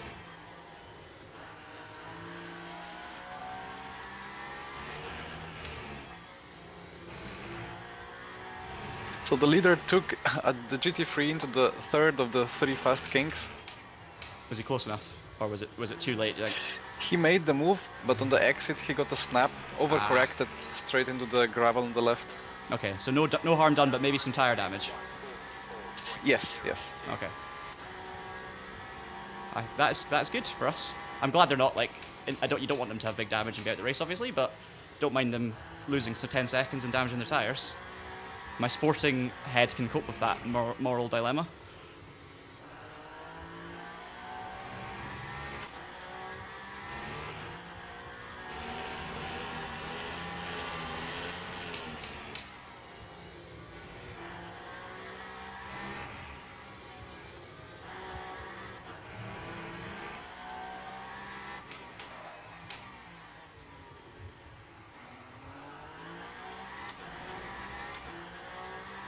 I know, Denise, it's good, eh?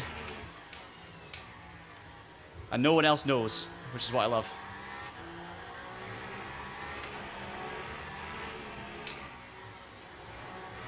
I wish I had this in real life as well.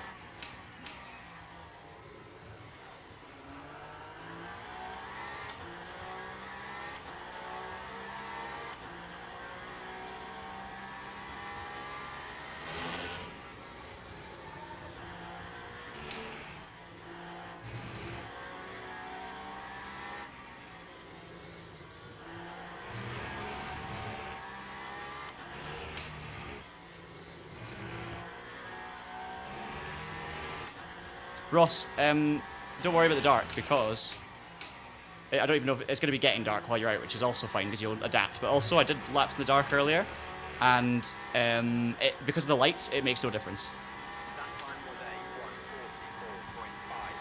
Yeah, motormap's all good, thank you. We're good for now.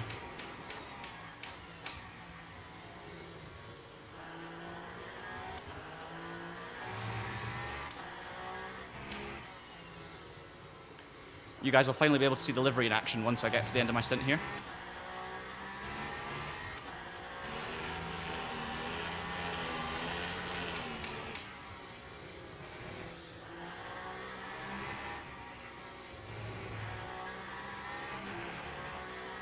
I'm really actually glad that you guys decided to put Ross in next and then Jernej in last, because obviously me and Ross are very, very similar, and we're doing okay, we're keeping in the mix, but they won't obviously know that our third driver is most likely to be our fastest and most consistent, so therefore, you know, they might also be saving their better drivers till later, who knows, but it's good to have in the locker at least.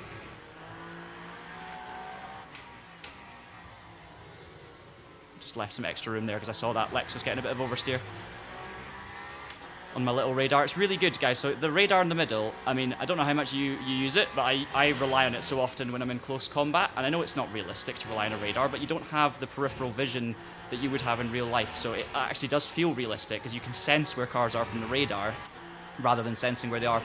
For, you know, I'm not in triples or VR, so I don't know what cars are doing around me, and I use the radar a lot in those close situations to just avoid contact, so especially, you know, if you're trying to like thread a needle between two cars, I'm just like watching the radar essentially, so that I know exactly where they are rather than looking, you know, out the side and hoping.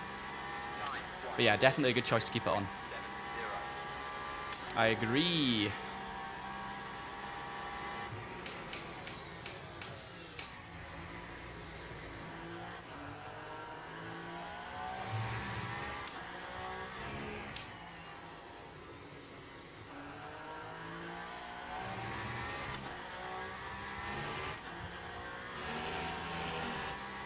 I am using the SimLab Mercedes wheel. Yeah, it's so good for stuff like this, because I've got so many encoders, loads of buttons. I'm not using the screen or the dash on this occasion because I'm just trying to run as little as possible. I'm not running SimHub in the race, just because I want to keep my PC as clean as possible given some of the issues I've had. But I am using the wheel, yeah, and obviously the shifters are magnificent. I've got a rocker as well, so I can shift with one hand if I need to lift one hand off. I've got buttons and dials for days. It's just a fantastic sort of, let's say, esportsy wheel if you're trying to do well in a sim race. The only thing I would say it lacks, because it's obviously based on the real wheel, is a kind of D-pad style switch, like an analog stick or something, which is obviously a gaming thing, not a real car thing, so that's why it's not there, because this is like a replica of the real wheel essentially. Very, very close to the real wheel, by the way, like incredibly close. You can't tell them apart by looking at them. So it doesn't have like a gamified D-pad, and I think that would make a big difference. Suddenly this would become like a really amazing sim racing wheel, but as it stands, it's just a beautiful piece.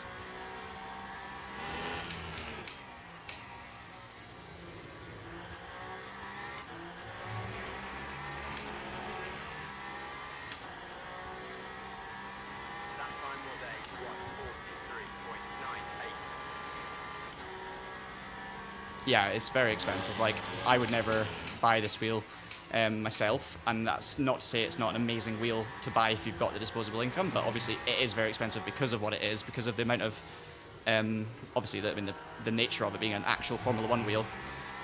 It's very expensive, it just in its idea. I'll not go for that move.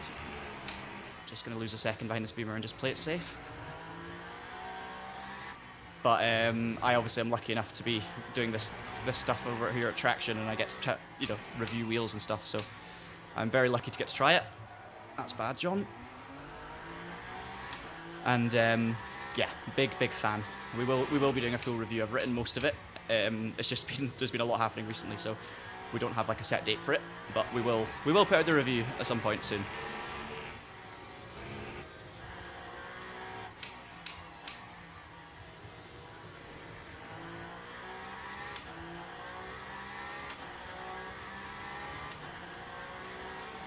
Because SimLab also, in collaboration with Grid Engineering, have the MPX wheel. And the MPX wheel is like a beautiful piece of engineering. It's not quite the Mercedes F1 wheel in terms of maybe the material or obviously the look of it and stuff like that. But I actually think that the fact that you can customize the color of the buttons is really cool, which something you can't really do on the Mercedes wheel because it's a real F1 wheel.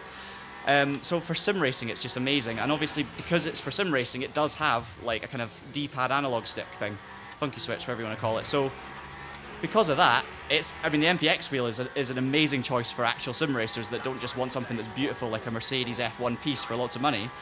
And it's a lot cheaper. I mean, MPX wheel's still very expensive, don't get me wrong. Like, it's not something that anyone could just buy at all. You need to be a big sim racing fan to justify it. But it's a lot cheaper than the Mercedes wheel, and it's more functional, technically. Now I'm having that stuttering frame rate issue there with that Merc.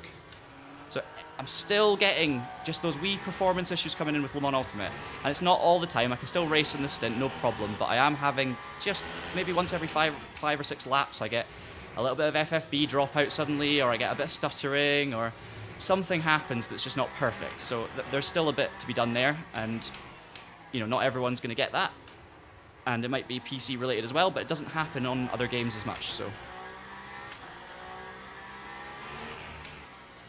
You're doing a good job. Hey, are you wanting... I think we stick with the same as before, right? Because the tyres actually felt really good for me in that second stint. So I went new hard on the front left and new medium on the left rear. Is that okay? Yeah. I've never done it before. It's absolutely fine. So the first lap, take it easy out the pits because you understeer horrendously the right-handers. But it's after half a lap, it's there. And honestly, the balance is really good. Like, it very quickly feels not too dissimilar in terms of balance.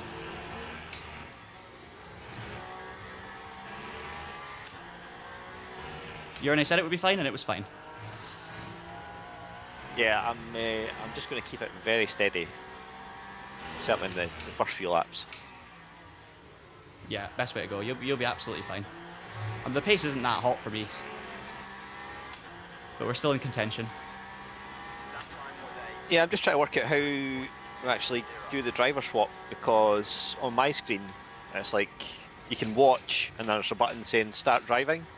And the start driving button is like greyed out. So I assume once like you're in the pits and the driver swap is underway, that start driving button will, I'm going to assume so. It throws you into the car, I think. Let's see. Yeah, I mean, I've got you selected as a driver, Ross. So when I stop, it theoretically should either throw you straight into the car or allow you to click the start driving button. But I reckon maybe the start driving button is there for people that like maybe get thrown in the car and then quit out again and then want to go back in.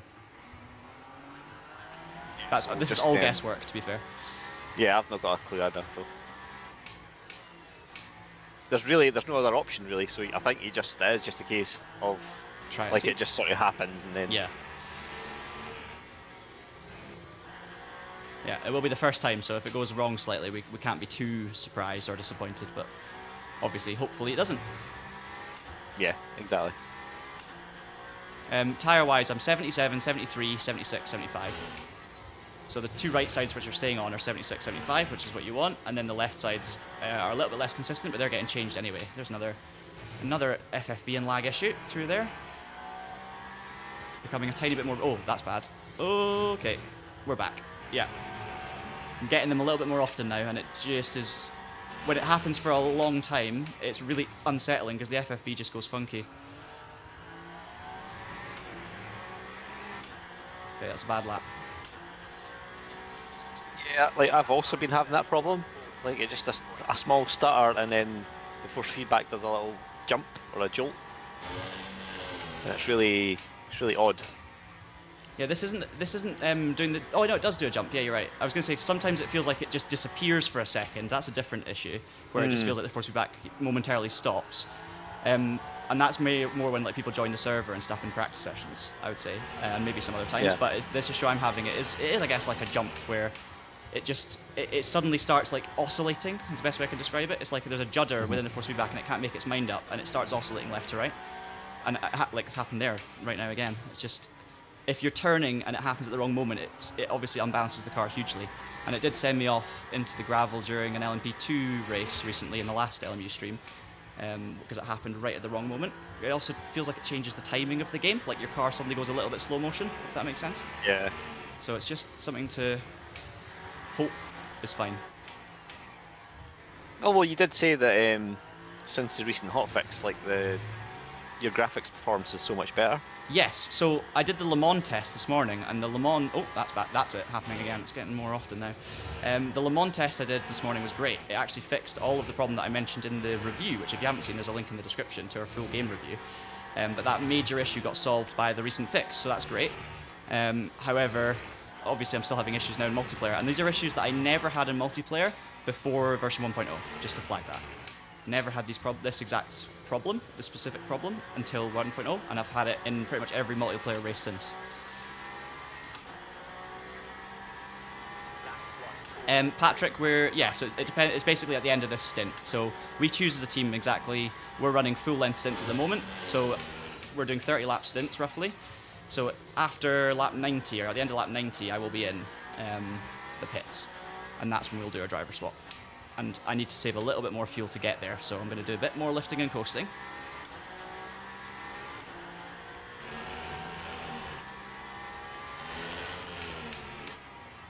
So the leader has gapped us again. They kind of got the foot down after their mistake.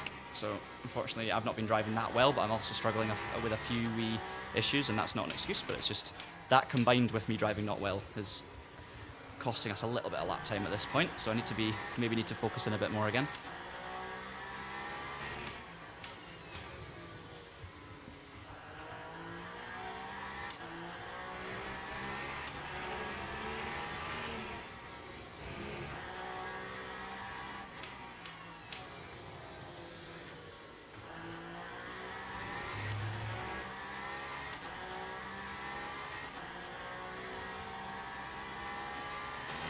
Yeah, it's kind of like sync sequences, yeah. That kind of makes sense, that comment in my head.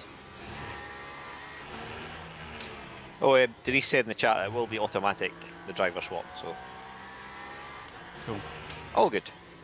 So there's an example there. So as I went past that BMW, if you go back in the stream 10-15 seconds, watch the radar when I go past the BMW, and you'll see the BMW stuttering on the radar, and that's what's happening for me for the other cars. So go back 20 seconds, have a look at me passing that GT3 on the radar, and if you're wondering what the issue is, and that'll give you an idea. We are doing driver swaps, Grande. I've done a triple stint so far, but we're going to swap at the end of this stint. Okay, back in a minute. Try and get past this hypercar that's a lap down.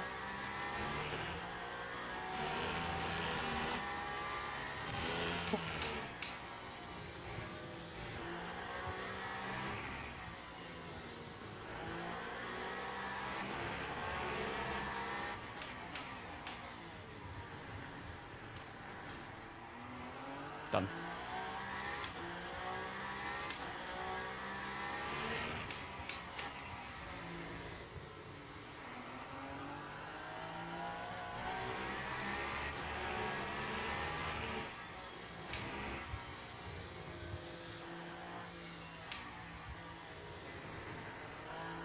Had to lift there, guys, just to avoid a track limits warning, so that's why I went for a big random lift.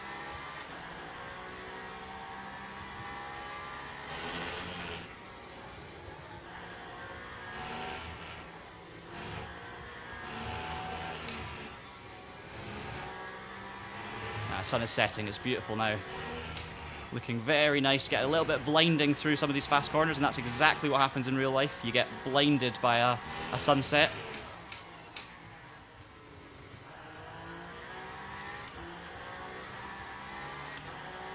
if left front is not going into like towards 100 degrees, then it might be worth just taking medium on the front left. Okay, Jernej, I'll leave it on the tire graphic for this next lap, and then you watch the stream or watch me on board or something, and then you can tell what the number gets to.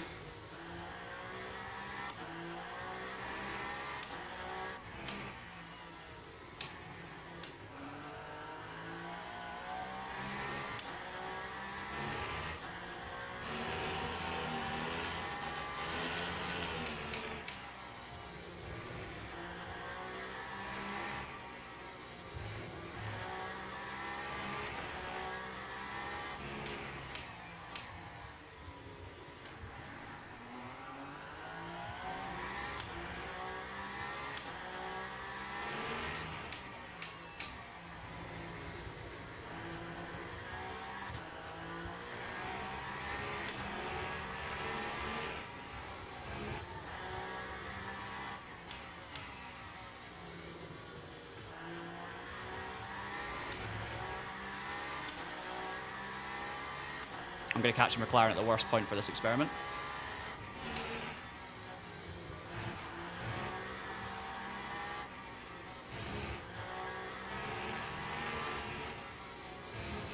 Need to do another lap because I did catch the McLaren there. But it looks lower. I mean, it was 95 I saw there.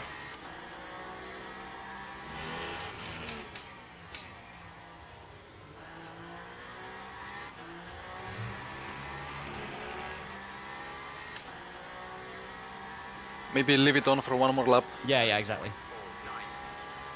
Front left is doing better than the other 3 tires, interestingly.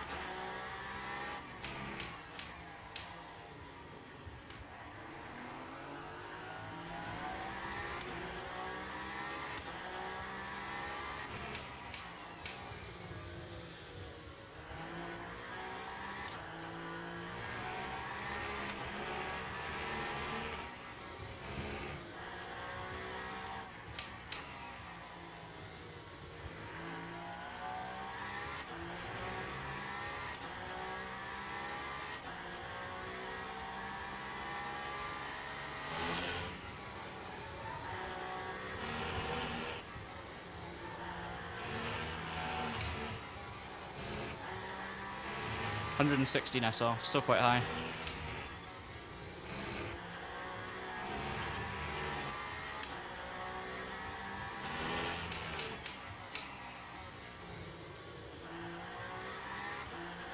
So everywhere around the track, apart from that triple fast right, I think medium is surely better. And the track temp is dropping a lot, so it's all about colder, what Ross wants in that triple right. Cool. We'll find out when he's back. I'm thinking at this point probably medium, because if it's only going to get better, then yes, you know, and Ross is good on his tires compared to, like, you know, he's usually good on his tires, therefore you can probably get away with the faster option. We need to do a bit more lifting coast, so I need to save like 0.1 of a lap of fuel.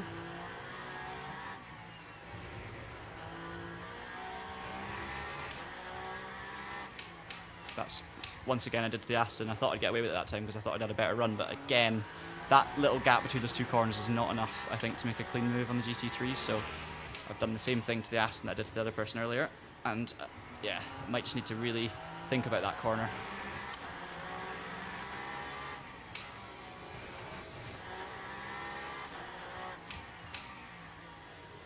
So if someone from the Aston team is watching, I do apologise.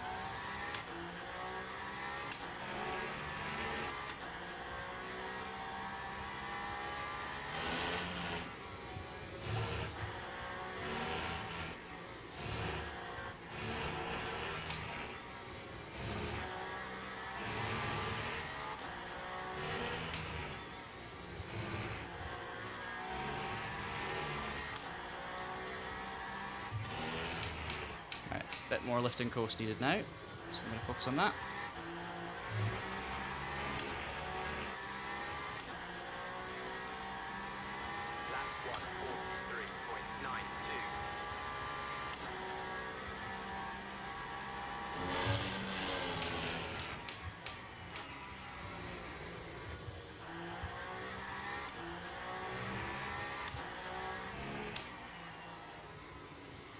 Missed apex.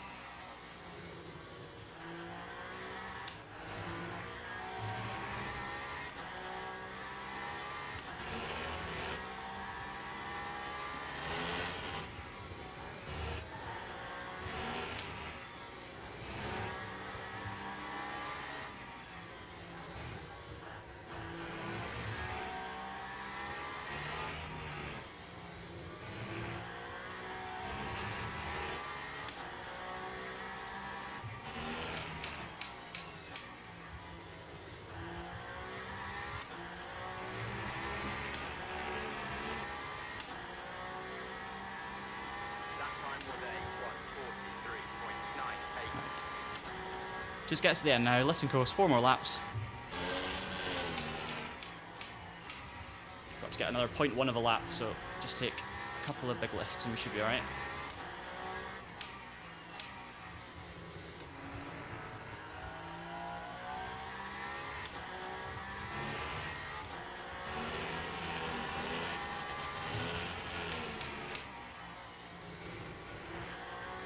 Sorry guys, I will have a look more at the chat once I'm out of the car, of course. I'm just going to, for these last 4 laps, I'm focused on making sure the pit menus are right, making sure my fuel numbers are okay, so apologies if I've been a little bit distracted. Is my leg beginning to hurt? No, it's okay for now. Maybe my concentration level's not quite what it was at the very start. My eyes are getting a bit strained, but nothing too bad.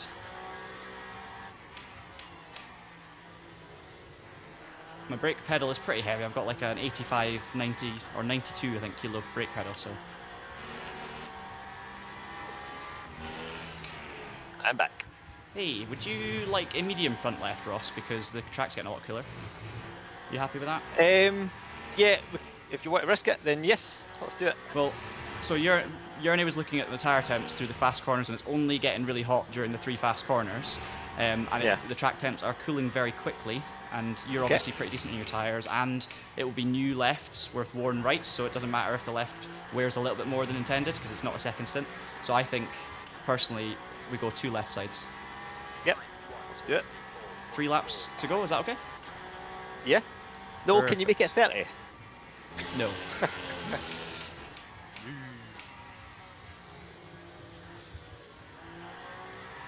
Yeah, so the reason I'm better on my tyres is I basically don't make the most of them, so that's why I get less temperature.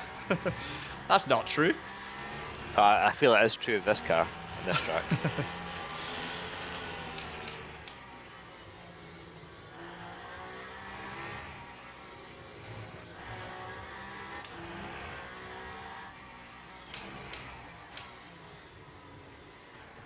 I think I'm struggling most under braking. Yeah. And obviously I'm still using the pedals that are my favourites, so it could just be that, but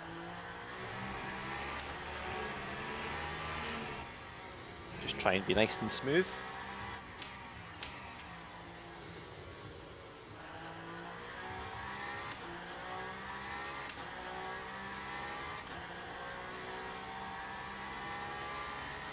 There's also like a few unknowns that you don't know until you actually do a driver swap. Yeah, Like sure. for example, does the does the pit speed limiter stay on Yes, it does. after So the driver swap?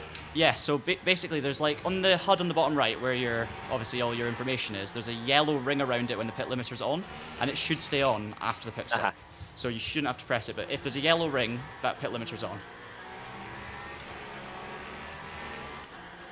And I'm pretty sure you don't. I'm pretty sure, yeah, you can. I think you don't have to press it. I'll do it for you. Does that make sense? Yeah. Another thing is steering rotation. Like, I wonder if it takes into consideration like the steering rotation correctly. I guess it's just like playing the game in single player. It just does it. It suits it to, well, it tailors it to your kind of settings, I think. I guess so, but then obviously the shared car setup, but your settings, yeah, I would think so. Yeah. Yeah, if you have different wheel range in your like settings in the like menu, it should take those. Yeah. So you can have one driver with faster steering and another driver with slower steering. That's Yeah. that's doable. I'm just trying to think of excuses that I can use.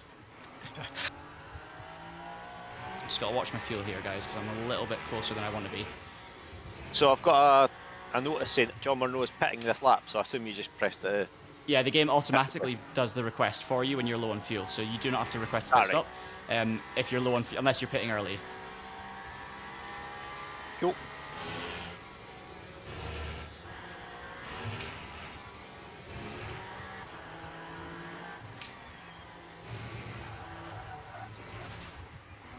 Well, that's the biggest moment of the race so far. I've done exactly what the leader did, but I saved it. Holy shit. That was sketchy. Yep. Oh. Everything's calm and fine in this household. All is well. Right tires are 64, 62, so I've worn them more this stint than I did in my first stint. Sorry, Ross, for whatever reason. Ooh. But we're in the next lap. Roger, ready? Ready, willing, semi-able.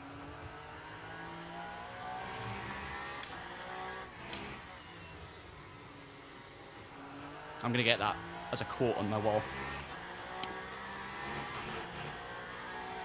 You're definitely selected Ross McGregor, mixed tyres. Okay, we're good. I'm overthinking it because I'm checking the pit menu over and over again. Yeah. That's a big moment. First driver swap coming up, ladies and gentlemen. Yeah, press pit request button if you didn't. Yeah, it does it automatically, so when I press it, it actually unrequests it, so then I just re-request it. So you shouldn't have to. Yeah. As long as you are pitting when you've got low fuel, it does it for you. Yes.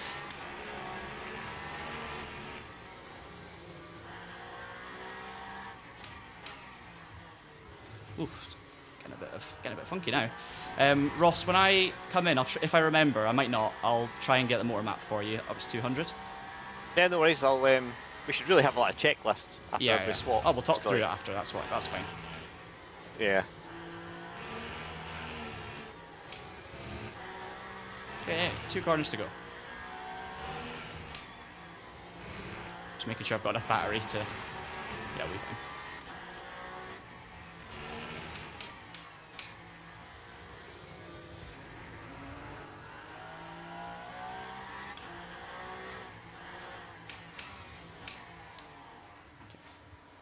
A little bit tense.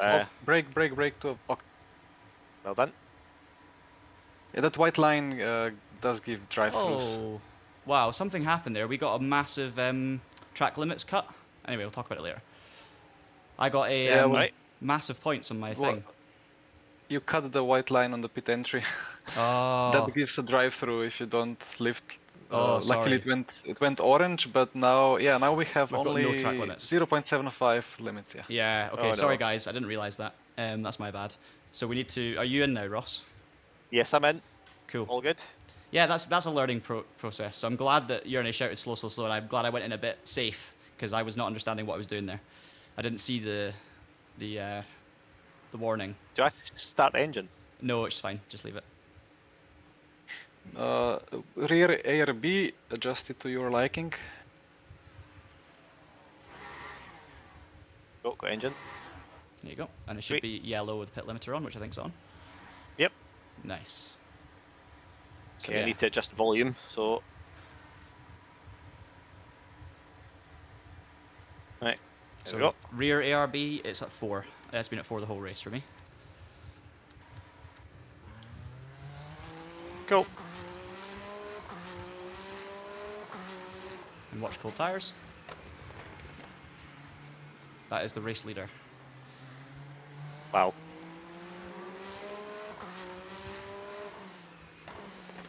Yeah, maybe he's it's going to not. disappear. I can't tell. Maybe it's not.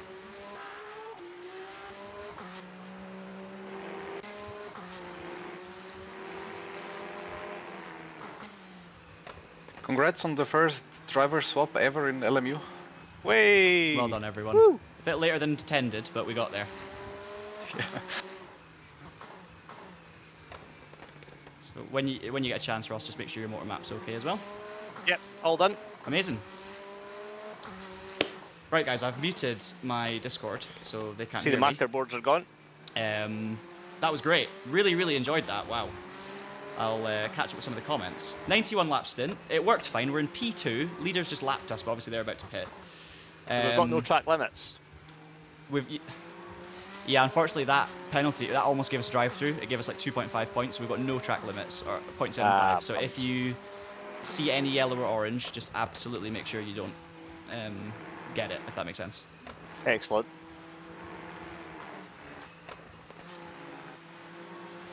Good luck, Roz, if you're about to jump in the car. Pink, the reason I waited so long was because we had an issue where the other two drivers couldn't get into the server.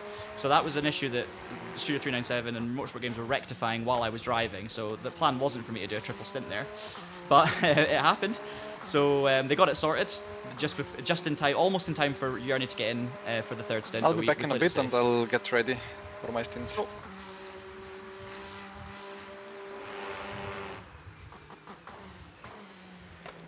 So yeah, thankfully it worked out. I pitted, but after, yeah, it wasn't. Yeah, it was a driver swap server issue essentially. So I think it was something to do with if the game wasn't launched when the server started. So for us, we joined the 10 AM split. Because we joined the 10 AM split, I was online around about 10, and I managed to join as the first driver. But the other two were not on the game at that time. They came on later, and the notification had gone, so that there wasn't a way that they could join that race. It should normally pop up in the top right and say you're in an active session, but it didn't happen, so they couldn't join. Studio 397 worked out a fix. Hopefully that's fixed for the next time slots, which one of them is in 20 minutes, so good luck to everyone who's watching this, who's taken part. So yeah, I'm very lucky, I'm Mr. Panic, that I didn't get a drive-through, and I didn't know it was happening, so that's very stupid, but very lucky. Yeah, this is split 1 as well, split 1 of 4, so hey, I've done my first triple stint. It wasn't amazing, but it was good, it was decent enough, let's say. I kept it clean. I had a couple of one tiny bit of contact, and other than that, a couple of close calls with GT3s, but I would say on average, probably less than most of my rivals, to be honest. Kept it pretty clean. Lap times were okay. Tyre wear was pretty good. It was better on the first one, unfortunately. I'm not giving Ross the best car for this one, but it is cooler, so that should help. And then, yeah, we're P2 in split 1. I mean, that's awesome. I'm delighted that we're P2. And obviously, we have our Joker card in Jernej Simoncic, who is possibly one of the best drivers in the world on our Factor 2 in Le Mans Ultimate, and he is our third driver. So me and Ross are all right. This is Ross's first ever hypercar race, by the way, happening right now that you're watching. He's never done a hypercar race before. But Jernej is an absolute beast. So if we can just stay in the mix, and then Jernej surprises them at the end. Jernej is probably going to do a double stint here at the end, or maybe even a triple, because we're going to try and win this thing. Then, yeah, could be looking good, but we'll see. Derek, oh, hang on. Yeah, you can view other people as well, look. Oh, leader's off again. Leader ran a bit wide, just so you know. And almost crashed into a GT3. Good to know.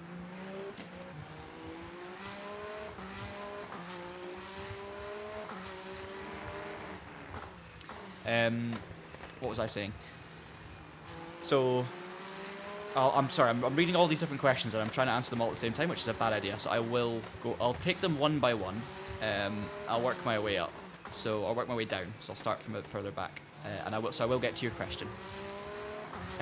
By By the way, yes, track limits, absolute tightrope from Lie the Fairy, 100%. I've definitely put us in a tricky situation, but I'm very glad we didn't get a drive through, and I can only apologise. I made that mistake. I wasn't even paying any attention to that. I didn't think I'd crossed the line, so it was just stupid.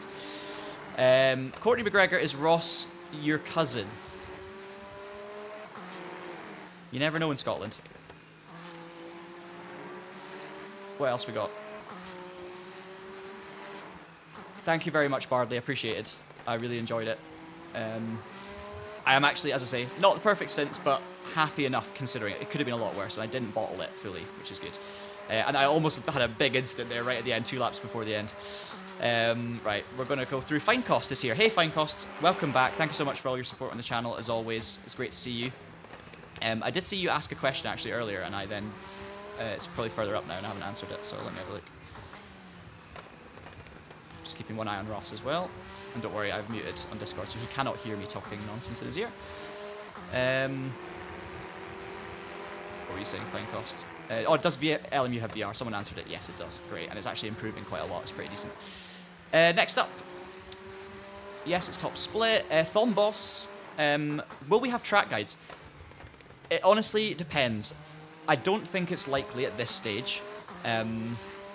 But that's not to say we definitely won't have them in future. I think we as Traction try to cover everything in sim racing and racing games. There's not many of us, and we have a lot of stuff to cover. And I just think that to do LMU track guides for all the different circuits, we've got multiple classes. It's such a big workload. We did do a kind of trial of it with Imola. Not a huge amount of people watched it, and I know it's not just about that, but for our time and being able to actually justify making certain videos when we're trying to cover everything, it does matter a bit. So and Le Mans Ultimate's getting more popular, we may well do track guides, and I love doing the ACC track guides, and obviously they're very popular even today. Lots of you know about this channel thanks to the ACC track guides, so yes, we have considered it, we will consider it, but it's not on the immediate agenda. Let's just put it that way, I'm afraid. There are also a lot. I will also point you towards Alex K. Alex K Racing. He'll be racing in one of these splits just now. He is a brilliant driver, very, very fast, and he does really good track guides as well. And he does lots of LMU guides. And I just want to shout out Alex K because his content's really good. He's only got 9,000 subscribers, so head over there, subscribe, go and watch his track guides. Honestly, they're really, really good. And if we have them in the future, you can watch ours too. Ezekiel. A reminder, I'm just going through some of the older comments here, so apologies if I'm late. Race is going well. The driver swap went really well after me doing a triple that wasn't intended, but it's going good. Race is fine. P2, 20 seconds off the lead, but they've got a new driver in. Ross is having his first ever hypercar stint right now, so there's no pressure on him. We just want him to keep going. You can see there he's got bronze driver ranking, safety ranking, but Ross is a very experienced, very talented racer, so he'll do great. But it is a baptism of fire, so he's going to take it a bit easy. He's on my worn tyres as well on the right hand side, so he's not got it easy, but if he can just settle into rhythm, have a clean stint, and then we'll get Jernej in later. Derek, am I set up as a team engineer? Can I make pit stop changes? Yes, we should be able to, but not yet. So this is something that is a feature, so you can join as an engineer. And I would, in theory, be able to actually control Ross's car right now in terms of certain settings. So I could change what tyres are going on in the pit stop, how much fuel's going in, tyre pressures, like basically things that you could change from the pit wall in real life, right? So I can't change his car settings, but I could be able to change his pit stop strategy. However, to help with stability for this very first test weekend of driver swap races, that has been disabled for now. So in this race, no, I cannot do any of those settings changes. But in future, you will be able to. Hope that makes sense. Virgil says, goodbye iRacing, WEC races are now with LMU. Ooh, well, if this works, I mean, it's going well so far.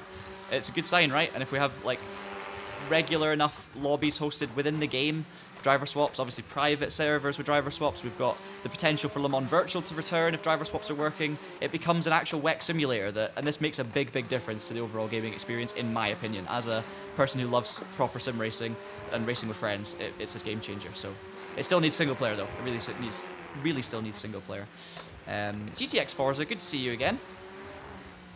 Always see your name pop up on the channel, which is great, and elsewhere on YouTube.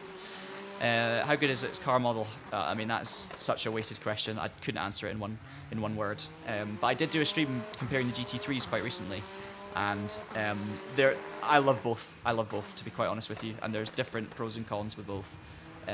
It's ever changing, of course. But iRacing's recent tyre model on GT3 made a big difference, and it feels really good.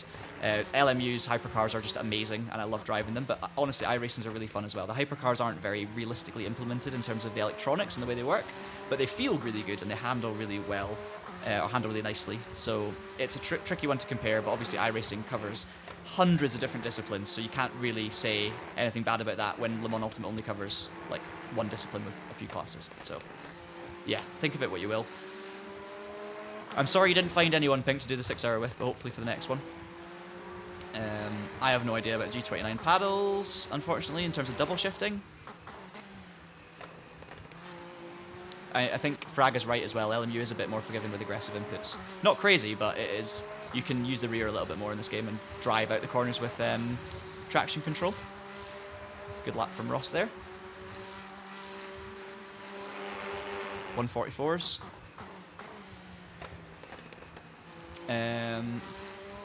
So people are saying, how does the driver... Wait, hang on, let me just make sure I don't miss anything here. I don't know about the single-player AI co-op events. I guess not, because I guess the way that works is you're essentially uploading your race state to a drive. It's not like a online multiplayer thing. So, and this is just me guessing, I would say no. I would say that the offline co-op mode will remain offline, because I think you've got to do the session locally and then upload that data for someone else to then load into the race. But I might be wrong. It's just a theory. KNH says, how does the driver swap work in LMU? Very, very simply. You create a team, you join a team, you assign a driver lineup. So for us, we've got one lineup, and it's myself, Jernej, and Ross at the moment, because this is the first ever event.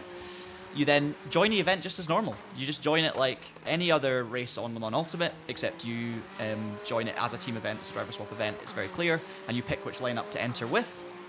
Then when you're actually in the server, we've only experienced one driver swap so far, so I can't tell you all the details, but as a driver, for me, all I had to do was take part in the session, do qualifying, do the race, and when I wanted to switch to Ross there, I just selected his name in the MFD. So in the pit stop menu, when you select what tyres you want, what fuel you want for your next pit stop, there's also an option now to select a driver. Now, if you enter with a lineup of 3, like myself, Ross, and Jernej, those names appear for me in that new level, or that new option in the pit stop MFD. So I could just select Ross McGregor, and then as soon as I pulled into the pits, it counted down, we swapped drivers, and then Ross is in the car. So there you go. Thanks, Oz, for sharing your fix for the shifters. Macambe, unfortunately, track limit points don't reset, so we only have 5 points to work with for the whole race, and I was doing quite well. I'd only used 1.75, and I'd used none for the first hour and 20 minutes or something, or hour and a bit anyway. And then right at the end, I crossed the pit line and got what would have been a drive-through, but I backed off enough by accident by being safe to make sure I didn't get a drive-through. So yeah, we now have nothing left, and the track limit points do not reset. So Ross and Jernej basically cannot afford, if they run wide, they're going to have to brake or lift, basically, to stop us getting a drive-through. Oh, Alex is here. Sorry, I'm so delayed with catching up with the chat. I'm sorry, I'm taking a long time to answer questions. Alex, if you're still here, great to see you. Yeah, massive shout out to Alex K, because yeah, the videos on LMU, the hypercar starter guide, by the way, if you're unsure how hypercars work, and they are complicated in terms of virtual energy, in terms of adjustable settings, go and watch Alex K's series. It's fantastic. It really is. Traction recommended. But welcome to the stream anyway, and hope you have fun with your race, Alex, if you're taking part now or later on. Oh, and Oz has already put a link. Amazing. Right, we'll catch up, don't worry. We will catch up. You guys are also fans of Alex. We didn't change the tyre pressures for night driving arrive. We haven't done enough prep yet to know. Jernej not going to stream his POV either. It's going to be all through here, just for today. Let's take a look at the GT3s and the pace. So the leader, best lap 57.7, second place 58.0, and then 58.0 again. So looks like race pace, that's just the fastest lap. I mean, this Young is doing 2 minutes in this last lap, because obviously traffic, and I mean, this is a battle right now, not for position. So it's 2 minutes dead. Leader's doing 159.0. Phil Bertie's done a 2:01, then a 159.8. So you're looking at 159s to 201s, and this is split one, top 5. So that's the strength right now. It might get more competitive later on. So keep an eye out for that. But at the moment, you're looking at that sort of race pace. Obviously, fastest laps like 58, 57 even, but consistent pace 59, 2 minute 1, and that's right at the top of split 1. So if we go down further, even in split 1, the drivers further back, and obviously bear in mind it's driver swaps, so there's lots of different abilities in the same team. 203s, 2 minutes dead, 2027. I'm just clicking random names. Pit stops, we've got retirements, but yeah, you get the drift. 206 there for the McLaren, 203, 210. So yeah, big range. Oh, I'm sorry you can't do the race, Alex. That's rubbish. Rubbish timing. There's also a recent video from Alex for this race. So if anyone's doing this race tomorrow or later today and wants and has done no prep, which is understandable because people have busy lives, Alex has also done a guide for this race, which obviously we're doing a lot of similar things you're learning from watching this stream in terms of how long the stints are and stuff. But yeah.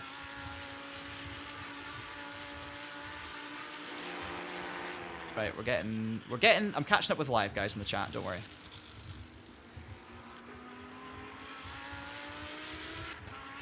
Yeah, iRacing will get the correct hybrid system exactly, but just not yet. They said they will anyway, so let's just see. Who has it harder? In terms of hypercar versus. Let's actually just go back to Ross so we don't miss anything.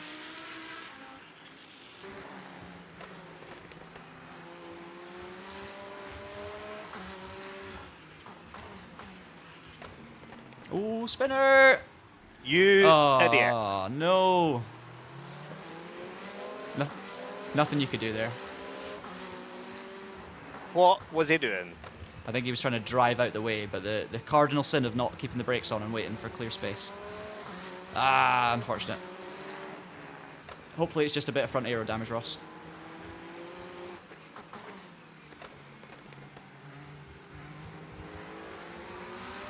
I'll let you concentrate, but when you get a chance in the straight, let us know the damage. Orange front damage. Okay, that's fine, that's fine. Okay, so yeah, Ross there, really unfortunate. Like, you saw what happened. Not ideal. Spinner in front of us, and then they unfortunately accelerated to try and get going again without just... If you're in that situation, guys, if you spin, you're in the middle of the corner, hold the brake pedal until you know that you're clear, because there will be cars all around trying to avoid you going inside or outside. And if you then let off the brake and accelerate at all, and it's not like deliberate, of course it's not, you're trying to get out of the way, but the best thing you can do is hold the brake, stay still, let the other cars go round, and there will be a space where there's 5 seconds where no one's there and you can go. If the steering is straight, then I wouldn't worry too much anyway. Yeah, steering straight. I think we've lost top speed, but it's all right. Like, honestly, that you can get so much worse if the steering's bent. So if it's just front damage, it's not, there was nothing you could have done.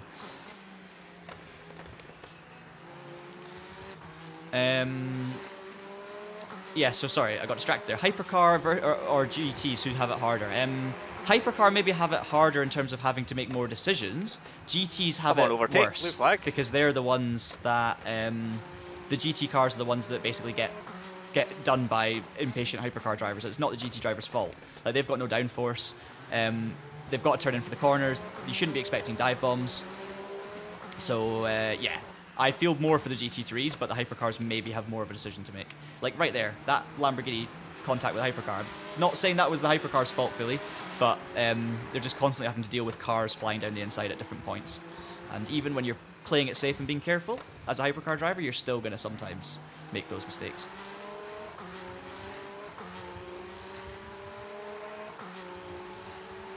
I haven't, Glenn. Unfortunately, we can't really do replays in this split. So Jernej had a problem with replays, and it was a known issue that was going to happen for these endurance races. The replays aren't working properly yet, so I'm not going to go back and watch it. I'm just going to leave it live so that it doesn't break anything. My graphics are medium, by the way, as well. Craig Hewlett says, what makes you decide the Peugeot? The three of us just discussed it, and neither of us had a preference. Like, we were all happy with anything. We just thought the Peugeot Was an interesting car. Not many people might pick it because it's not the best and it's not the worst. It's kind of in the middle. It's a bit understeery, which is not great, but it's quite good in tyre temps. And yeah, we just went with it because, hey, like, it came to mind and we thought it's not the car that everyone's going to pick, so let's go for it. And it looks like there's 2 Peugeots in the top 5, but it's not the most popular choice, so there you go. Yes, Andy's in the car. So Studio 397 are racing in this Cameron, which is cool. So there's I think it's David Gibbons, Denise, Andy. I think Lewis Edmonds is racing as well, but I don't know what split, or if they're all in the same car, or there's 2 different cars, or two different cars within the team, I should say. Oh, speaking of Lewis, I've caught up with you now. I've seen Lewis and Cameron. Things are going pretty good, Lewis. We're P2. I had a triple stint. Ross is doing his first stint now. And it's going well. Unfortunately, there we got taken out, or not taken out, but we got crashed into by a spinning hypercar that was in the middle of the road and then accelerated as Ross was going by. So we've got orange damage, but no steering damage, just kind of straight line performance and downforce. So it's annoying, but hey, we're still in the fight. And this is split 1 out of split 4 for everyone still asking about splits. Car status button, yeah, there we go. There you go, guys. This is because I'm like 3 minutes behind the chat. Because I'm still catching up. You guys are like telling me to do things and I'm literally missing it because I'm silly. Right, now we can see the car damage, so I don't need to tell you about it and ask Ross. Yeah, the replays, as I say, I'm not gonna. It's live right now, but I don't want to jump back. Oh, well, I can try it, but I think it's probably gonna go a bit wrong. Let's try it. Yeah. It's loading in, but it's not meant to be working. So there you go. We'll just let that load, and hopefully it fixes itself, and we can watch live again.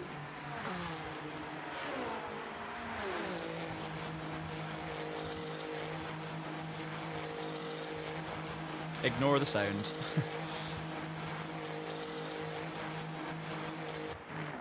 Okay, I'll check that timing screen out, don't worry. Yeah, I'm not going to scroll through the replays too much, just in case. But it looks like we're kind of loaded in now, so maybe we can see my pit lane entry. It was lap 90.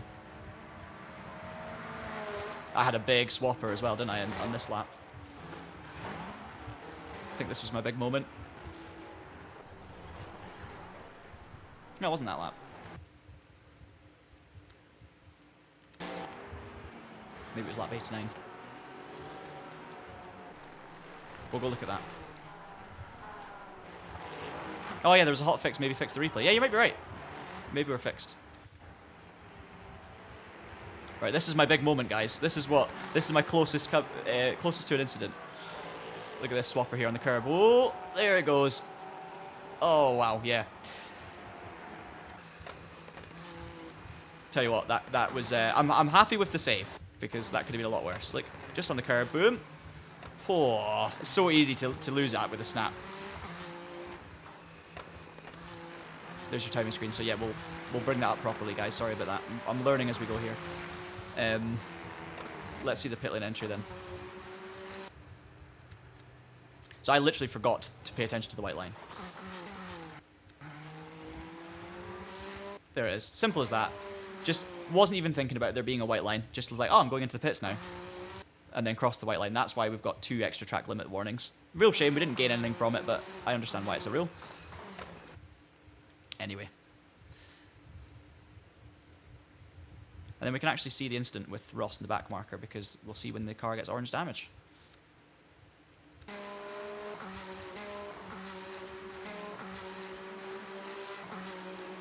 There it was on this lap, so let's go back and watch that. Oh, Denise, you're not on this one, yeah. I know you've probably said multiple times, but I keep missing it.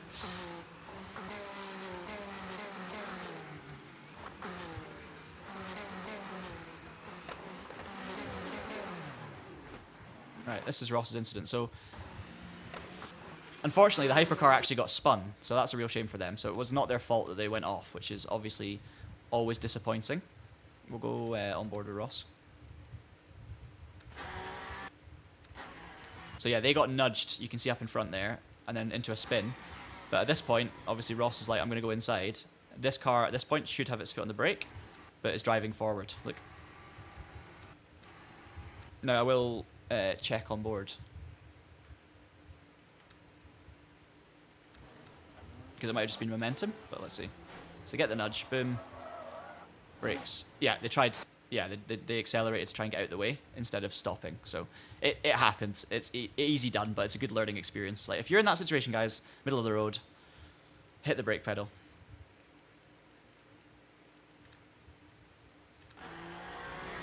And we're back to live. And Ross has actually gapped the 2 Ferraris behind again, so he's doing a good job.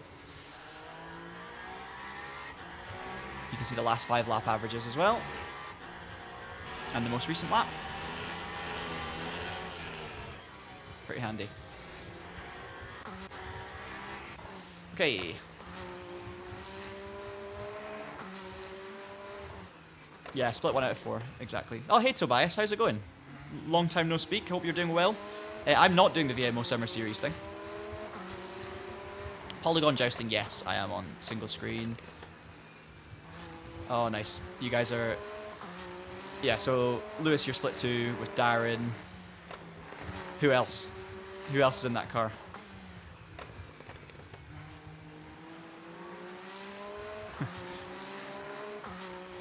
Jernej's got Jernej's got car damage bot, which is cool. That's fair, I think. The other teams might need it, but let's see. It is a shame though, because without that damage, oh, I mean, and there's nothing, literally nothing we could have done. Like, Ross did nothing wrong there, of course. It's a shame, but it will maybe lose us a couple of tenths a lap. We'll just have to see. Pink, am I correct that once the team owner sets a livery for the vehicle, the drivers don't have to buy a pass? I actually don't know, Pink, because I think myself, Ross, and Jernej all have race control. So I actually cannot tell you, but hopefully someone else can. For us... Oh, Denise has already responded. There you go. Right, I'm going to just scroll and catch up with live, because I feel... Because I'm staying behind. Actually, in fact, I'm caught up with live. Yes, I felt so bad, because I kept answering things that you guys had already answered and moved on. Cohen asks, am I excited for NASCAR 25? Excited, yes, but... Excited with the caveats of expectations being cautious.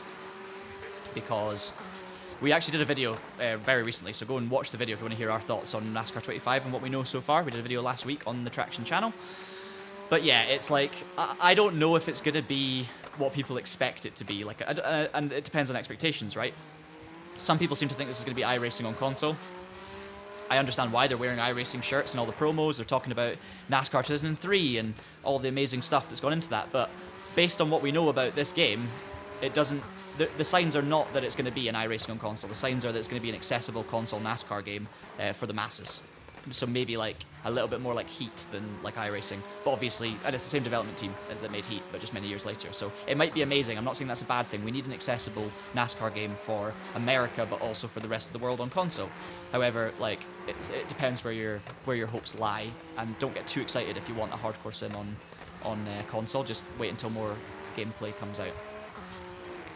Cheers, Stefan. Yeah, the livery was Nico Barkley made it for us, and it looks amazing. So big shout out to Nico. Oh, Ducat's in this race in the Castrol Lexus. Ducat, hello.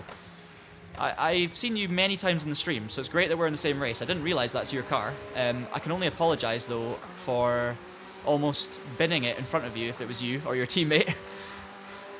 That was me. If that was you, I don't know, but I had a massive tank slapper. Let's just click live in case we're not live, because it's being a bit laggy.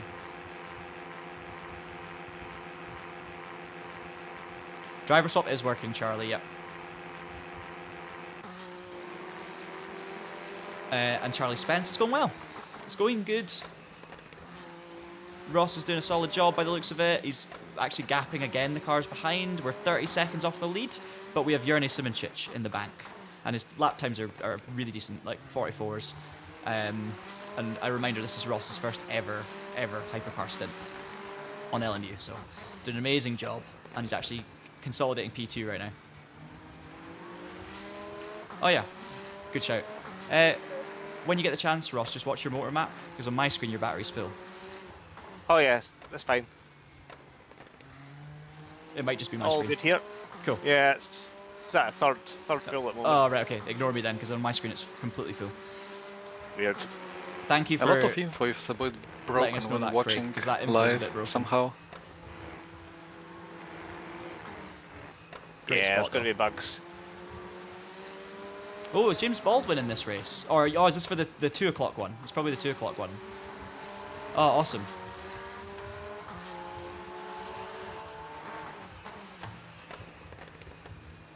Yeah, Dove, I think it totally depends on whether or not it comes to the WEC. So, or it comes to another series that LMU gets. So LMU doesn't add cars by the car, they add car depending on its inclusion in a series. So, for example, the Mercedes GT3 AMG existed for many years, but it didn't come to LMU until now because it's 2025 content, because it's 2025 season car. So the Toyota will come to LMU if the Toyota appears in the other series that are included in the game. So it's at the moment that's the World Endurance Championship, but we know European Le Mans Series is coming to the game too. So yeah. Can I explain the motor map? Yes. So basically the battery on the Hypercars with a battery, which is all of them except the Aston from 2025 anyway, the motor map setting changes how much you burn in terms of the battery. Now, it's going to be a little bit complicated to like explain this to you without being able to like live give context and like show it on track, if that makes sense. But essentially, if you turn up your motor map to a higher number, say 200, it'll burn the battery a lot faster. So it changes the balance between engine and battery. So your power is always the same, right? Say for example's sake, you had 100 brake horsepower total in your car, which obviously you don't. Say it was 100. If your battery level was or you're using full battery, it might use, say, like the battery provides 50 brake horsepower and the engine provides 50. If you turn the battery off, the engine provides 100 brake horsepower and the battery provides 0. And then everywhere in between, it changes the balance. So, like, for example, if your motor map was somewhere in the middle, maybe the battery would give 30 horsepower and the ICE would give 70 horsepower. So it's all about balancing how much battery is being used versus how much engine and therefore fuel is being used. Now, you don't do it or change anything to get a performance advantage. It doesn't make you any faster using more or less battery. But there are a couple of things you need to watch out for. So it's more to do with efficiency, but if the battery is full, completely full, when you hit the brake pedal, there's no space for the battery to regenerate power, and regenerative power on the battery, or charging the battery, also actually adds braking performance and changes the balance of the car. So if your battery is full and you hit the brakes hard, the braking balance changes, the battery doesn't recharge, so you get less braking performance and you get more brakes at the rear, less at the front, depending on your car layout. So it actually results in a pretty horrendous situation under braking where you lock up, you lose the rear, it's really nasty. So that's the downside of having a full battery, so you try and keep it away from full by balancing how much battery you use. You also don't want it to be completely empty, because then you're burning more petrol, which is not good for efficiency. It does let you recharge the battery under braking, of course, as long as you're using it somewhat. But not only does it make your efficiency worse, but if you come to a full stop in an LMDH car, like a Porsche or a Cadillac, or one of these cars that starts on only the electric motor, which are all the LMDH cars, if you have no juice in the battery, you can't actually start the car, because there is no starter motor on those cars. So there's a couple in the Peugeot. It's not so much of an issue because you can start on the main ICE, the main engine, which we do. But you just don't want that battery going empty for that reason, and you don't want the battery going full for the other reason. So essentially, you're balancing it. Now, Peter, I see your comment, but actually that's an issue with the HUD. So I've just spoken to Ross, and he's saying the battery's like a third full. So the HUD is not accurate for this. So don't worry about the fact that the battery looks full. But yeah, this is how you can tell. So essentially what you do in Instant is you manage it between full usage or not full usage, sorry. You find the sweet spot of how much battery to burn. For us, is between 80 and 100 kilowatts. If for us, when we use 80 kilowatts of battery, it depletes, it increases charge slowly. When we use 100 kilowatts, it decreases slowly. So our sweet spot is like 90 kilowatts, but the settings are only 80 or 100.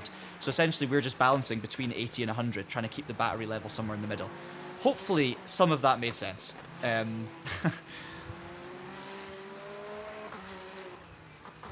I've got a really nice message here from Harley Phonic. Hi, John. Been watching you for a long time. Signed a contract, a role working as a technician for racing simulators. Thank you for being part of that journey. You're very welcome, Harley. Amazing to hear. and it's an honor to be part of your, let's say, your sim racing journey, and the fact that it's become a job for you as well is awesome. So thank you so much for letting us know that and for being here for the stream. And yeah, I wish you all the best with your new role. Sounds very enjoyable. I'm looking forward to hearing more about that. Yeah, 8 splits for the 2 PM race. Wow. So there's 4 splits in this one. We're top split, but 8 splits in the next one. So, or the one that's literally practice is underway for 10 minutes. Yeah, that makes sense. It stopped being accurate when I rewinded the replay. This is it. So this is why I was a bit worried about the replay, but we did it anyway. I can probably leave and rejoin, to be honest. You know, I might just leave and rejoin. I'm just going to quickly leave the server and rejoin, just to see. Okay. But you're doing a great job, Ross. We've got 10 laps left. Copy, copy.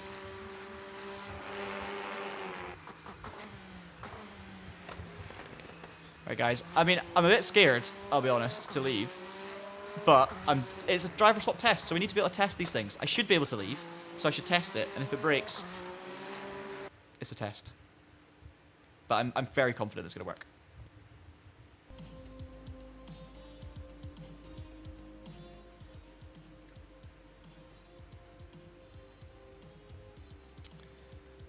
Let me get the comments back up as well.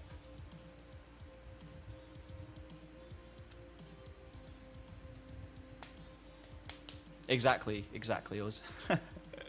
No major issues yet, Jason. We did have an issue that's been fixed, so that doesn't count. Jernej and Ross couldn't join the server earlier on because they tried to join after it had already launched, and which you should be able to do, and they couldn't. But Studio 397 Motorsport Games found a fix for it, and even though it meant I did a triple stint to start with, that wasn't the plan. Thankfully, Jernej is in and Ross is in, so they solved the issue. Thank you, and hopefully that's a permanent fix for that issue. So this is literally what this is all about. Hopefully me leaving doesn't break the game for everyone.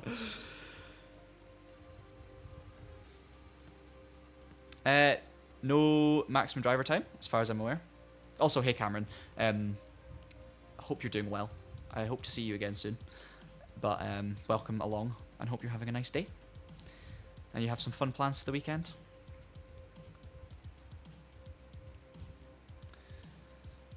Oh, cool. F1 work. Nice, okay. Yeah, I mean, the F1 games, I don't know how much you've played the F1 games in recent years, but they haven't changed a huge amount. But F1 25, I think, is a really decent game. It's a decent video game. People hate on it a bit because it's the same or it's not changed that much. The reality is, there's a huge amount of features. It works pretty well from what I can tell in terms of bugs and glitches, although we only tested it for a short space of time for our review. But they've added more game modes. They've worked on improving game modes. Like, F1 25 is a really good game. It's maybe not perfect for esports, or it's maybe not perfect for people that want something different, that have been playing the F1 game for 10 years, but it is a solid game. Yeah, the loading is not going so well. We're on 48%, and now we're down to 0%, so we're actually unloading, which is slightly nerve-wracking. But hey, as long as Ross and Jernej are in, it doesn't matter. Look at that, quick! Look at Ross's lap time. 34.2. He's a 10th off the lead. I hope someone took a screenshot of that little moment there so we can give Ross some encouragement. Absolutely flying.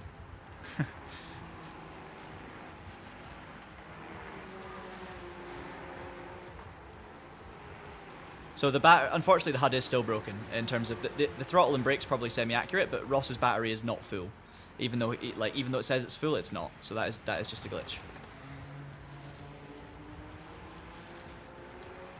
Ross, when you cross the line, how many laps of fuel have you got left on the bottom right? Are you fuel saving all right? 8 laps exactly. Perfect. So do a bit more lift and coast before the end.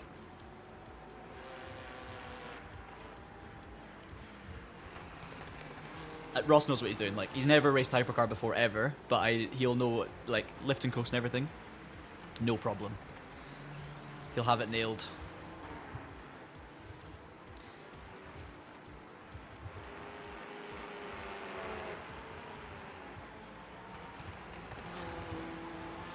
And I'm like the worried parent that's going to keep asking him, have you done this? Have you done that? And he's going to be like, yeah, I did it 20 laps ago. Shut up, John. But I'll wait till he's on the straight.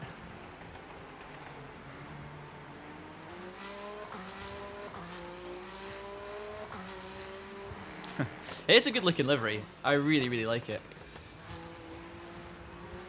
I don't know. I mean, I could have a beer, but I don't know if we'll get demonetized. Because I've done a triple stint, so I'm probably done I've done my bit here. You know, we've got Jernej Simoncic in the camp, and if Jernej gets in the car next and wants to do a triple, he's going to be finished the race before he's done a triple. So I don't have to drive again. I could just grab a beer, but we might get demonetized. It is a giant glass, but bear in mind, with a triple stint, if I got really thirsty, I'd be very grateful that I had this pint glass. It is just a pint. And look, I don't know if you can see this. No, you probably can't. Can you read that? Is it in focus? There you go. First in class. What's that? Longton and District Motor Club. So that is a prize from a sprint event. And I don't know, I can't remember which one the Longton and District was that we did, but hey, I won my class in something. So this is my prize for winning the class. So it's motorsport themed, this class.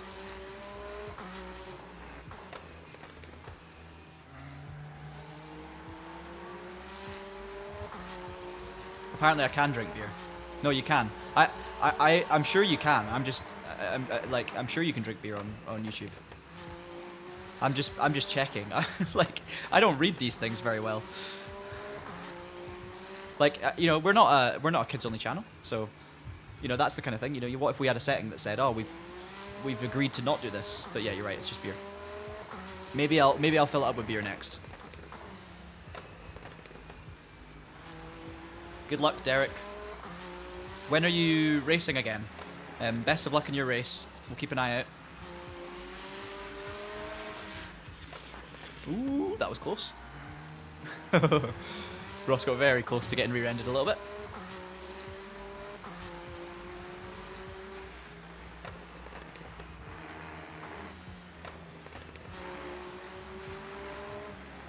No problem, Apple. We've done one driver swap. Let me turn the music off again. We've done one driver swap so far, and it was absolutely fine.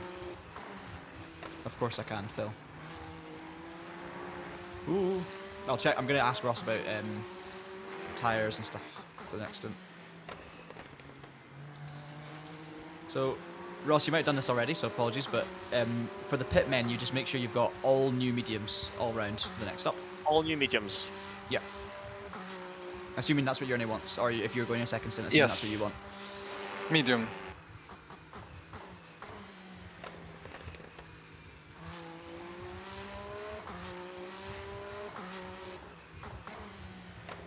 Oh, cool. Amazing, Derek. So all of you, so there's not really a good time slot What for does any it of say you. for the damage repair? I'll check on the straight.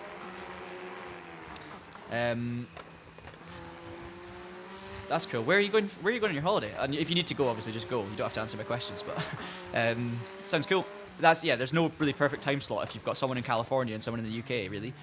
I think probably later is best for Americans, but for us it's late into the night. But hey, if it's a Friday or a Saturday and you've got no plans, that's what it's all about. West Virginia, nice. Enjoy.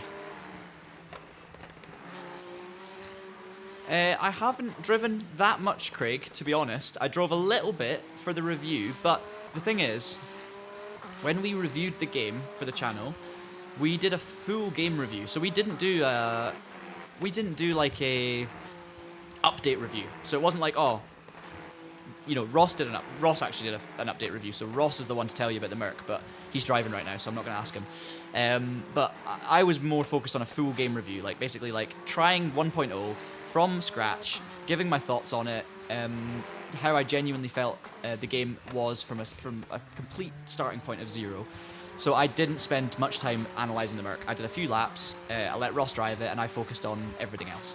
And I haven't driven the Merc since, other than a few races. I think I've done 2 or 3 races in it, and it was very understeery. I actually did a race and a stream in it, It was very understeery. It was nice enough, but I struggled with it. And I think they've actually updated it since, and the default setups are less understeery. I was on default setup.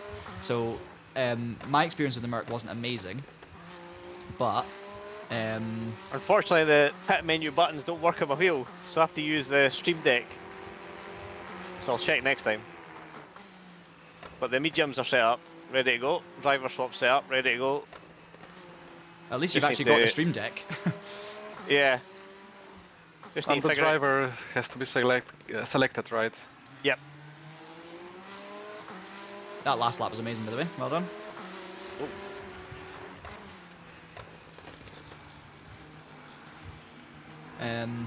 What was I saying? Distracted myself as usual. What can you see in car status? So that is car status. So it's literally just that HUD at the bottom, and it's not accurate. It's a bit accurate. So the damage, no, it's not accurate now because we left. So we've actually got orange damage on the front, but it's not showing up. So that is not accurate. Obviously the speed, the throttle, the brake is, again, not fully accurate, but softly accurate. And the battery's definitely not accurate. So there's really not much you can tell from this, to be quite honest. Maybe the usable energy, 4.5 laps, that might be accurate. It will be, because you can obviously get that data from other cars as well. This is a really good lap from Ross as well. By the way, someone donated earlier and I totally missed it. I'm really sorry. If you're still watching, I do apologise. It was Fine Cost with a couple of quid. Thank you so much, Fine Cost. Very much appreciated. Sorry I missed that. I was so focused on catching up with all the chat. I was just reading all the comments and I completely missed it. Let's see. I will top this up with beer, actually. Whoever said that, genius, because I'm not driving anymore.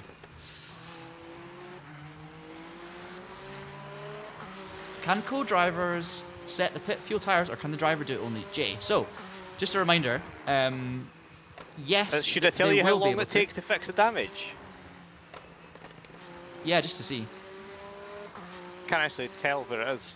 No, I think we don't. Does it say repair body? Yeah, repair body or repair all. Just skip repairs. I think base is fine.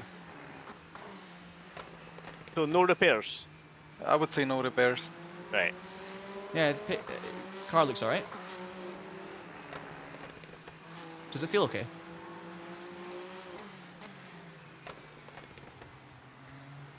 Getting past overtake. Oh, come on, overtake. Overtake! I think you went. doing? I think they were trying to let you go, but you both went the same way. Ooh. There it That is. is interesting.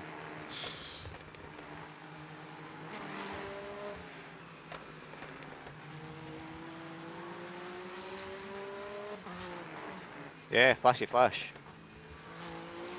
What's just totally think random. You both went. You both went the same way. Like it was like the overtake car thing was giving you room on the right, but you were already committed to the left. So it was like a weird, like both of you went for the same place basically. Very diplomatic of you, John. Yeah. I've got the outside perspective. I'm watching chase cam. Sorry, back to answering what I was going to answer. Yeah, so in future, yes, you will be able to adjust things as an engineer. So I would be able to adjust Ross's pit menu for him. Not for this session this weekend, though. So this first ever driver swap test event, it's more a case of just the driver having to do everything, essentially.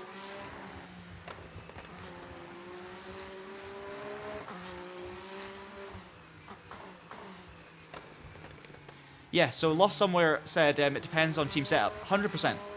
So, you can essentially assign yourself a role in the team. So I'm team manager because I created the team. Ross and Jernej are drivers. I don't know, I think because they're not team managers, I don't know if they can assign themselves roles or if I have to do it. But essentially, I've made us all engineers as well. So in future, everyone who's got the engineer role, which you can see from the My Teams tab, you can be a driver and an engineer. You will be able to adjust the pit menu. So for right now, I can adjust Ross's pit menu. Unfortunately, it's not activated for this weekend, so we do not have it for this race. So Ross has to do everything himself as he's driving. Whoever's in the car has to do it, but that is just something that will hopefully be tried next time there's a test event, because obviously they just wanted to keep variables to a minimum for this, which I totally understand. So there you go. And I think it's a great feature. I think that's going to be fantastic. assuming it works when it works.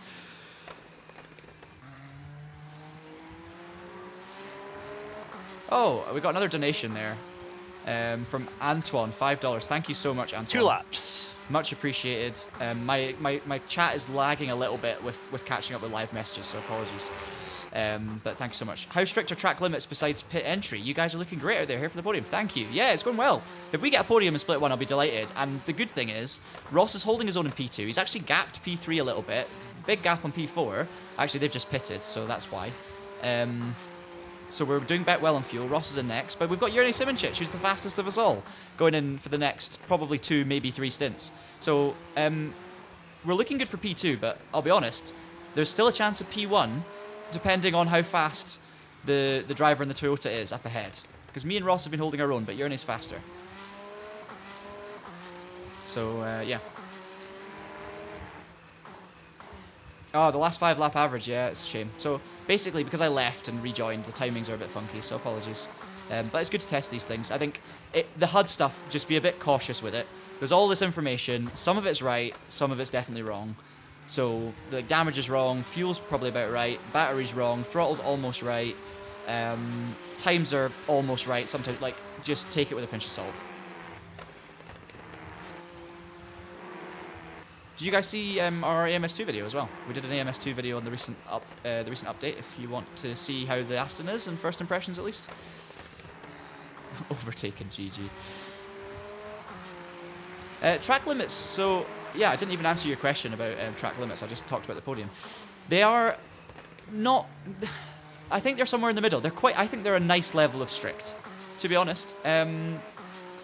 Like, if you run wide 1 lap to go. and go extend over the curb, you get All a warning, and here. you can either lift and fix it, or you can keep it pinned and take a little bit of a penalty. So it works quite well. Or you only get the track cut if you gain from it. Although if you do a big track cut, even if you don't gain, sometimes you can't actually slow down enough. But it's quite a good system in that way. You can avoid track limits, cuts, and get to the end of the race safely by basically every time you run wide, just lift enough that the little orange thing turns yellow and then turns green, and you're safe. In terms of strictness, I think it's medium strictness in terms of where you can actually place the car naturally. It's really not bad.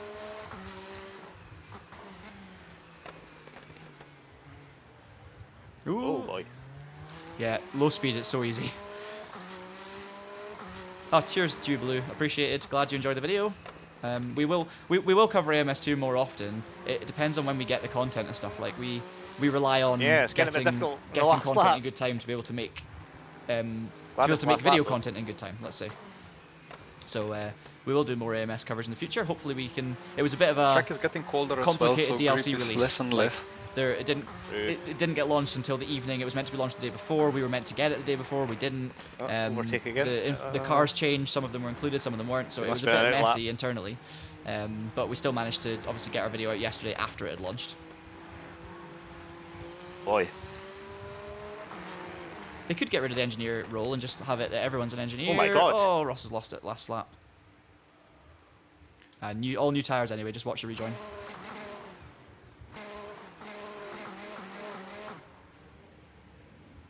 Yeah, well done. Don't know what happened there. I think it's just cold. Box, yellow, white line, I mean, on the entry.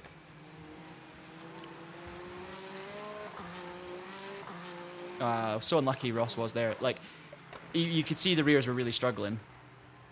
Towards the end. That's annoying. Oh, good. The rears were really struggling those last few laps.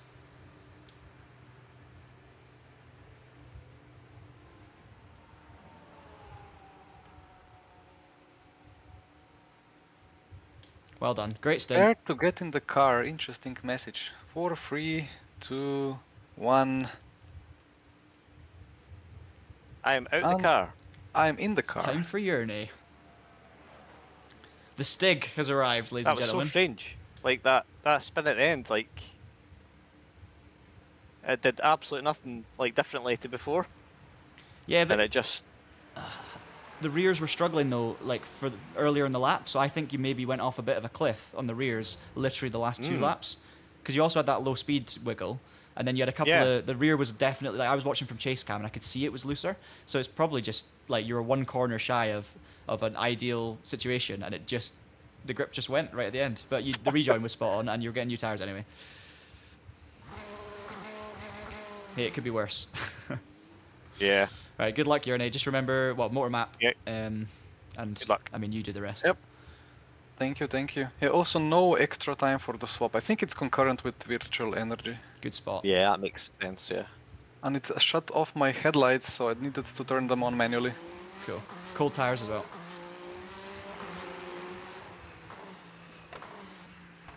And you've got GT3 behind, but you're clear. Other than that.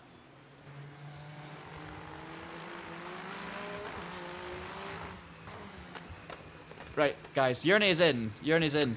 Excellent. Behind P2 now. Real shame for Ross. Like, I feel for him a lot. We've lost P2, but it's okay. And it happens very, very, very easily. And as I say, it could have been so much worse. Like, this is where if you panic and try and rejoin quickly, you crash into someone, it's a nightmare. But thankfully, we got new tires literally the next corner. We lost 20 seconds. It is what it is, so we'll see where we end up. But hopefully the pace of Jernej will scare the leaders into some panicked decisions, let's say. We'll go on board with Jernej, and I'll go get myself a glass of Whoa. beer. It takes quite a long time for the temperature now in these track temps, 20 Celsius.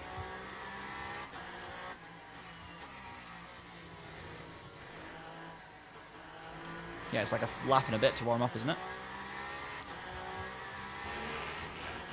A bit more probably. I see your comment, Ross. Sorry, this is going to be strange because I'm speaking to Ross via the stream, unless he's muted the stream, but not on the Discord because I don't want to disturb Jernej. But yeah, overtake car dropping oil. Hey, Le Mans Ultimate's here as well. Hopefully you guys are doing well and enjoying your day. Yeah, so there's no fuel information, but there is energy information, and that is accurate. So you can see everyone else's energy information, so that's good. So that means that basically, like, what I'm trying to say is it makes sense that you can see the energy correctly because you can already see the other driver's energy correctly anyway. So it's data that exists. Obviously, it would make sense if we could see the fuel because we're in the same team. But maybe that's something that when the engineer role comes through and everything's sorted, maybe that's something we'll get. Oh, it's Gibbo, as in it's Gibbo driving, or Gibbo in the chat. I almost killed Gibbo at one point.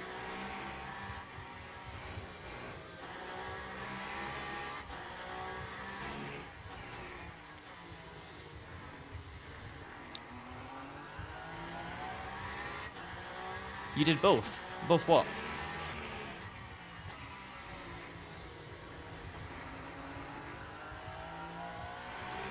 What, both as in I also almost killed Gibbo? Or you are Gibbo? Oh, right, okay, it is Gibbo. Yeah, you saw me.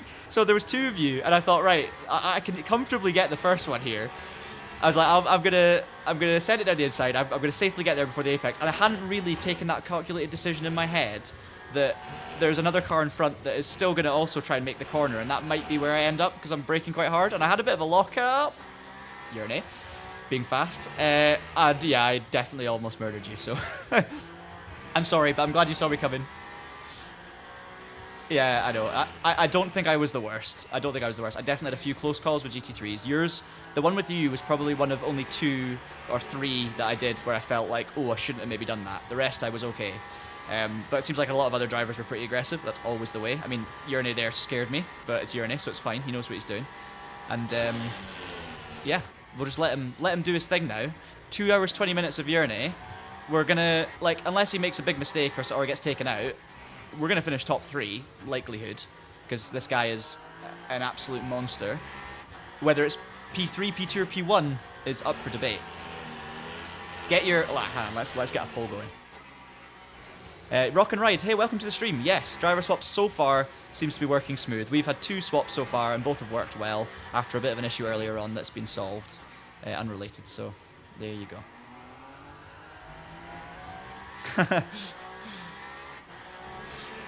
Very good. Right, I'm gonna get a poll going.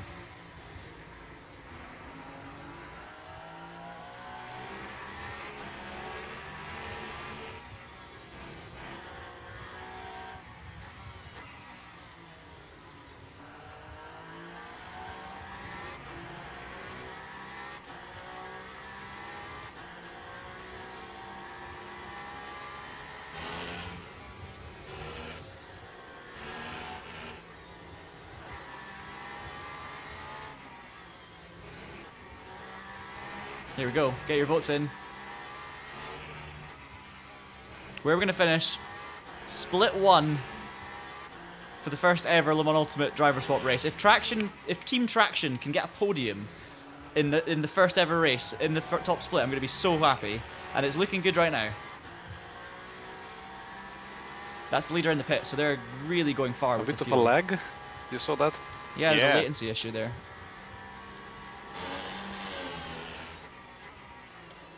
Leaders in the pits now, so they're obviously extending fuel a lot.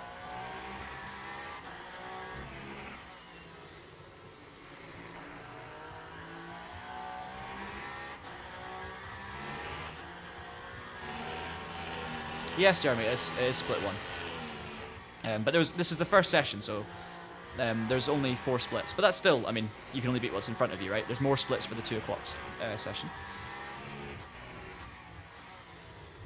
Let's see if a murder does take place. 45 seconds is the gap. 6 seconds to Butson, who I was kind of similar pace to earlier. I think after my first 2 stints, we basically were the same, and I gapped them in the 3rd stint, but they had a different driver in. So now Butson's back in, or Butson, so he's pretty quick, but Jernej's quicker than me. So I reckon on pace alone, Jernej can get P2 here. It's depends on what the leader does. 46 seconds.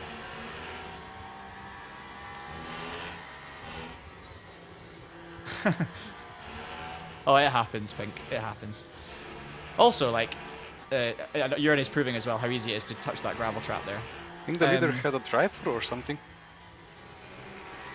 Oh, I thought he was just pitting for fuel.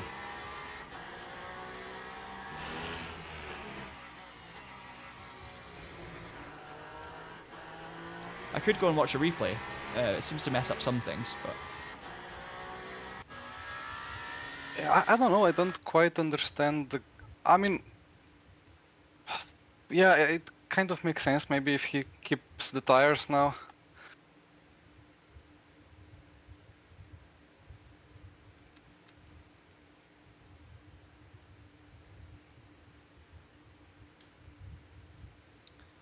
I did just click on replay, guys, just to try and see, because I figured it doesn't actually break it. A lot of the stuff's broken already. And I can always leave and rejoin, but I'll probably regret clicking on the replay, but it's now loading in something that's going to take a wee while. I just want to see what happened. I think the leader just pitted, though. I think it was just a regular pit stop. Not quite sure.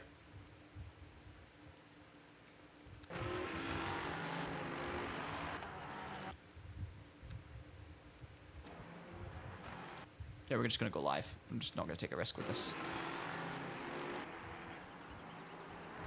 I think it's still replay mode.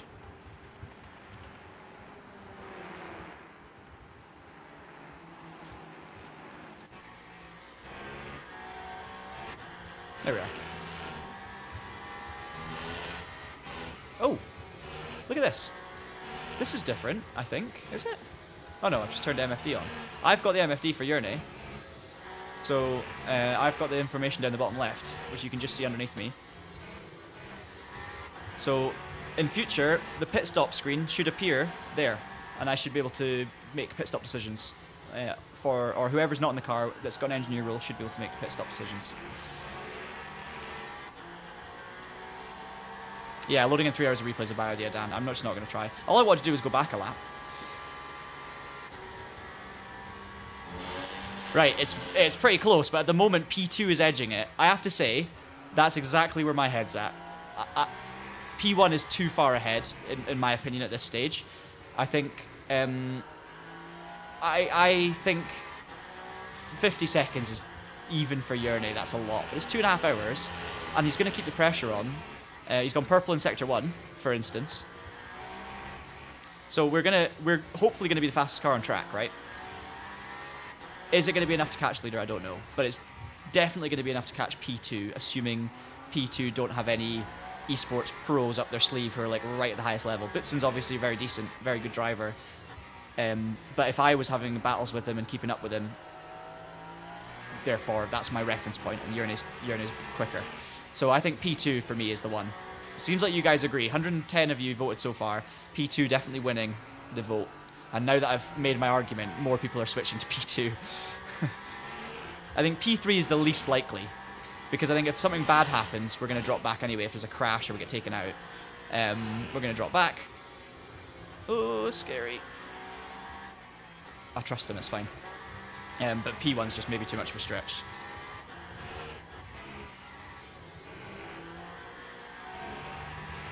Yeah, you can mix and match tyres, exactly. Right, guys, I'm going to be back in a second. So, let me just go grab a drink. Maybe grab some food, because I've not eaten since 8 o'clock this morning. But I'll leave the screen on for you. In fact, I might have a hold screen that I can do. Let me just test it. No, it's the wrong one. That's not what I meant. Hang on. Hang on. Hang on. Hang on. There it is.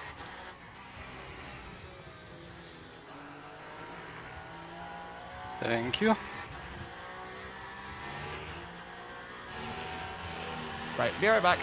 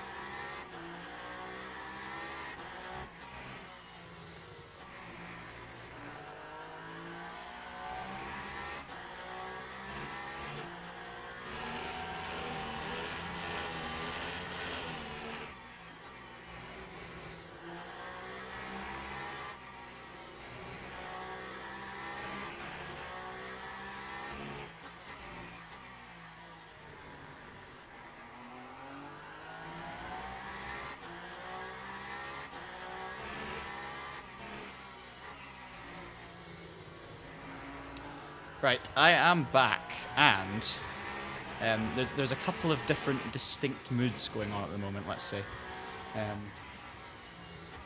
I've also changed the camera battery, so we shouldn't run out even though we're plugged in. We've got mood 1, which is sensible. Some cereal and some fruit to keep me going.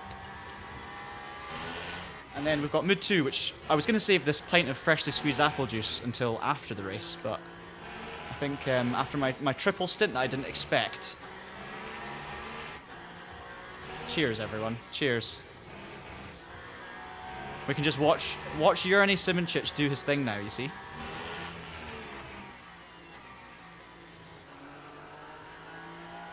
It does, yeah.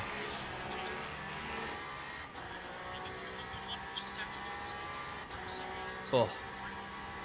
Oh, that's good. That's very good.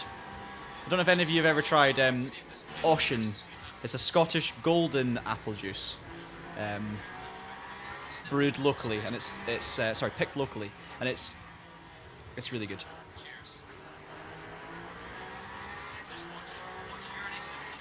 I can hear Ross's. I'm going to talk to Ross because I can hear myself coming through his mic. Ross, if you're watching the stream, I can actually hear myself coming through your mic on Discord. Ross, just so you know, your mic's picking up the stream a little bit.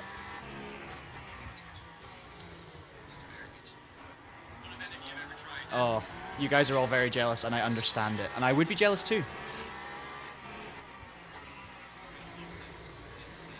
Oh, sorry for the sounds. I think this mic's pretty good. I notice I haven't started eating the food yet as well.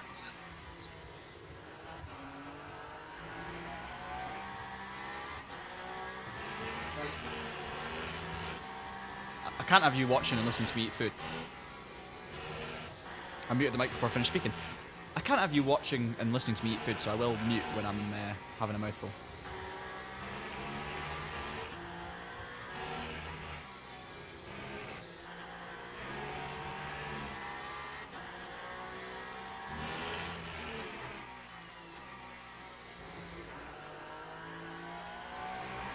Oh, don't worry, Ross, I forgive you. Does the team manager... Oh yeah, let's just see Jernej's lap time first.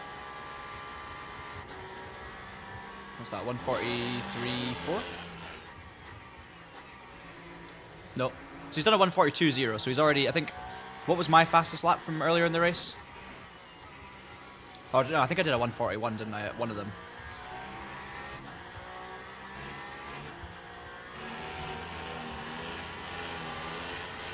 But yeah, I mean, his race pace is sensational, and he's obviously consistent. I mean, look at this. Look at that delta. Yeah, so the team manager does not have to do quali Jeremy.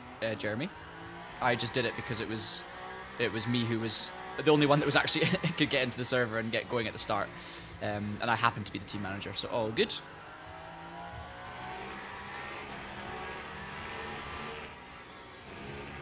Ten Bob, hey, how's it going?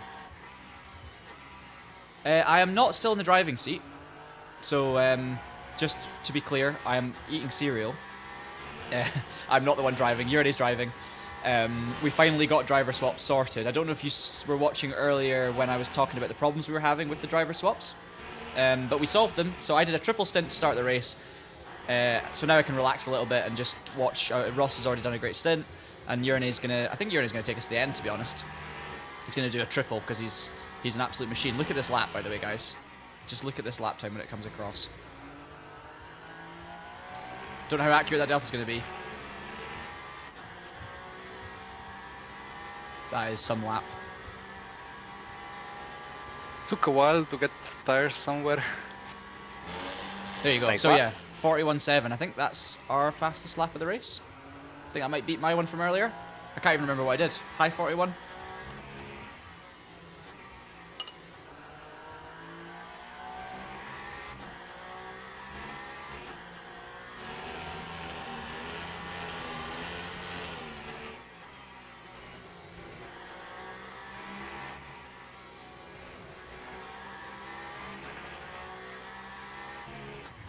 I'm spilling food all over myself, and I have a beard now, so it's horrendous.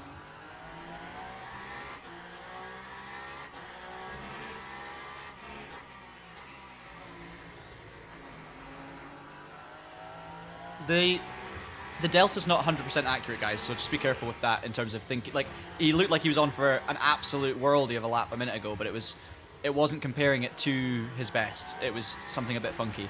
So the delta can be, it might have fixed now to be a 41.7, but we'll just have to see. Anyway, the leader did a 46.4 in that last lap, so Jernej gained 5 seconds on the race leader in that lap. Now this is where you see Jernej, right? Delta to last lap, yeah, there you go. So that's what I mean. So just be careful with it.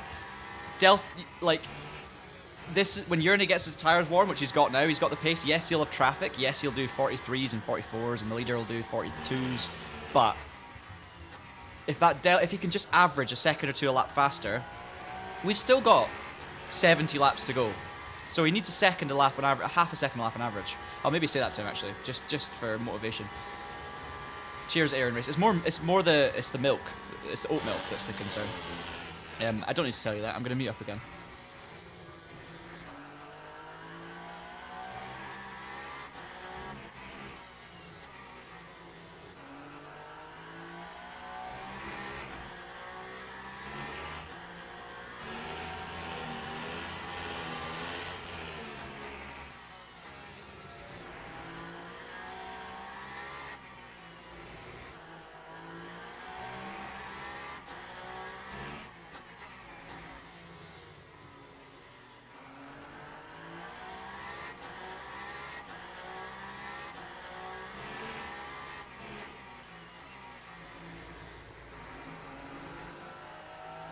There you go.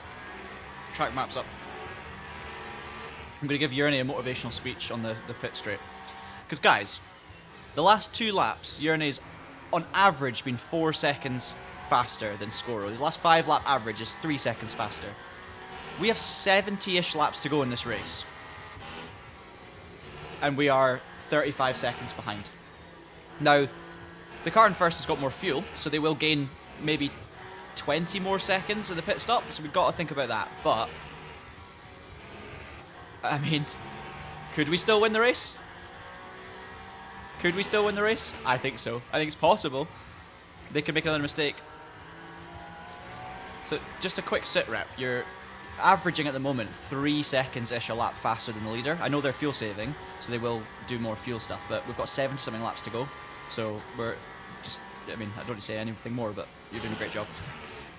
Copy, copy.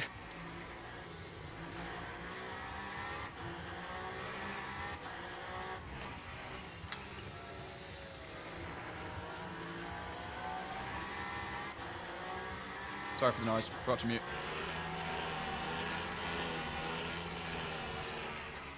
Yeah, it definitely helps when we literally have like the fastest guy in the world on this game, or at least one of the top 5 fastest drivers in the world at Le Mans Ultimate and rFactor 2 in our team. Like, yes, it's very, very nice. And like, obviously, the thing is though, if we win, we probably still won't win, right? We're still looking like P2. We've still got to get past Boutsen. But even if we get a podium here in the top split, it'll be great because Ross has never done a hypercar race before and his stint was still important. Yes, unfortunately, he had a spin at the end, but pace was really, really strong. So all of us will have played a good part.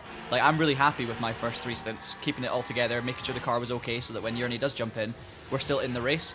So Jernej's obviously gonna be faster than us, but you know, it's still a good team job, right? Like, we still have to perform the best we can to be able to put the car in this position to this stage. So obviously it's not been a perfect race, but it's been a pretty decent race so far. So it's exciting, and I just love having, like, you know, be able to just watch Jernej for 2 hours now, close that gap on the leader.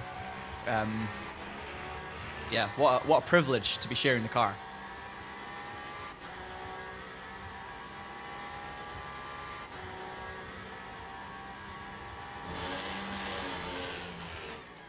Welcome back, Positive Perception. Welcome back. Things are good. Maybe there were better ways around the GT3. I'm just gonna let him concentrate. Right, I'm gonna finish my bowl of cereal. I'm not gonna put you through that. So here you go. At least you never went through them. Oh yes.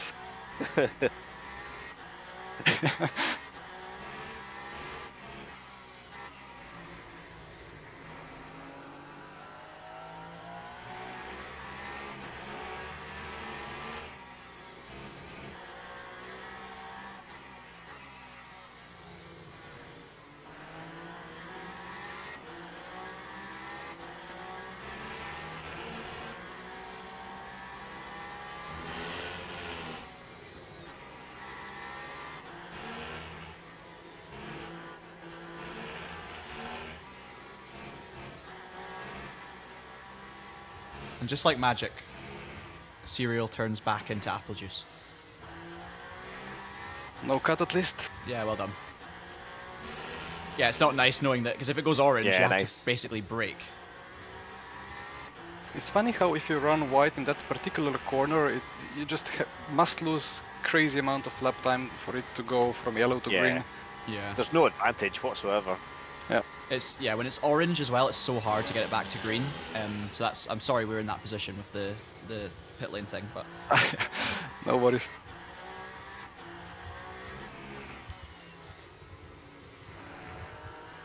I mean, we're gaining on P1 anyway a lot, so yeah.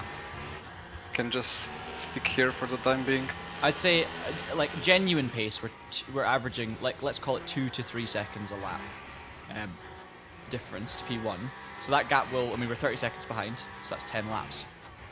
Or maybe 15 laps, and we've got 70, 65 to go. The thing is to be aware that P1 is doing huge fuel saving, but we're only 12% behind them. But they will, of course, have a shorter last stop as well. Yeah.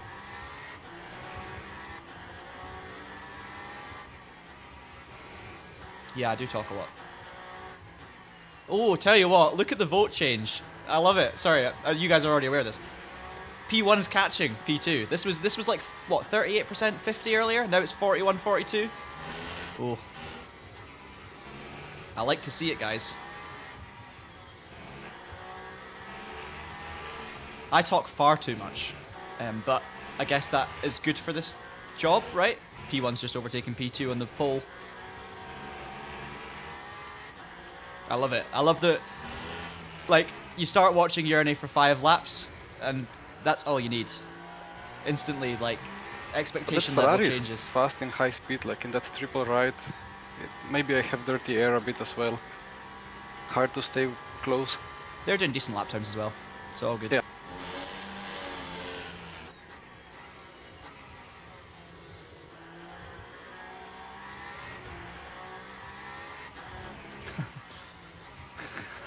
Clarkson May in the Stig. I do not want to be. I don't want to be Jeremy Clarkson. I do like talking a lot, but I'll be. I'll take one of the other ones over Clarkson. Ross can be May. That's fine. James May's the best, though. Let's be honest. Like, regardless of what you think of Jeremy Clarkson as a person and everything, he is a great TV presenter and he's very, very entertaining. So I love watching his TV, even if I'm not sure I agree with a lot of stuff that he says. However, James May, I just love that man.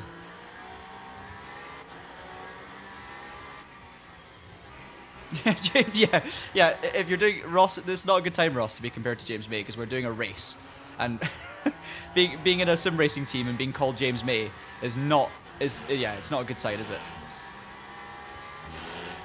I'm glad you love the streams. Lost somewhere.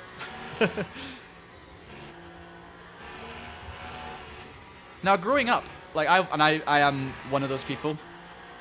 I saw every Top Gear episode there was. Many of them multiple times. And I was always a big Hammond fan. Like Hammond was the one that like if they're ever doing a challenge with 3 of them or 4 of them, I always wanted Hammond to win. Just it's fun to have one to pick for, right? You have someone to root for in these races and stuff. But then as I got old, like I always loved James May, and as I got older, like James May is just a legend. So yeah, they're all great. And I actually love seeing like James's content on YouTube now, and I love Hammond's content on YouTube as well. And obviously Jeremy's doing like the farming, which is brilliant too. Like there's loads of great content. What's wrong with Clarkson? No, Clarkson is just a bit of a like word I'm not going to say. Like he obviously he's a great presenter and he's got lots of there's lots of positives for Clarkson as well, but I think some of his fundamental views and opinions on stuff I don't personally align with, right? And just the way he speaks about certain things, but that's fine. Like, the three of them together are so funny, and I really, really enjoyed, like, even Clarkson's farm after he finished. Like, it just proves how good a presenter and TV personality he is, because he can make anything just super engaging and entertaining, and you find yourself rooting for him all the time. Yeah, once again, shout out to Nico Barkley, who did the livery. It looks really, really cool. Oh, is Nico here? I'll show you the livery from the outside, guys. Looks absolutely stunning. We're only 21 seconds off the lead.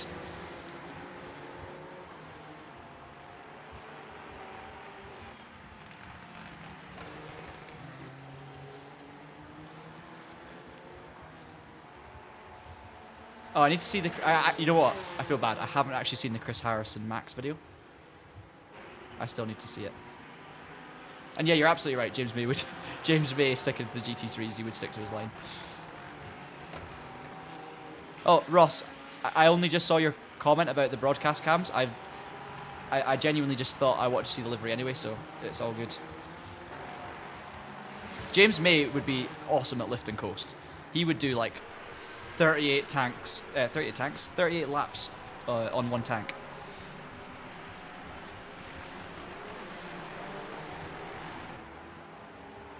Sadly, Jernej not streaming, no. We're doing it all through this stream.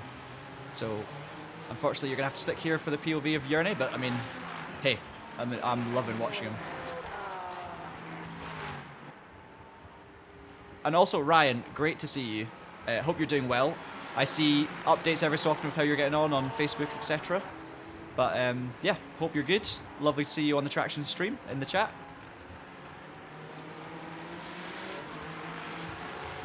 The episode with the BMW, the Brit Car 24-hour episode, was one of the all-time classics of Top Gear.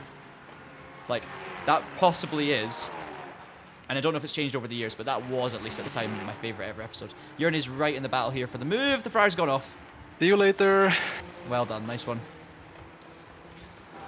I was just about to... him into the first gravel trap, but not in the second. You're now within 20 seconds of the leader.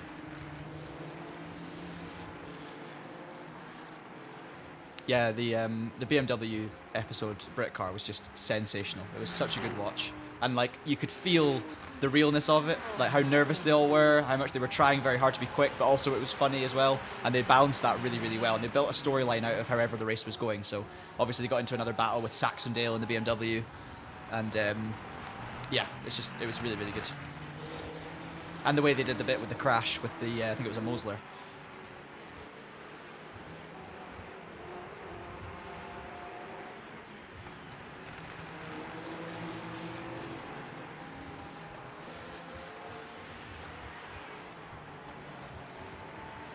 Yeah, is Jernej racing tomorrow? I haven't actually spoken to him about that. I'm trying not to distract him.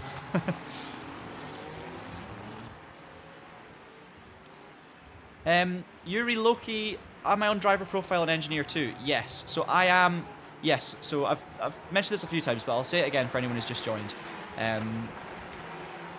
For this weekend, these specific races, these first driver swap races, you cannot be an actual engineer. It's not enabled yet. So I cannot, for example, change the pit stop strategy for Jernej, right?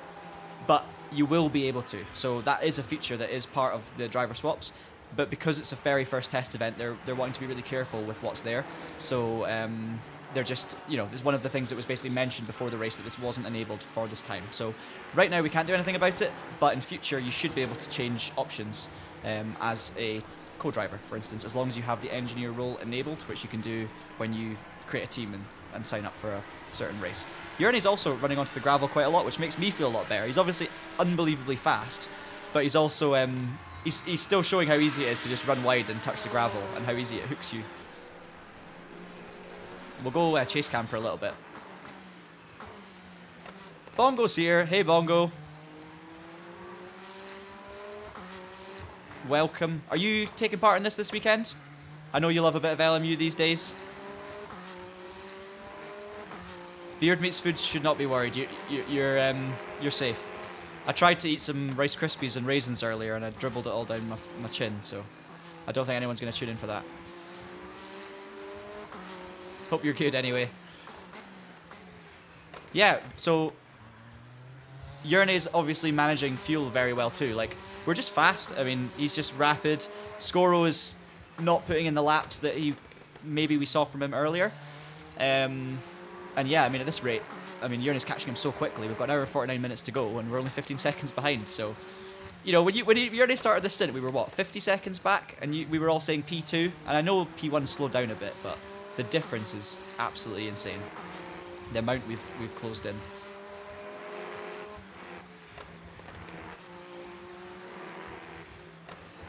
Jeremy asks, will driver swaps be possible for race weekend modes as well? Do you mean as in driver swaps with AI? Or you mean co-op? So like, I guess the co-op mode itself allows that, Jeremy, because, and it already has allowed that, because you can essentially do a driver swap between different people offline. One person does the first stint, stops, pits, saves it, and then someone else can jump in the car. So I'm not sure exactly what you mean. Yeah, for co-op. Sorry, yeah. Yes, so co-op is available and does work. It's just, it's asynchronous.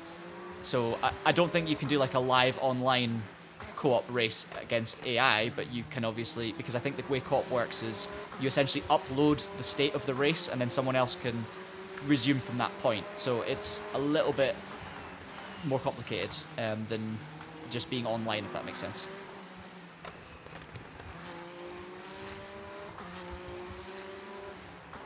Hey Tom, good afternoon. Hope you're having a good day. It's just Stick Slovenian cousin. I love it. Yeah, LMDHs are doing pretty well. So it's top 5 for LMHs at the moment. I do think that there's a bit of weight towards LMHs in Le Mans Ultimate in general at the moment, and it has been like that for quite a while now. For a while, the LMDHs were very competitive, and I feel like for the last, I don't know how many months, but it feels like the hypercars, especially the Ferrari, Toyota, have been very strong, and the LMDHs haven't quite caught up with that yet, so that's a balance of performance thing. But it's good to see some of them up in 6th and 7th.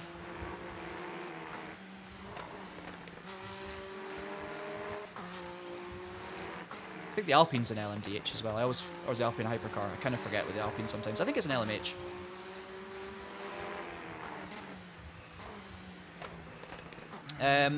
Michael, unfortunately not yet. Oh, Tom's already on it. Yeah, Tom contacted them, I think yesterday, and has been in touch with them regularly, but no update, sadly, on the Xbox issue with the wheels. So, sorry about that.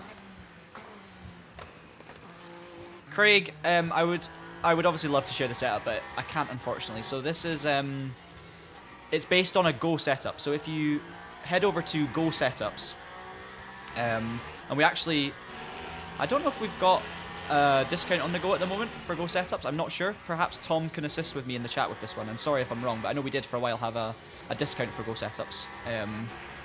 And we might have one again now, but I'm not 100% sure, so I don't want to misspeak. But essentially, yes, we have a Go setup for this Peugeot, which is very fast. We made some tweaks to it though. So we tweaked it to suit myself, Jernej, and Ross as a team. We made it maybe a little bit safer for a longer stint, all these sorts of things. So it's not quite as fast maybe. So the Go setup is a really, really good starting point. And honestly, you could race with that very comfortably. And the quality setup's very good too.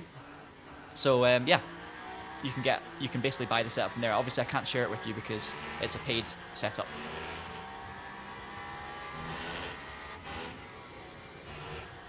But for LMU, Go setups have always been really good for me. Like, I've used them for a lot of streams in the past for open setup races.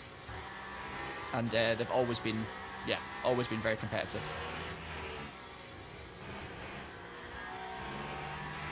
Yeah, I think all of us had Top Gear as part of our childhood, right? Yeah, Ryan, I'm not actually racing any leagues at the moment. I'm too busy. And I do a lot of sim racing as my day job now and playing lots of games. And we're covering so many different games that I really don't have much time, honestly. In the evenings, I'm also, like, I've got a lot of other hobbies and interests and things happening. And because I'm doing a lot of racing and spending a lot of time on sims in the day, I'm not spending as many hours in the evening, let's say. So Not really doing much league racing at the moment. I might do something in future again, but I'm having a bit of a hiatus from actual league racing, let's just say. Yeah, Alpine is LMDH. Okay, cool.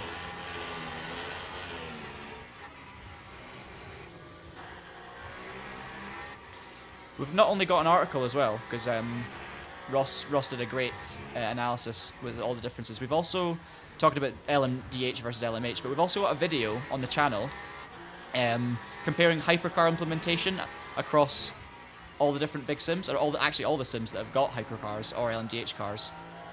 So it compares like iRacing, AMS2, Le Mans Ultimate, Gran Turismo, Forza, Rennsport actually as well. So check out that video, but it basically covers which games do hypercars and GTP, LMH and LMDH best. So check that video out or add it to your watch later playlist if you're interested. Now Jernej is 3 seconds behind the lead, so I'm going to focus in on the race here.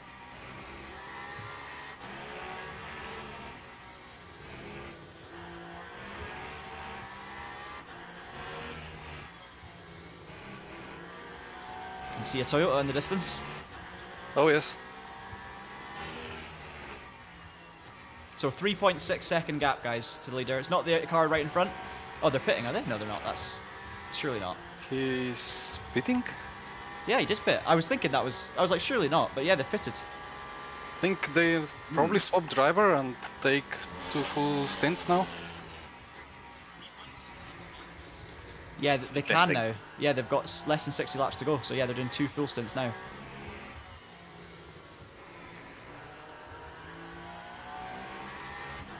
So this will be their short stop. They'll put their fastest driver in. Ooh, well done. Oh. They'll put their fastest Oh, driver dear. in, and then yeah, it's just a race you versus him, and Boots in as well.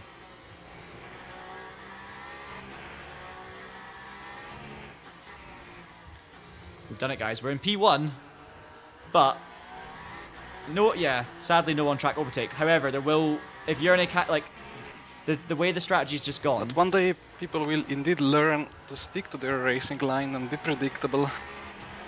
But not today.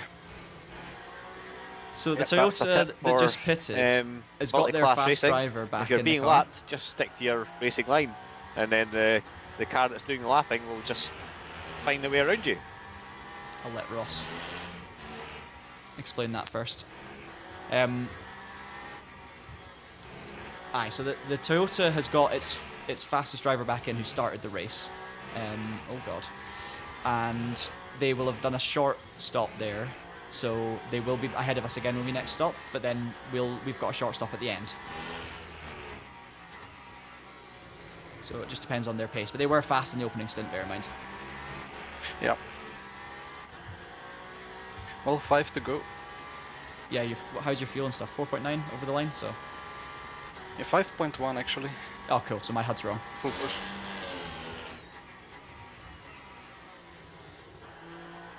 So Mark Stinger, So yes. P2 is in the pits now. Yeah, they were out of fuel. Yeah, but they're in the pits again. No, but that's the... No, but that was the car that we'd already overtaken. That was the Ferrari. Oh, right. Got you. Yeah, you can leave and re-enter. Sorry, Mark, I keep getting distracted.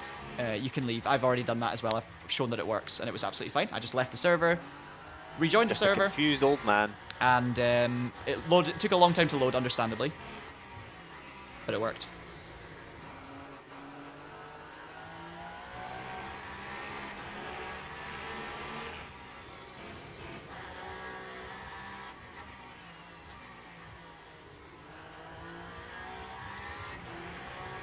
How are overtake getting on? Let's see. We haven't done the team names, so let's just show the team names for a second. No worries, Mark. So Traction's leading from Champ Racing Inc., which is the car that we're genuinely fighting for the win now with, I would say. Team name unknown, covert. Baguette Talbot in the Peugeot, great name. Project Nova Racing Esports PNR, Esports. So I'm guessing that's like team name and also maybe lineup name, I'm not quite sure, but they're 5th. ACM Racing 6th, Petrol Aficionado 7th, York Sports Racing YSR in 8th. Overtake are sitting in P9 at the moment. And then we've got Blue Line Strat P10, and that I think is it for competitive teams in the top 10. Looks like 11th place is in the pits and out, 47 laps down. 12th place is also down and out, 13th, 14th. So actually there's 4 hypercars in the pits who have retired from the race essentially. 10 still running. Show you the overtake livery as well, which looks really nice to be honest. Go for the off-board. So they're in the Toyota. Yannick behind the wheel at the moment. Are they streaming actually? Yep. I missed a moment for Jernej, but I just want to show you the overtake livery. I'm just going to check if I don't actually know if they're streaming. Hey, Mikkel. Yeah, all going well so far. All going well. Callum's here as well. Hey, Callum. Hope you're doing good. When you're spectating, do you just select take control? No, it does it automatically. You can also take control. Yeah, visit Canada. I think it's a really nice looking livery on that car. I love the black on the left and the white on the right, like the kind of offset. So I think Traction and Overtake are both repping fantastic liveries. Looks really, really nice. So this is the thing, Callum. There's our livery. This is the thing. I think that if you maybe back out again, so if you get put into the car and then you escape and do something before the end of the pit stop, then you can, I guess, get back in the car. Or maybe if, for instance, say you weren't in the server, someone else came into the pits and then retired or whatever, and then you joined the server and just picked up the car from there, from the pit garage. I wonder if it's like, it's just a fail-safe additional option for if the driver swap isn't working properly. That's my theory anyway. Yeah, it's, Phil, it's definitely thanks to you. I'm having a quick look for Overtake to see if they're streaming.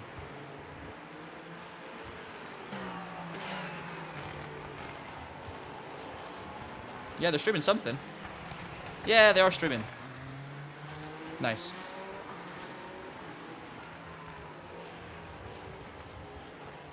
I'm seeing some familiar names as well in the chat. I'll not get drawn into watching another chat whilst we're meant to be streaming on this chat, don't worry. Just wanted to see. So, Mikhail is watching Yannick behind the wheel at the moment. Very nice. I'll need to watch that back later. Yeah, so I'll go on board again with Jernej now that you've seen the livery again. Gonna be pitting pretty soon.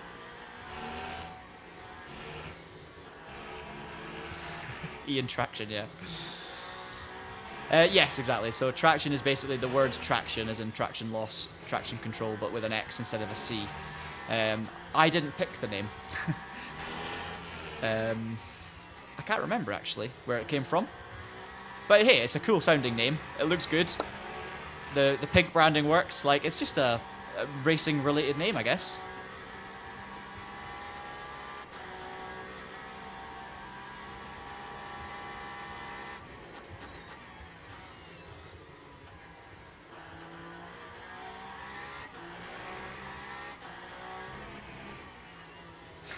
Yeah, Ian Traction, that would be amazing.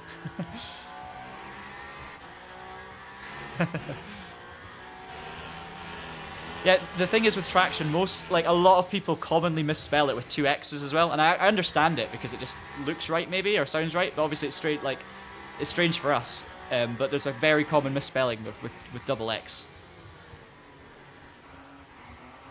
Oh wow, Ruz. That is, that's tough.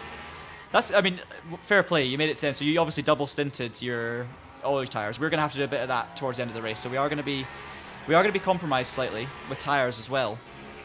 So it's not going to be easy.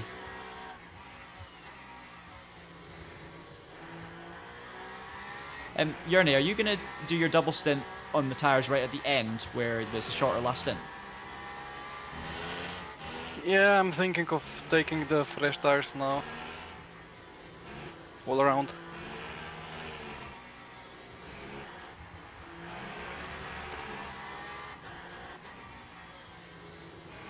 I mean, I thought I should have 2 new tires and then 4 from quali, but I cannot find the 2 new ones.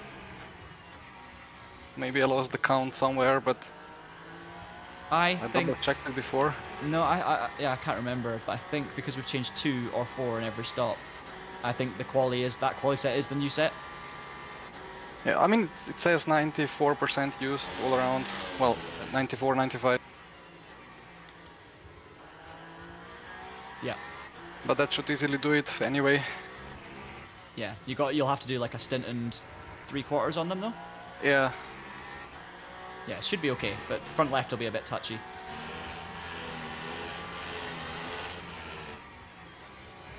Yeah, Piers. Hey, Piers. I always Welcome. have a new Top split, wet yes. if needed. Very good point. Yeah, Piers, this is top split, and the apple juice is out because I've done a triple stint, and I don't have to do anything. I'm just watching Jernej do his thing. We're leading, but we're not, if that makes sense. So P2 is actually theoretically in the lead. When we stop, P2 will retake the lead because they did a shorter previous stop. But they're now doing 2 full stints to end, whereas our last stint's going to be a bit shorter. So we will have we were catching P1, but we will have they had more fuel than us, so we'll have a slightly shorter final stint, so final stop than them. But we're going to lose P1 in this stop, I would imagine.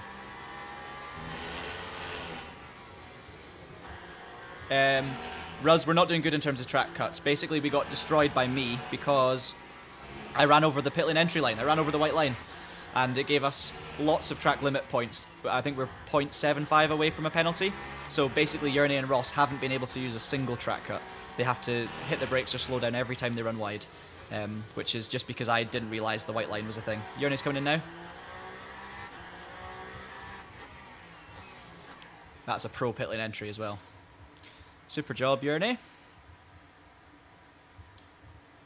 Thank you. Yeah, I still think there should be 2 new tires, but well, I mean, doesn't really matter. Well done. Yeah, we just see what we've got left after this stint, and then it's like, that's it, I guess. It's just pick the best tires we've got, or stick on them. Yeah, indeed. I mean, there should be several used. I mean, I thought that you could put used from the right side to the left side, but I guess there is rules against that, so you can only use the tire that was on the like one corner. But I'm not sure. Yeah, possibly. Because in Now real it's life, showing me- sorry, on you go. Yeah, it's now showing me used mediums like 48%, 48, 55, 64.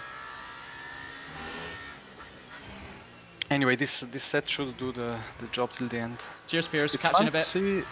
Yeah, it's fun to see others still being on hards, Yeah. like front left. Yeah, that to me though screams like me and Ross, for example, might not have thought about. I don't know. I don't want to speak for you, Ross, but I wouldn't. If I thought, hard front left and mediums on the right is the best way to go, I wouldn't have really considered necessarily that when it gets a lot colder, it's silly. But there's a lot of people that are on full hard lefts, and I'm wondering if it's because they're double stinting, or they're doing more stints now because they burn more tires in quali. Full lock in high speed for them, maybe. Yeah, something like that, or either they burn more in quali, or they burn more earlier in the race, and now they're having to go on hards just to make sure they get to the end, kind of thing. Or they've had a few spins. Yeah. Yeah, you picked the best time to spin, Ross. Literally the last corner you could have spun on. That's true. Perfect. Yeah. Well calculated. Thank you. It was all part of my plan.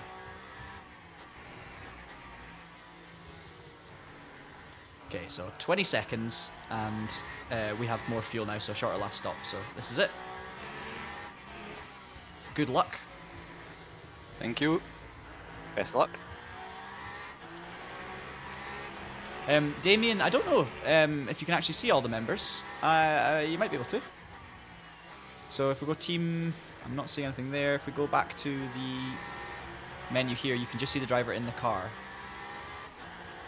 So you can see the team name, the driver name, but I don't think you can see all the drivers that are actually in the car, unless you were to go into the chat and have a look through all of the messages here.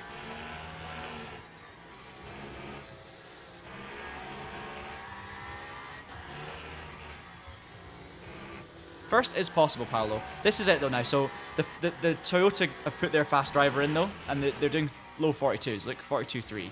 Jernej's fastest lap is a 41.5, but you know, low 42s. We've got 20 seconds to close. Yeah, it's not. It's now that they've put their fast driver in early, and they shortened the previous stint. It's going to be touch and go. It really is.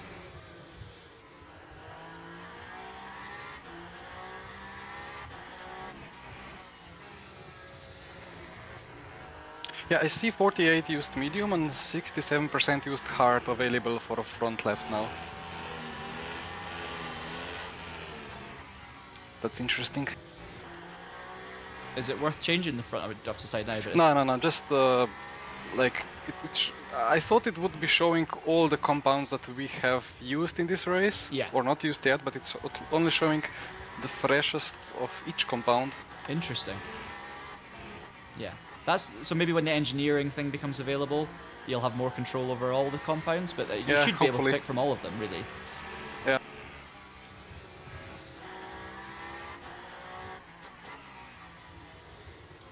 So just so you know, leader's doing like last lap 42.3, so they're pretty quick. So it's just going to be, yeah, it's going to be a close one. Okay.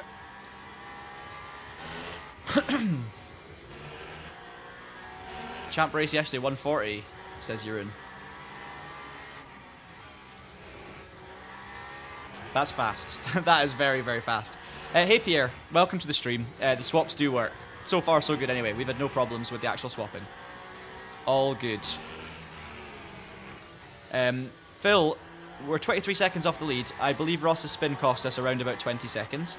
So it's pretty much there. But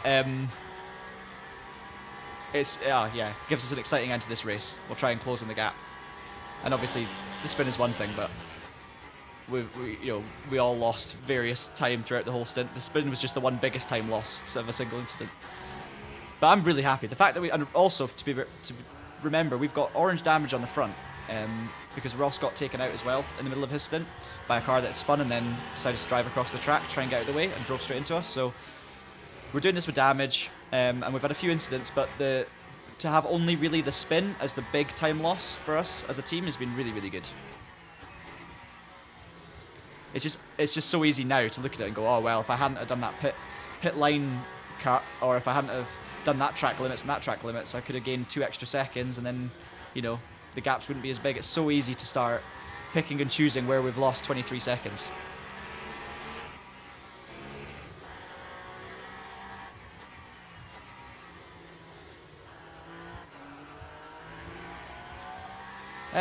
I don't know, Craig.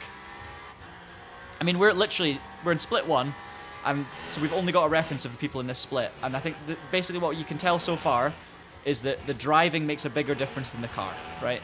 Like, the top 4 cars are all LMHs, and then it's an LMDH in 5th, but the differences are way bigger between the drivers than they are between the cars. Let's just say that. Toyota, Peugeot, and Ferrari all in the top 3. So there's no argument to say either of them is the strongest or not as strong. Also, I mean, it's so setup dependent as well, right? Yes, Jeremy, sorry, I'm only catching this comment from before, but you're right. Like, by Jernej being so fast, we definitely forced the Toyota to change driver early. It was quite a smart strategy from them to do their short stint earlier and put in their faster driver, because they were hemorrhaging time. So when I was catching them in my stint, I thought I was catching them because of their tyre wear or because of their fuel saving, but actually it was because I was just faster. I think they have a bit of a discrepancy between their fastest and slower driver, and yeah, that's maybe why I was catching them. But right now we're not going any faster than that Toyota.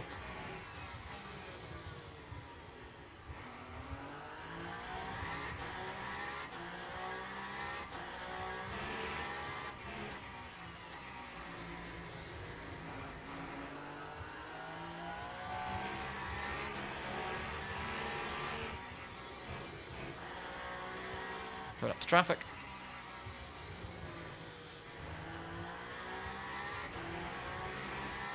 Ross, I don't think I do have that, because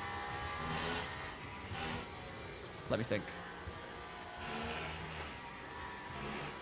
Let me have a think. We'll be able to get them from the stream, maybe. Oh, there's traffic. Yeah, nothing I can do about this. No, not at all.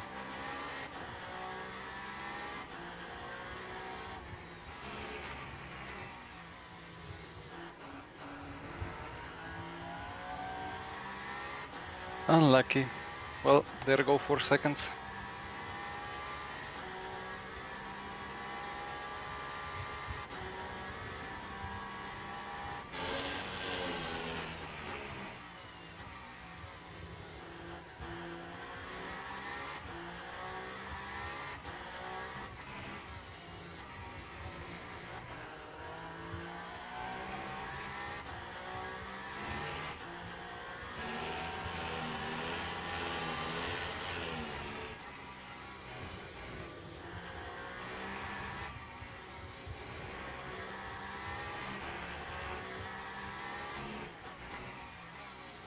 Sorry, I'm just having a private conversation with Ross on my thing because we need to talk about uploading certain files to write articles and do things, so forgive me.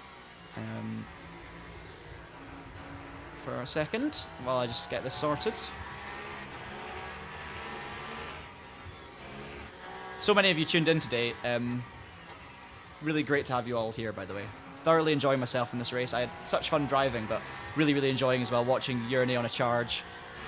Looks like a 41 on the last lap from the Toyota, so, you know, speed-wise, these two are matching each other. They're both phenomenally fast, but unfortunately the traffic on the last lap made Jernej do a 45. Nothing he could have done. But it's just touch and go, so it's basically just a battle of two great drivers now.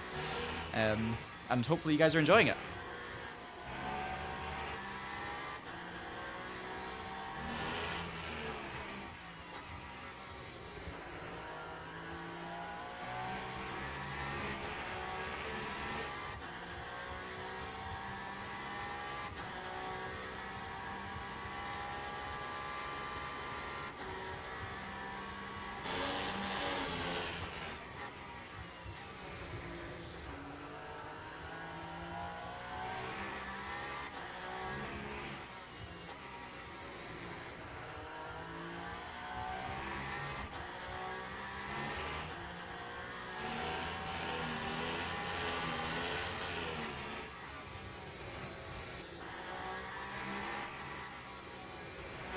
Get my chat back up.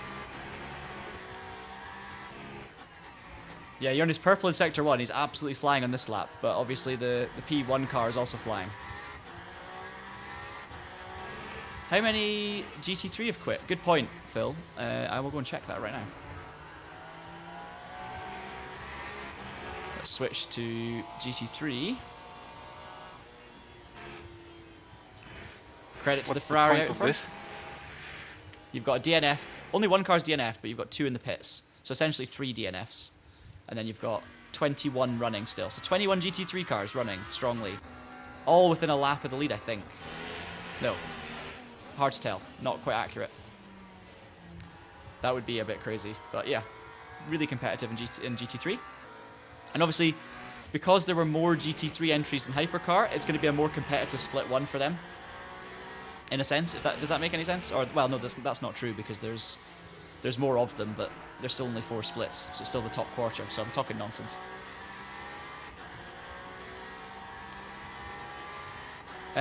What's our strategy, Emil? I mean, we're just running full stints until the last stint, and then we're gonna shorten the pit stop. Simple as that, really. Take a shorter final stint. Jernej was on a great lap there, but ended up in a 43.0. Leader's done a 41.6, so the leader is getting the rub of the green right now and is flying. Both of them are just phenomenal. Who has the advantage though, Joshua? Good question. Yeah, we've got more fuel, so both cars have to make one more stop. Our stop will be shorter. Will it be 30 seconds shorter? Probably not, because the difference is nowhere near big enough for that. So they are definitely in the driving seat, but we've got like, I don't know, 10 seconds in hand, maybe for the 20% of fuel, something like that. So it's closer than it looks, but right now it's still, I think the P1 is looking tough simply because of how fast that number 2 car is going. Co-op RL, driver swaps, no. So technically driver swaps have been in the game, but this is the first event that's actually utilised them. So this is the first time driver swaps have ever happened before. So they've just been, the feature has technically been in there for a while. But there's no point having the feature when you can't actually do it, if that makes sense.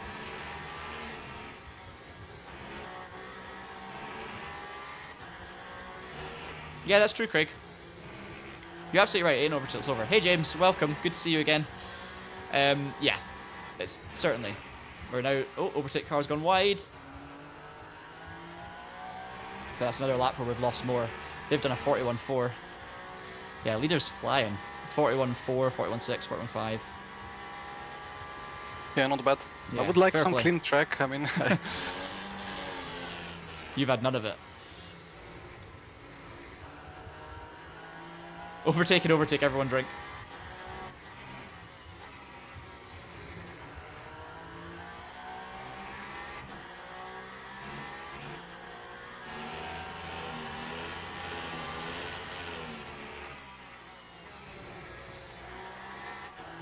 We're getting so unlucky with traffic at the moment with Jernej. Obviously, it giveth and taketh, but he's been particularly unlucky. Like, Jernej's capable of 41s, as you've seen, and the car in front's doing 41s, and we're just every single lap catching traffic in the wrong moment. So it's just the way it is.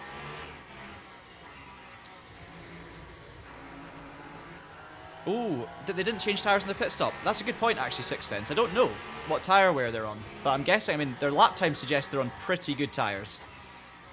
So I would hazard a guess that they did take new tyres in the last stop, at least some new tyres. I think we're going to double stint these ones.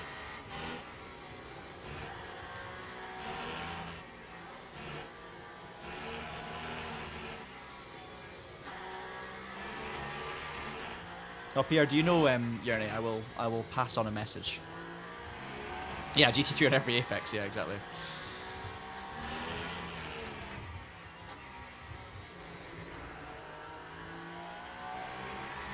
Jernej, Pierre Richard says hi. ah, hello, He said, hello. he said to say bonjour, so there you go. Yeah, bonjour, bonjour. Of course.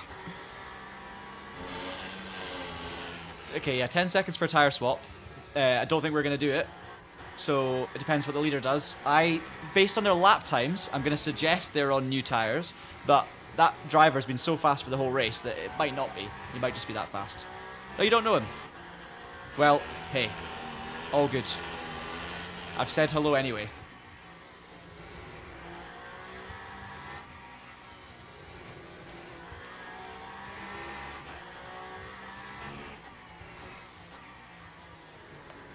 Yes, is the answer. Mercedes F1 wheel. Work of art.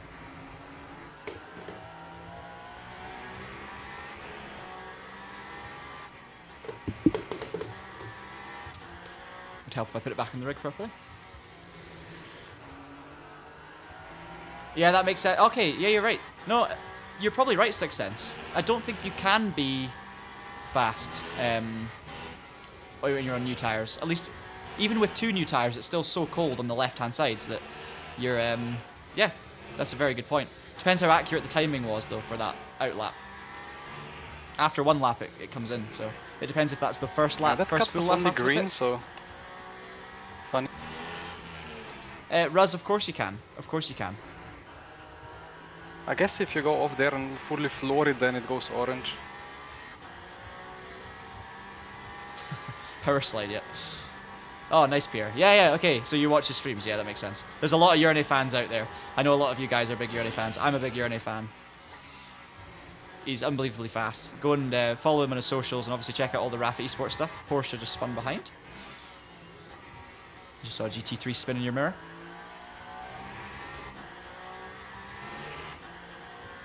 Look at the gap Jernej's built to Boutsen in the Ferrari. 36 seconds now.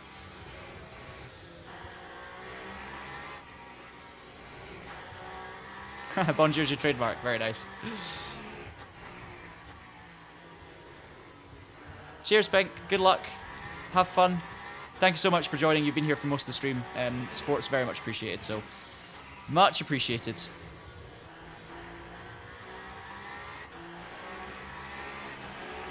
Good question, Jeroen. We'll have to get Michi involved at some point. There's only space for one Stig at the moment. You can't have too many Stigs in the car.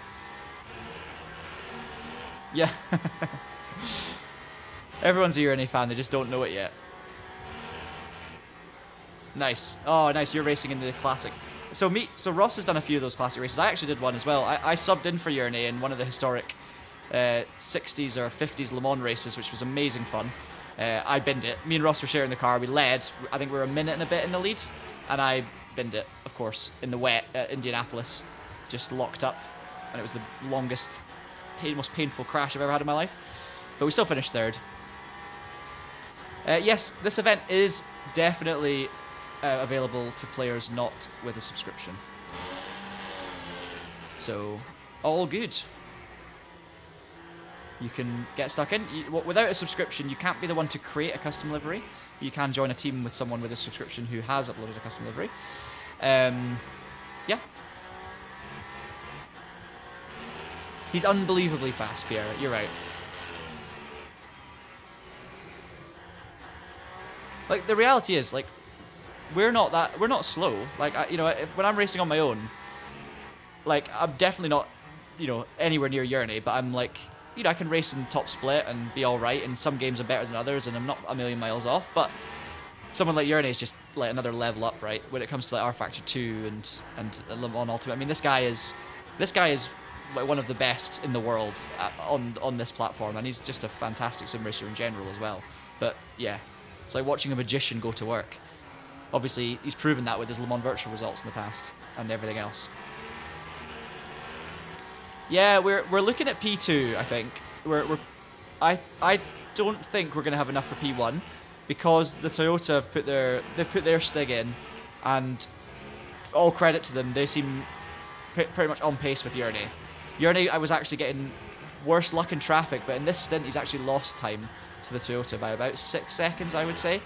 And he's been super unlucky, but even without the bad luck, the Toyota is killing it. So, yeah, I wouldn't say we're catching them. I'd say it's pretty neutral.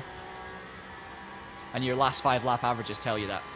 142.4 for the Toyota, 142.7 for Jernej. But then everyone else is in a different league. Look, 40, 145, 146, 144, 44, 46, 51. How big are the splits?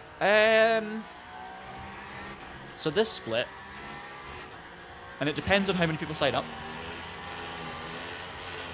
Of course, if there are only 2 splits, it's half of whatever the total entries are. So the more people there are sign up, the bigger the splits are, because obviously the numbers spread out better, if that makes any sense. So in this race total, 38 drivers. I think we've got 14 hypercar. Yeah, 14 hypercar, 4 of which have retired. Oh, look at the traffic. 14 hypercar, 10 still running. And then the GT3s have the other 24. So yeah, 14 and 24.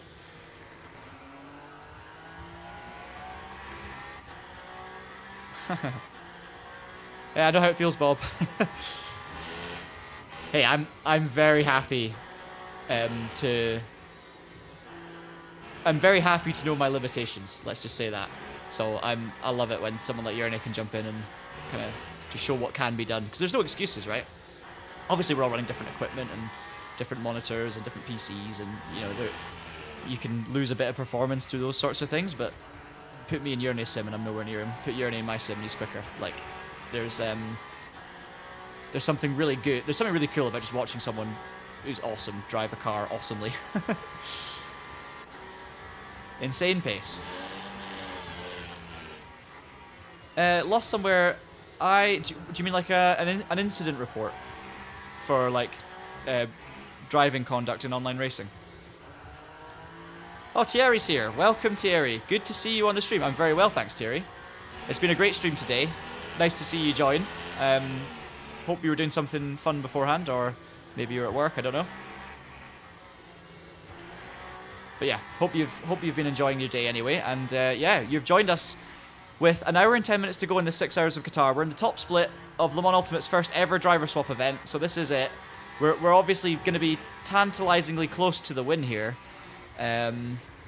I did a triple stint at the start. Ross has done one stint. Jernej's now on his second stint, but Jernej's going to finish the race, so it'll be just under a triple from Jernej, a full triple from me, and one from Ross in the middle. But it's going well. It's going well. We're looking good for P2. Not P1 at the moment, but it's not over. One mistake from P1. Jernej's right there. We have a shorter final pit stop than them, so we're like 20 seconds, 15 seconds away, I think, realistically. Oh. And at the end, honestly, you can lose like 2 seconds so easily in traffic. Very, very easily. It's just luck. Jernej's got the confidence, though. Cheers, Craig. Thanks very much. See you later. Lovely to have you join us for today. Creeper Green, that is just a UI bug, yeah. So the battery's not full. The tyres aren't cold. We've actually got orange damage on the car as well. So you can't see any of that, so that's just a bug with the HUD. I've got it up just because it shows speed and things like that, and it gives you a rough idea of fuel.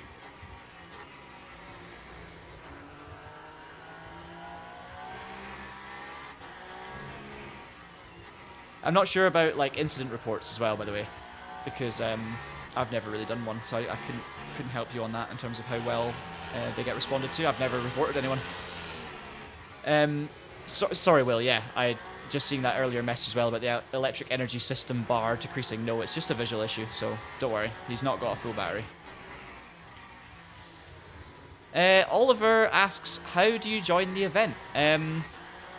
You just launch LMU. It's part of the special events. So if you go into the special events tab, you'll see the other splits. Now, you've obviously missed the first 2 splits for today, or the first 2 time slots, we should say. But we have another time slot later on this evening. So I don't know how many hours from now, but I think either 4 hours or 4 hours or 6 hours, sorry, from now. There's another race, so you can take part. 6 hours of Qatar. And there's another 3 races tomorrow as well at the same times, I believe.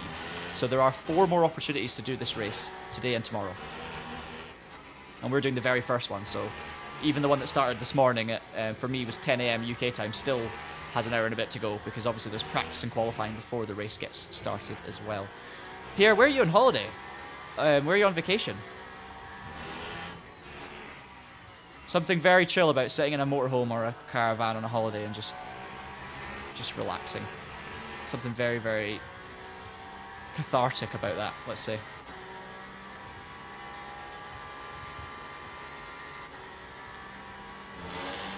Oliver, you need to get yourself into a team as well. So maybe post on Discord or something.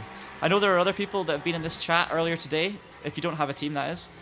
That there are other people in this chat today in the YouTube stream that were wanting to do this race but couldn't get teammates sorted in time, or couldn't find teammates. So yeah, maybe put the feelers out. Maybe go on the Traction Discord and see if anyone there fancies joining you. Oh, you've got a team. Awesome. Well, anyone who doesn't have a team, put a message on the Traction Discord or the LMU Discord, and I'm sure you'll find other drivers looking for teammates, and maybe you can get a quick team sorted for this race later this weekend. Oh, drive-through for P1. So, thank you. Drive-through for P1, FYI. Oh, interesting. Nice. That really closes it up. Right, this race got spicy. Okay, good stuff. Drive-through for P1. And we have like 8 seconds advantage in the pit stop, so yeah, that's gonna be very tight. Very tight. Also depends on if they take tyres at the pit stop as well. I'm guessing they won't. Yeah. No, probably double till the end.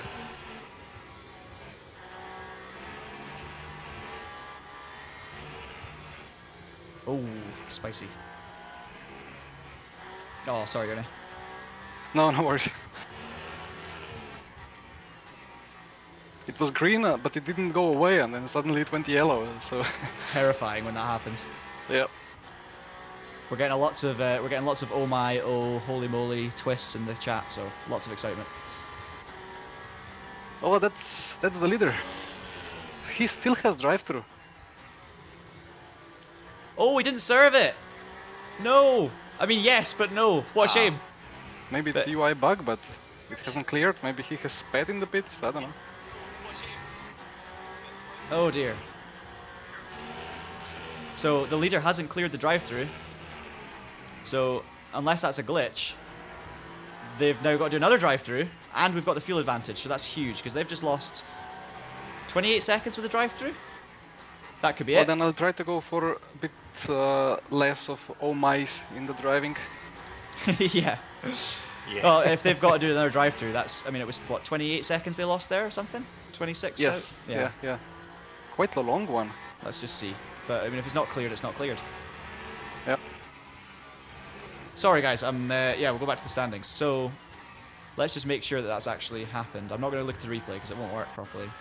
But yeah, they've still got a drive-through. So, yes, Mark's returned. Hey, Mark. Good afternoon. You've picked a good time to come back because... Take it to perform a drive-through, you just simply drive through the pits. You don't need to do anything.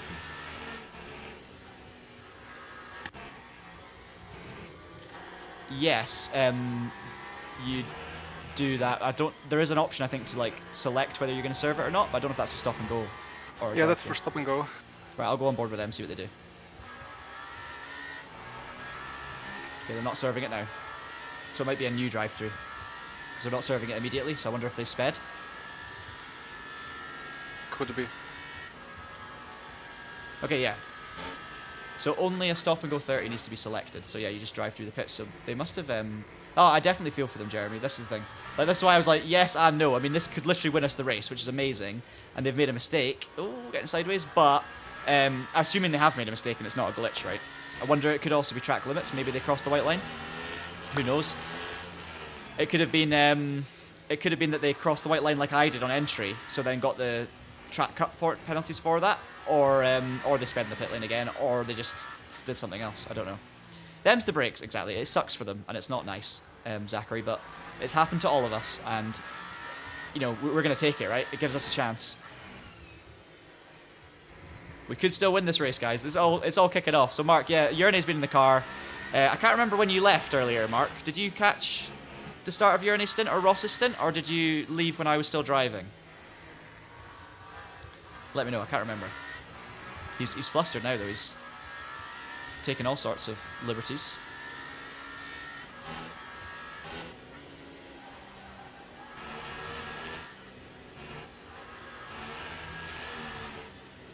I definitely feel for them, though. Definitely feel for them. It sucks to be them.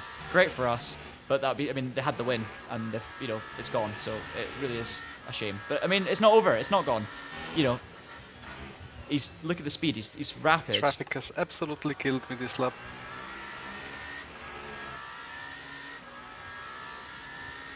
I've not told, or like, yeah, I've not told.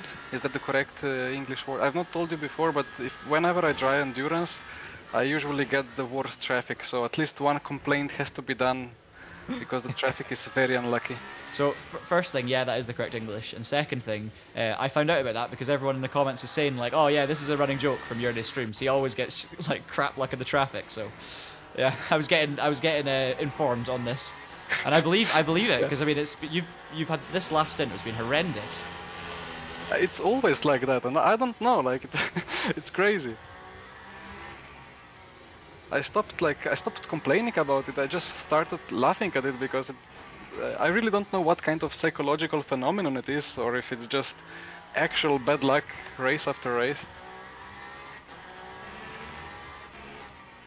So it's just track limits is our biggest enemy right now, I guess. The leader, by the way, is pushing like crazy and really exploiting track limits. So I think they've got the bit between their teeth and they're just going for it. But they don't look like they're being cautious with track limits or cautious with their car. Okay.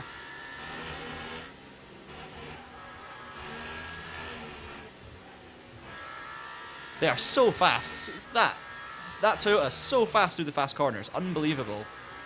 Like this Shielder, I don't know the name unfortunately, but absolutely nailed on here. Like very, very fast driver, and the car is set up beautifully. So credit. All right, coming into the pits. All right, leaders pitting.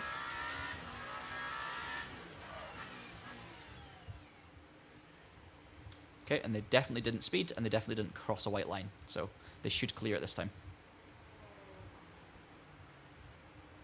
All right, good luck, Jernej. Thank you. Yeah, indeed, the DT disappeared from them.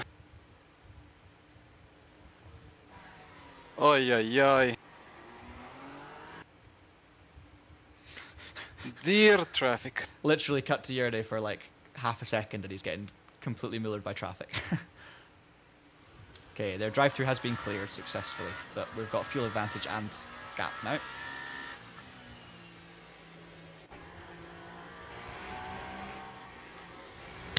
Right, guys, it's on. The race win is on. 20-second gap. Jernej Simoncic behind the wheel. Tyres that are going to get us through to the end, albeit pretty worn. And more fuel than everyone around us. That's the Castrol Lexus that one of you who's been watching these streams and has watched many of the traction streams in the past is actually driving in this race as well. So shout out to you guys in the Lexus. I might go and find out the team.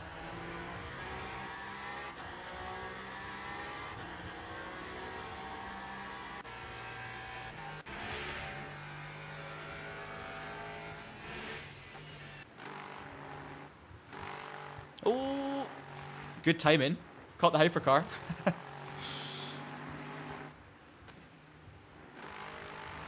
Yes, guys, P1. P1 potentially. Let's see. Still an hour to go. Still like a long LMU race to go. But yeah, shout out to these guys. Running P12 in GT3, and they've just been hit by the car that spun in front of them. We caught that. Caught that on stream. Don't worry. And they're in the pits anyway, yeah. I don't blame you for flashing, guys, in zoom, zoom, zoom 1. You're still ahead of Studio 397, though. Keep it up. Alright, we'll go back to Jernej, because I don't want to miss anything too important here.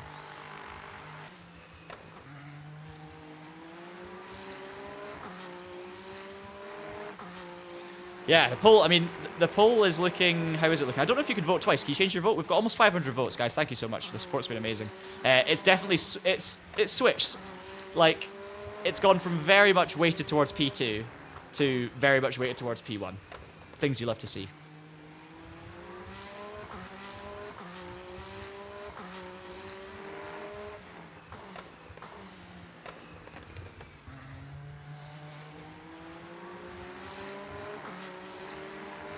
Well, Bob Marker back. Oh dear, that's the apple juice. Back Marker Bob says, will the two team complain about BOP if they don't win like Toyota does in real life? Definitely not. They'll complain about a drive-through, unfortunately.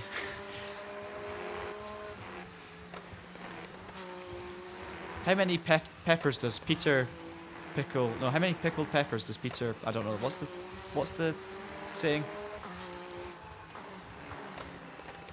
500 votes and 300 likes. Are there only 300 likes on this stream? Come on, guys. Get it up.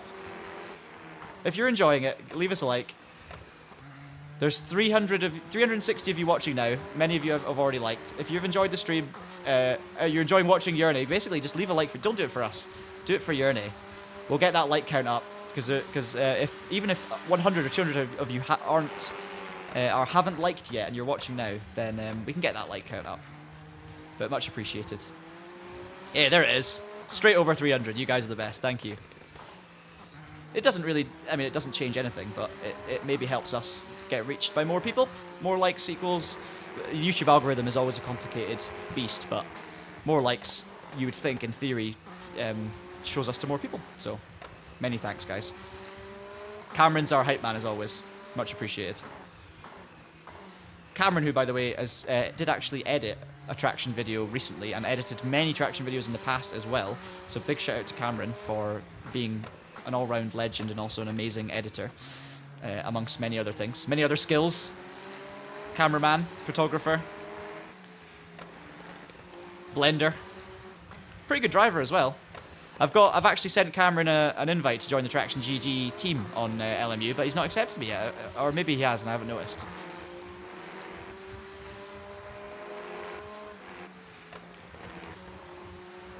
Yeah, Cameron, these likes are for you. 400 likes for Cameron, not for Traction. Yeah, look at that. Toyota 141.9. So, like, they are very fast, and it's not over. Like, Jernej is gonna... he's been really unlucky in traffic. But we've still got an hour to go here. So, you know, you can lose 2 seconds, like, literally, so quickly. But I think overall pace-wise, the two of them are very close together. The Toyota, I think, is taking more liberties. So maybe faster over a single lap because they're pushing so hard. Look at that, drifting through the corner. Whereas Jernej is a little bit more reserved, but we obviously have the fuel advantage. So we're going to gain another 10 or 8 seconds, as Jernej said. Oh, that's another track limits. Yeah, just so you know, that Toyota is really pushing on, like way off the track, running wide, not backing off, like just clearly using everything they've got in terms of track limits. Interesting.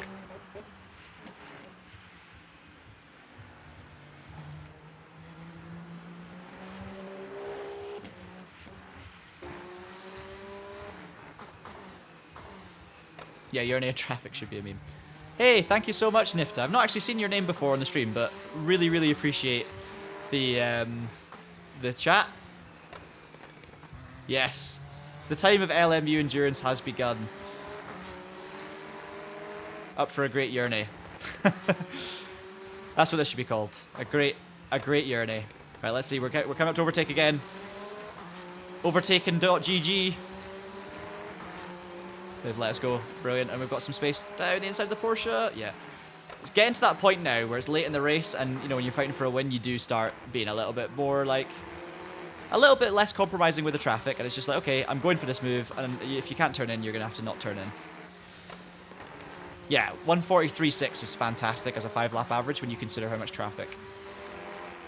Thanks so much for the donation, Nifta. Really appreciate it. All of those, like those amounts, which is obviously a big deal for someone individually to donate anything, really, like, you know, a cup of coffee or more than that. It's amazing, and it all really adds up, and it just helps, obviously, us continue to run and produce the content we produce, and hopefully continue to grow and bring you more great content in the future and build what we do, because the more support we get from all of you guys watching, both on the website, on the YouTube channel, memberships, donations, hopefully we have some merch coming at some point soon, all of that money goes towards us being able to produce more for you and, you know, grow the team and grow the resources and all of these sorts of things. So, ooh, that was scary. So yeah, it's every little donation is honestly hugely appreciated, so thank you so much.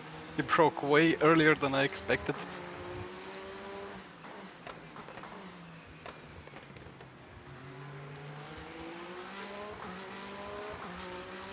Yeah, John's t-shirt fund.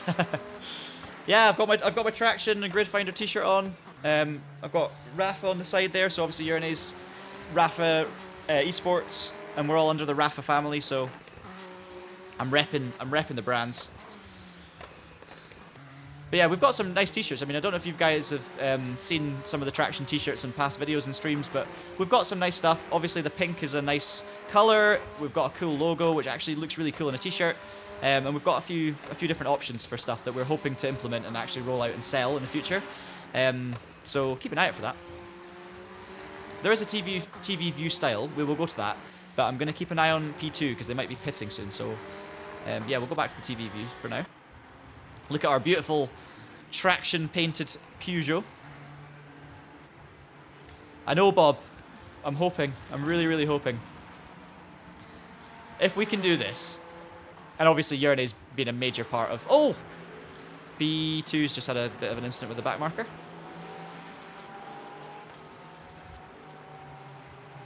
That was good timing, wasn't it? And they're now into the pits.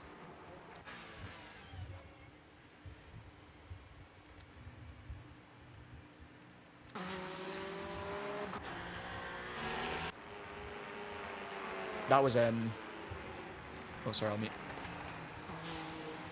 Yeah, that was exciting. So I joined the P2 Toyota there just as they were coming into an incident or coming out of an incident. No idea who caused it, who was at fault, but it's probably another, you know, they had to lift and not get track limits again.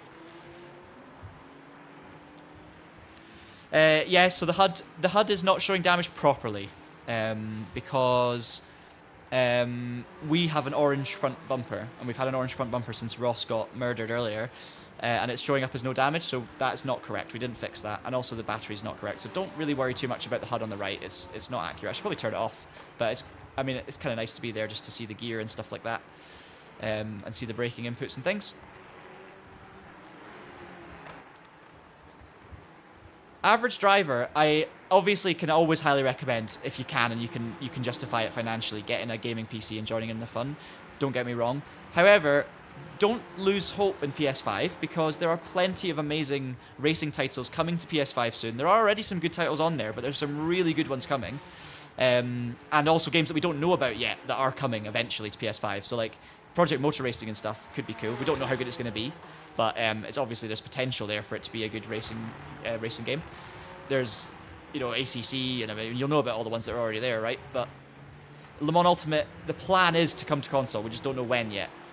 So that is the plan. We're just going to have to keep checking. We're going to have to keep speaking to Stephen Hood, keep pushing them on it, and we'll let you know as soon as we know, obviously, when this game will come to console. I'm thinking of taking the best used set just in case. I don't want to find about the cliffs now that we have quite a lot of buffer behind.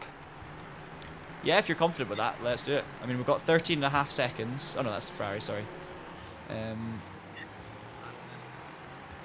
It was 20 seconds plus extra 8, I think, for more energy that we have. And how much does the tyres add on? 12. Yeah, we've definitely got the buffer, but they are very fast, is what I would say. So if you have a couple of bad runs in traffic and they get lucky, they could be there. Yeah, let's see how the percents are. Yeah, but go safety on tyres, because then you've got more to fight with, right? Yep. Yeah, I'm looking at the wear, and it's like... Actually, left side I have to change anyway, because it's accelerated now in... What? Where is that? Ah, okay. Disappeared hypercar ahead. Yeah, I was going to say, don't do it now. Yeah. Another hypercar. It's like accelerated now at the night. The wear is more, even though there is no thermal deck, so lap times are crazy fast. It's just wearing a lot. Or a lot more than I anticipated. Yeah, something funky's happening with the timing screen for me, so it's not. I can't give you accurate times at the moment.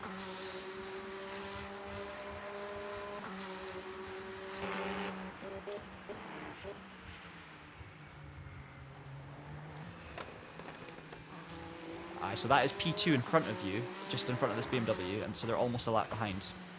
But they've obviously done their last stop now. Sorry guys, I am that's a good buffer. Getting distracted by things. So yeah, PS5 gaming, don't give up hope, but yes, PC at the moment is better for people really into the hobby. You've got more options, but PS5 is a great gateway, so don't give up, but if you get a gaming PC, I'm sure you'll love it. And Bob, I was coming to this earlier and I didn't quite finish what I was saying, but yeah, if we can win the first ever driver swap race on Le Mans Ultimate, the first time slot and the first split, like that's nothing that can ever go away. We'll become the first top split winner. So I'm really, really hoping we can hang on to this. Joachim says, is this a full-time gig or do you have a full part-time job on the side? No, so this is actually my full-time job, Traction, and it has been for a long time. So I am fully in Traction every day of the week. So I am making video content, I'm researching stuff, I am obviously writing scripts, reviewing products, testing games, editing videos, social clips. It's not just me, there's a big team, so like Ross, who I'm racing with today, and the other Scottish voice in your ear is one of our editors, so he writes articles for the website. He also contributes a lot to video scripts as well, so there'll be certain scripts that he's written fully himself and some that we've done collaboratively. And then you've got Osley, who's also been in the chat a lot, who's our main video editor as well, but I sometimes edit too, so there's a team of people. But yeah, it's a full-time gig for me, producing stuff for Traction and writing stuff for Traction. And yeah, I absolutely love it.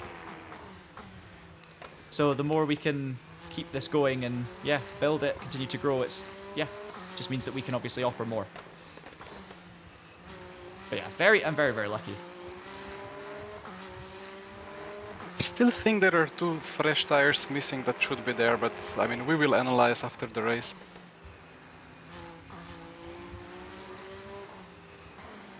Yeah, it'll be good to like find out if there's any bugs or stuff like that. Thierry, you may have missed some moments. I also missed the moments though, because I'm not going into the replays. It's a bit too glitchy at the moment. Decent enough tires. It takes too long to load them, so I'm just I'm just seeing incidents as they happen. And we did see a bit of an incident with the leader there, or the former leader. I think he got into a GT3 car or something, so it's been a bit sketchy. That's them there. Ignore those gaps though. The timings are wrong.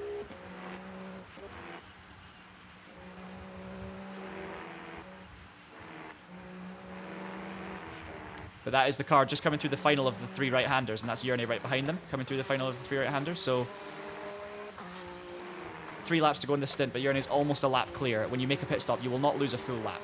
You'll lose close to a lap, but not a lap. So if your idea is considering taking left-hand side tires as well, just to make sure he gets to the end, because we can obviously use used tires, so we'll put on the best that we've got.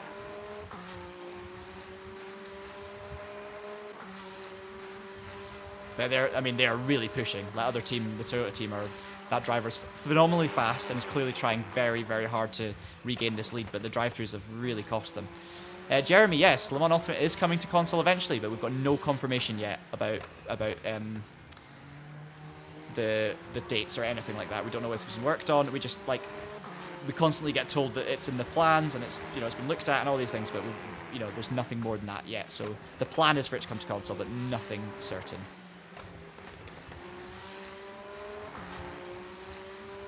Yeah, the HUD is definitely broken, Phil.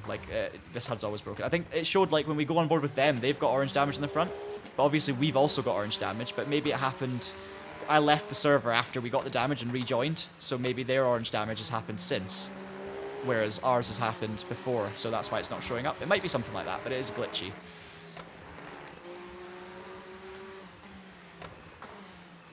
I've never been able to get on with ACC average race driver. That makes sense.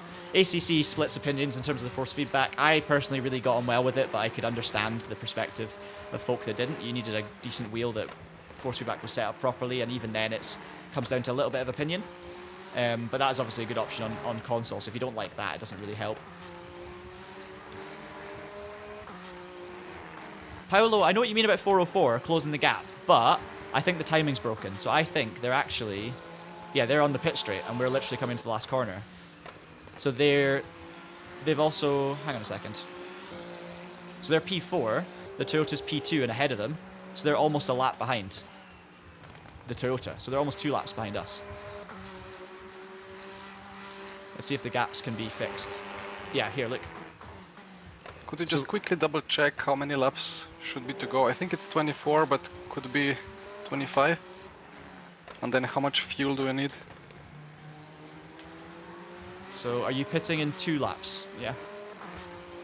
End of 180. I don't quite trust the in-game calc yet. Alright. Yeah, so it's saying, the in-game saying... Should be like 81, 82. I think you're pitting at the end of lap 180. And then the game is saying you've got 23 or 24 more laps from that. So yeah, 25 laps of fuel might be worth doing, just to be safe.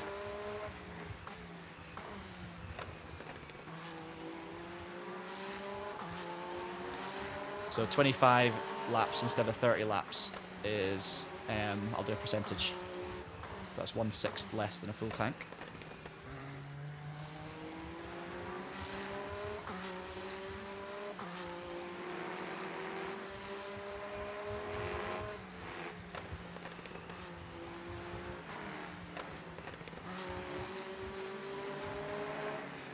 So I think you're going to need 84% virtual energy to get 25 laps.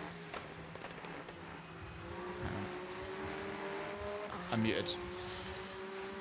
Sorry, Jernej, I was talking about fuel there and I was muted, apologies. You're coming in at the end of this next lap, I think. One more, yeah, one more. I'm calculating that the game thinks there'll be 23 laps in the last stint, or 23.2 laps. So I'm thinking we put in 25 laps of fuel to be safe, which is okay, yeah, 84% virtual energy, basically. Okay, perfect. Yeah, I'm getting like 82, so yeah, I think 84 to be safe. Yeah, I don't see the need for a risk. Yeah. Copy, 84.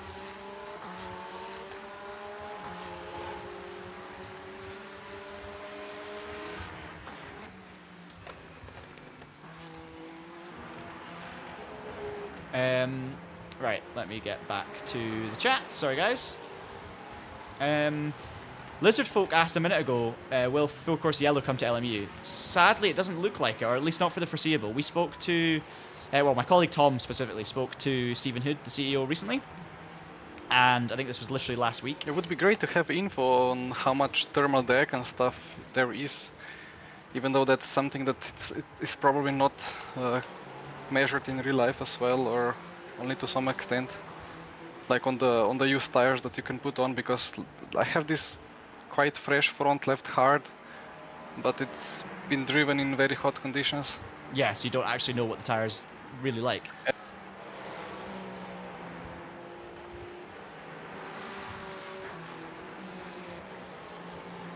Do you know what you're Anyway, gonna do? box. Yeah. I'm just gonna take the freshest tires that I can because, Yeah. well, just to be safe. Okay, Jernej's final stop. We'll go on board with this.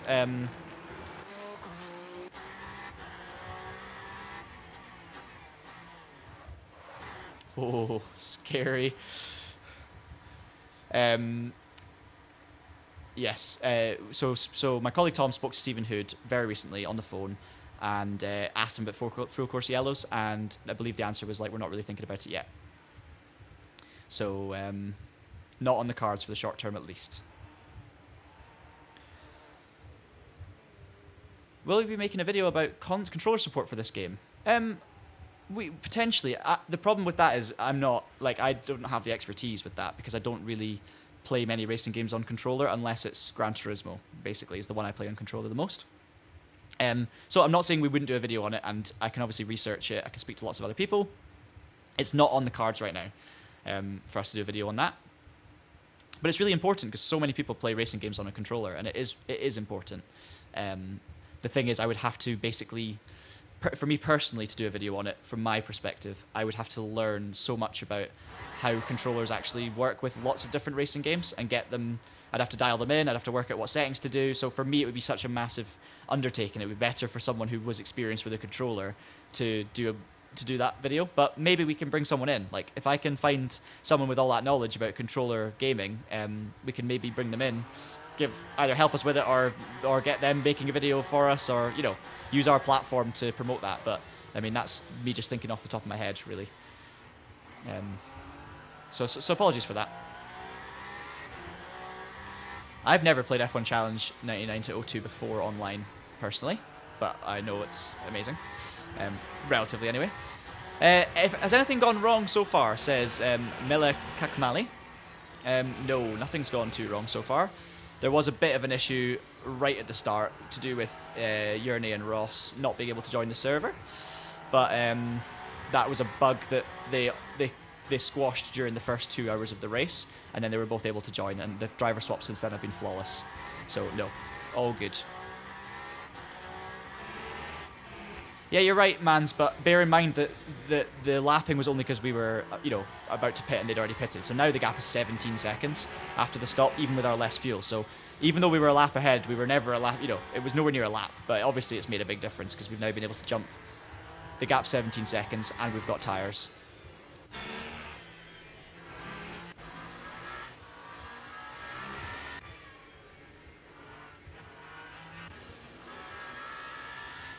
So they're just coming into there, and so we're a good like 3 corners ahead of them. So that's probably 16 seconds is probably about right.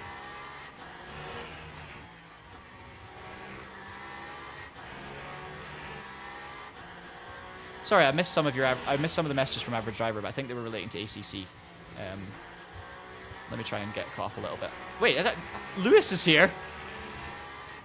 We've got so many new names popping up. Sorry guys, I'm so far behind.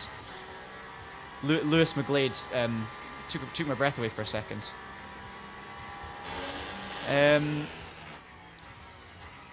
Let's see.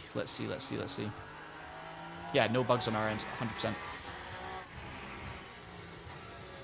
So nothing happened. So they got 2 drive-throughs. They got a drive-through, and then I think they made a mistake during the drive-through, which got them another drive-through, and then that meant that they lost 40 seconds. We were 30 seconds behind them, but we knew our last stop was going to be 10 seconds shorter. So in reality, we were about 15 to 20 seconds behind them, and then they've obviously had 2 drive-throughs, and now they're just under 20 seconds behind us. So it's still all to play for. 36 minutes to go, but we've got every chance now because we've got Jernej Simoncic behind the wheel, and he took tyres, which made the pit stop longer, but gives us more to fight with, let's say. Cheers, Vincey. Yes, cool livery. I love this livery. Big shout out to Nico Barkley for making it. No, unfortunately, Alex, I don't think there's a broadcast for this race, GT3. That wasn't scary at all. Nope, not at all.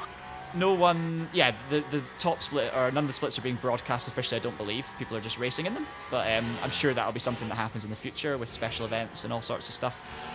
I would not be surprised, given the history of Le Mans Virtual and everything. I wouldn't be surprised if it's streamed in future. Alex has got race control going, love it. Yes, Lewis, we stole Jernej. Actually, we didn't steal Jernej. I'm finally catching up with the chat. We didn't steal him. He actually, he's part of the family, you know? We adopted, well, I didn't say we adopted him. We adopted each other, right? We've collaboratively adopted as siblings, each other. You could argue he's stolen us, really, because, you know, by the end of this race, I'll have done the most stints of anyone. Jernej will have done 3 stints, but one of them shorter. I've done 3 full stints, so, you know, you could argue that, yeah, that Jernej's brought us in and we've won him the race. It would be wrong, but you could. Are you GB3, GB4 this weekend, Lewis?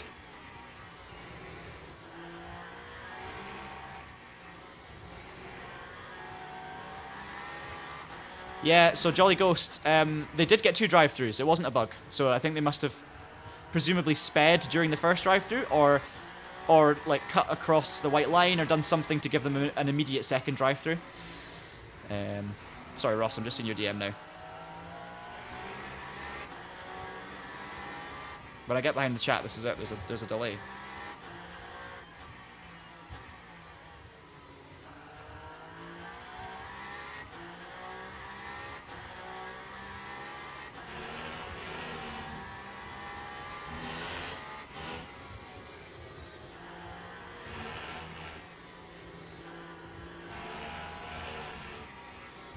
So I was chatting to Ross real quick. We're trying to think of where we can go to chat without disturbing Jernej, so that Ross can chat as well. But we could just go to a different Discord channel, Ross, for a short period of time.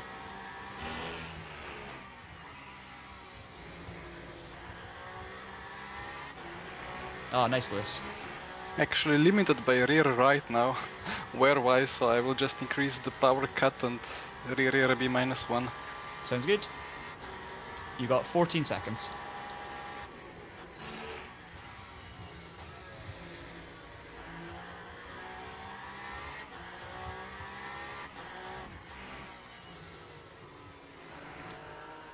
Ross, do you want to jump into the other chat for just a minute?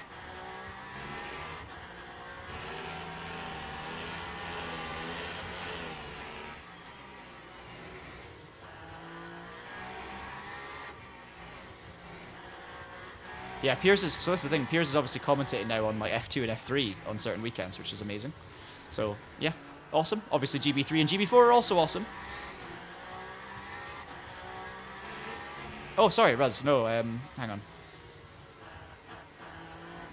No live sharding, but we would have given Sealdar a DT for murdering us. Oh.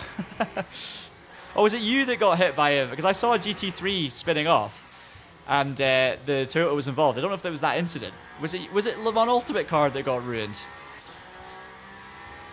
Oh, it was Ruz. Okay. I'm catching up now. Okay. Yeah.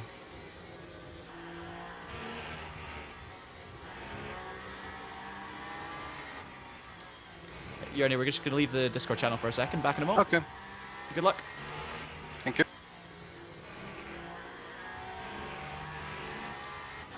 Hello, Ross. Hi.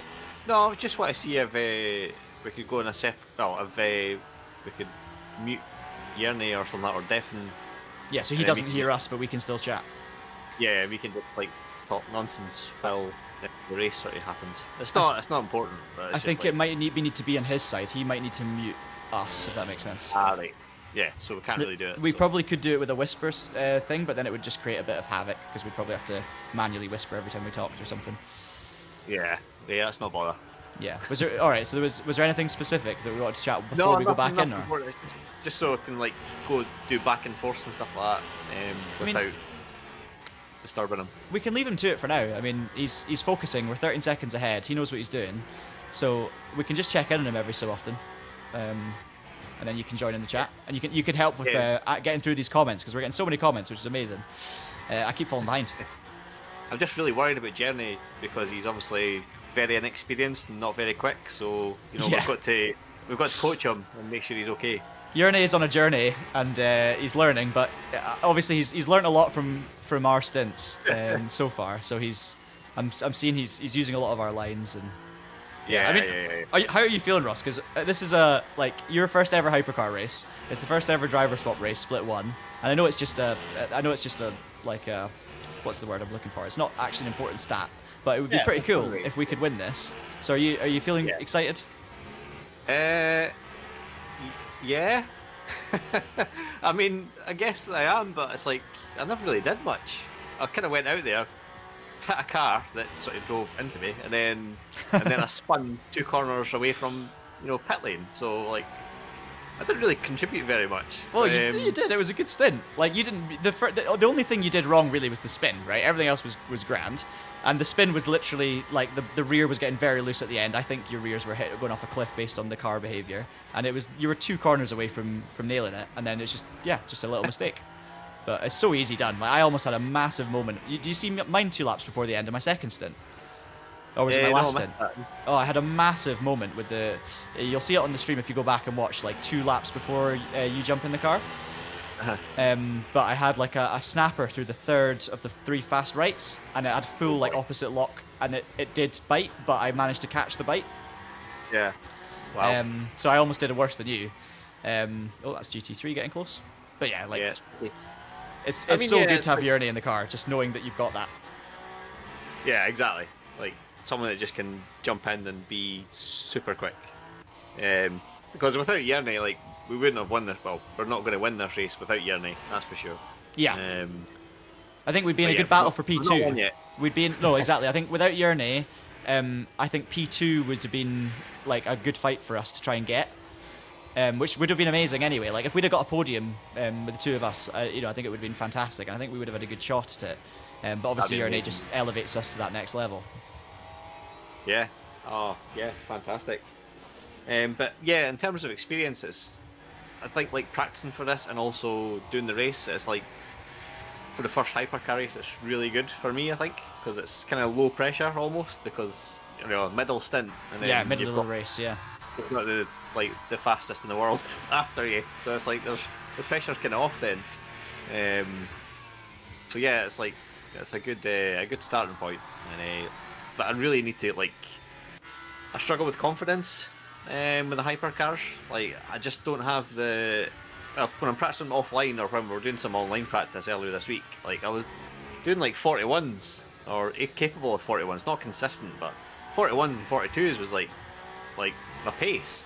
Yeah. But it was only when I was like super confident and able to properly trail brake and really be aggressive with the brakes as well. Yeah. But if I tried to do that today, I just felt like it was quite unstable and just not there. And also Yeah. the tires were great on the right side for my stint. So yeah, I was just trying to not cut the track and ruin the race basically. So. It's so much about being in the zone though, and also that when you're in the real race, you've got less. You can't take the same risk. Because I was the same as you with, we were both doing 41s race pace offline or even practice session the day before, because we didn't really get much prep in, but the day before we did a few hours in the evening and did some race stints and stuff. And yeah, I was also 41s, but in the actual race, when you actually are up against real people and it counts and every mistake counts, it's so easy to just drop back half a second a lap just and not quite find your rhythm, but you're too scared to really take many risks to find it. Yeah. Obviously, right So now, that's Jernej what got I a 12-second lead. If that was us, we'd be panicking and pushing. Jernej is fast enough that it's not really an issue. Yeah. I mean, But I I think you started did great. panicking at the green light, basically. We're getting lots this of. morning I started panicking when I didn't have any internet. That didn't help. No. That was quite a scary thing, but it was fine eventually. Jernej's coming up on the studio car outside line. Nice. Ooh. Imagine if we got spun by Studio 397. There's a big debate going on in the chat right now about penalties and stuff and systems. The track cuts. Hang on a second. I don't want to wade into a conversation halfway through without the context, but track cuts are definitely there, and the automated system works pretty well. It's not perfect, but it's as good as any other automated system out there, I would say. You can't really get away with cutting, but you can back off and not gain an advantage, and that's okay. In terms of it feels a bit more lenient than in practice. right, okay. What do you think? I didn't think that, no. But I think I'm driving more within my limits. So I didn't experience it being more lenient, but I think I was just being cautious to not push the limits on the track limits, if that makes sense. Yeah. I wasn't going fast enough to push the limits, so it was absolutely fine. Yeah. So so Le Mans Ultimate, there's a chat about like dealing with protests and penalties and stuff. I think it's not easy. I mean, even when I did that stream the other week when it launched, there was 30-something splits in GT racing, right? And that's just in one championship. There's also hypercar races going on at the same time, multi-class, LMP2, GTE, all these things happening all at once. So for them, think about how many incident reports they must get in. And obviously, there are always going to be racing incidents that people report because they feel hard done by, where you get spun out or something happens and it's a shame and it's someone's been a bit stupid. But you also have then the intentional wreckers and the people that go out there to really destroy people's days and people's races. And there's a bit of a difference there. The problem is, I guess, having the ability to go through all of those reports all the time and keep up with it must be quite challenging. So like, obviously I'm not going to sit here and defend or argue for Le Mans Ultimate without knowing who does what and what goes on and knowing the processes. So I don't really want to, and I've not ever done a protest myself, so I don't really want to get involved in it. But it's interesting reading that some of you are feeling a bit aggrieved that things should be looked at more, but I don't think it's that simple. We did talk about it with iRacing as well. Yeah, exactly. There's so many splits, so many drivers, so many incidents as well. It's impossible for every single incident to be, especially live stewarding. You can only have live stewards for maybe like top split, but it's like, I think as long as like the worst kind of offenders are reported and there's like video evidence and stuff like that, as long as they are dealt with afterwards, then I think that's all you can do. That's the most you can do.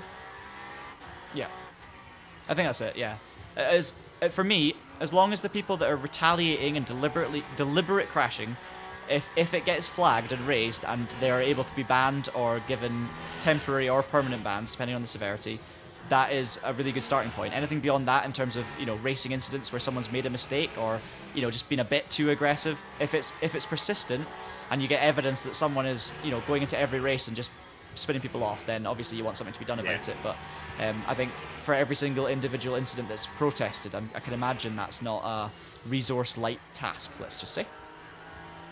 Yeah, exactly. There's a chat though about what's this? Something about specific videos and stuff. Yeah, no, I don't know what videos exactly we're talking about, so I'll not get involved in that particular conversation. But there we go.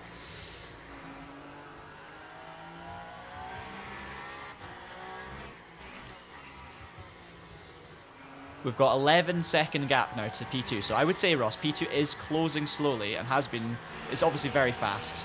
Last 5-lap average is only a tenth quicker than us, so it's very, very close.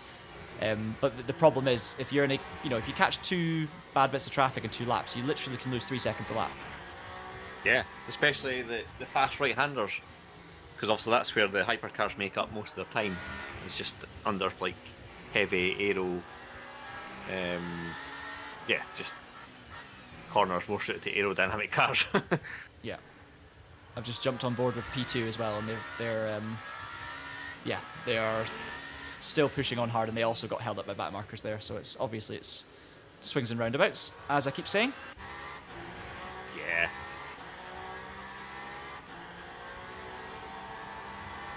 You're talking about the Jardier video. I've not seen Jardier's video on that particular incident. Oh yeah, I watched it last night. And there's a different one. Sorry. Yeah, different one. I was talking about the HDP video. Oh, Jardier got off, but he's back on. I'm gonna jump in. I'll wait till the pit straight, Ross. I'm thinking I'll just jump in and make sure he's still fine. I'm sure he will be, but just check in. So 2 seconds. Oh yeah, I see that now. Yeah. Hello, just popped in to check in. Hope everything's going okay. Do you need anything from us right now, or are you good to concentrate? Well, I would like those 2 lost new tires back on the car, but I think it's all good. Oh no. Oh, the ones that we saved earlier and then we don't have them anymore. Yeah, I mean, I really don't know. Like, I'm thinking of them all the time, but I will stop thinking now and try to stay on track, and it should be all good. All good. I'll just check in every so often to make sure you're not needing us somewhere away. Okay. Now I'm in the situation where some corners start to become more and more similar to each other, so... Yeah, concentrate. Yeah, that's it, isn't it? By the 3rd stint, it gets a bit like that. Yeah, you've got, I mean, your 10-second gap. Their pace last 5 laps is like 4 tenths up, but that's obviously like traffic dependent and everything. So Yeah. all good. Speak to you in a little bit.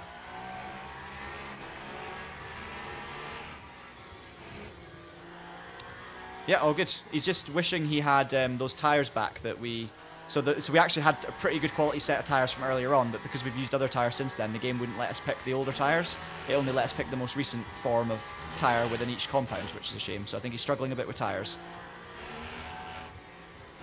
Yeah. I wonder how you can take advantage of that in a race. It's maybe something that I don't know if that's a bug or if it's something that's just not been quite, fully developed as an implementation. I can imagine what I think I would like to see would be an engineer role being able to actually look through every tire set, like being able to have a full menu that just says like, here are all your tire sets. You can just because even if like obviously as a driver you don't want to be scrolling through 20 different tires for each corner of the car because it's very annoying, but as an engineer it's absolutely fine to do that. Yeah, I might actually look up the rules in WEC to see exactly what happens to tires. Because like I wonder if can you use tires that have been used in quali? Can you use them in the race? Yeah, I think so. Let's see if overtake lets us go. Yeah, they're gonna go off. That's fine. That works. Nice slide. Nice catch. I don't know who's driving that car right now actually. Is it Yannick or is it Mikhail? Oh, it's Yannick, yeah. Oh, snap. Yeah, so it's 8.8 seconds. So the thing is, the gap's coming down, guys, but it's 19 minutes to go, so it's not a huge amount of time. Like, it's stressful watching, but if he's losing 4/10 a lap, that's fine. Yeah. That's like a second every 4 minutes. So we should be alright. But it's just the traffic, that's the problem. It's not over, guys, it's not over, but yeah. We're getting some agreement in the chat about the tyres as well. Car looks like an understeery boat. Oh, Jernej, yes. We'll see how the Toyota deals with that traffic. Go on board with the Toyota. Look how hard this Toyota's pushing though.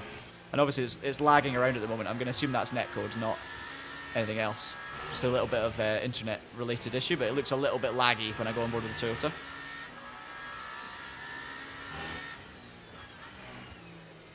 So Jeremy, not necessarily, but it's a bit different. So the reality is, with a blue flag, if your own class are lapping you and you've got a blue flag, it's the nice thing to do to let people go. Like the overtake car there, for instance, will have had a blue flag. We were coming through. They, made a little bit of a mistake, but stayed wide. You shouldn't really cause any issues for us. So I would say, if you're being lapped by someone, there's no yellow flags in this game, so I don't think there's any reason to try and stay on the lead lap. It makes no difference. And obviously with other classes, it's just to let you know that faster cars are coming through. So yes and no is the answer. Technically, you don't have to. You just have to. If someone's faster than you and you get a blue flag, you shouldn't block them, but you don't have to move out the way. However, if you're in the same class, I don't think there's a problem with doing that. 6.6 seconds the gap now. All that traffic, and Jerney's still in all the traffic, but then the Toyota's got a lot of it coming up.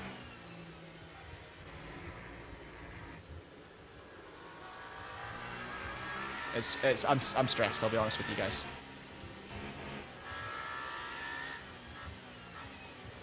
If I hadn't spun, we'd have an extra 10 to 15 seconds. You could say that about any of the incidents, though. Let's see. There's only been 2 incidents, and I was... well, that's true. Yeah, but I mean, Toyota's just hit a GT3. Okay. And he's gone outside of GT3. He's absolutely... Yeah, I kind of charging. hope that they don't end up destroying someone else's race. Yeah, they are on it, but yeah, it's certainly pushing the limits. Let's go with that. Oh, bandit. No comment. I mean, the pictures speak for themselves. Yeah, they're pushing. Let's go with that. Yellow flag. Hopefully it's not Jernej. Just going to cut to Jernej for a second. Oh, he's through it. Perfect. I thought that was him in the middle of that pack, but it's 3 other cars, so all good. Yeah. I'm enjoying watching the Toyota just because of the aggressiveness, but we've got more. We're good for fuel as well. We've got 40%, so everyone behind us got less. That means we're on the right number.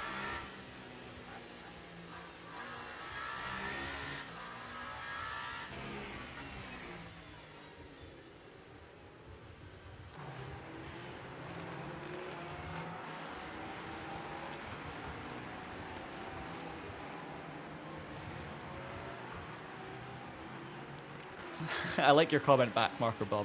Too many sim racers take blue flags as informational way too literally. The information you're getting is to drive smart or prepare for pain. Yeah. Yeah, 6.8 is the gap, guys. 5.8 now. That is, I think, the real gap.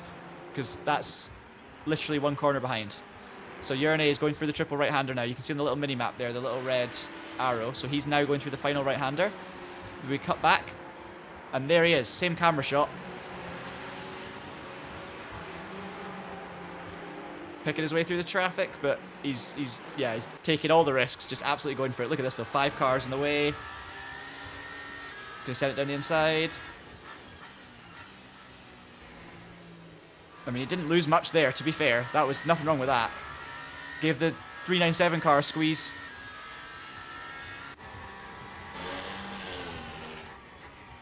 This is proper racing now, guys. It is nail biting. I am nervous. I am very nervous. It's the last 14 minutes of the first ever driver swap race. Can Traction win split 1? Can we could do something that can never be done again, which is win the first. Or there will be, well, I say that, there will be obviously a GT3 winner, and there will also be 3 other splits of winners, but if we can win the top split first time out, that is I'm getting a plaque with just that information on it, and we're gonna keep it. And it's gonna be Jernej's face is gonna be the design. Jernej's face on the wall. With a big Traction X over the top. It is nail biting though. I'm glad you're enjoying it, Paolo. Really glad you're enjoying it. Hopefully everyone in the 2 o'clock splits enjoying their races as well, because obviously that'll be well underway now. An hour and 50 minutes in.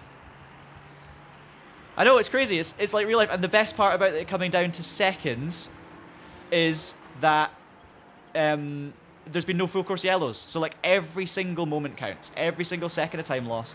Like both of me and Ross's stints, every lap, every single second counts. There's no artificial closing of the gaps and it coming down to the wire that way. It's just pure racing, which is obviously annoying if you're behind, but great if you're in a good spot. Oh no, don't worry, we're not counting the win too early. I know, don't worry. This is very much an if we can hold on thing.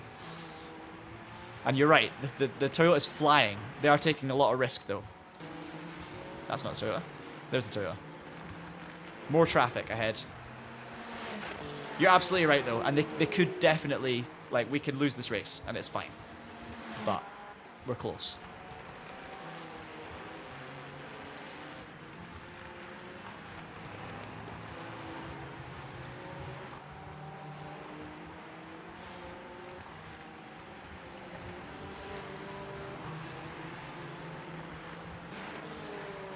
Looks like you guys still think that P1 is the way. We've ended the poll. You only like Qubit, so yeah, absolutely. Good luck, Nico, against... well, you've raced him many times on the class. You know what he's capable of. You guys in the chat know what Jernej's capable of. You've either raced against him or you've seen him before. I feel like, Ross, we should maybe head back down. 12 minutes to go and just... Yeah, I'm just finishing something off here. I'm in the middle of writing a driver swap article on Traction, telling you how to do driver swaps in LMU. Excellent. From first-hand experience of today. Yeah, it's surprisingly easy. So you know, it's all good stuff. Cheers, 10 Bob. Hey, like everyone can be neutral, right? We love seeing a comeback, and if you guys anyone who wants to support the Toyota 6 seconds behind, go for it, because that's what it's all about. Yeah, and usually for me, if I'm watching a race, it's the guy who's closing in that you want to root for, right? But obviously, I've got a bit of skin in the game, so it's a bit different. But I agree, Bob. I don't know how many track limit warnings they've got, but we don't have any either. That's the thing. We don't have any either, but Jernej's not needing them. Right, I'll leave you to write that article, Ross. So head over to the Traction website for that article if you want to learn how to do driver swaps. I'm going to go and just make sure he's all right, and I'll catch you in there soon. See you in a bit.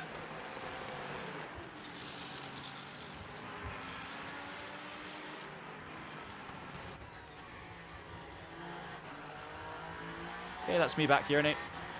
All looking good. Toyota behind is driving crazy aggressive, but you're doing a great job. Yeah, the server chat is funny. I've not seen it. I'm going to go view it now.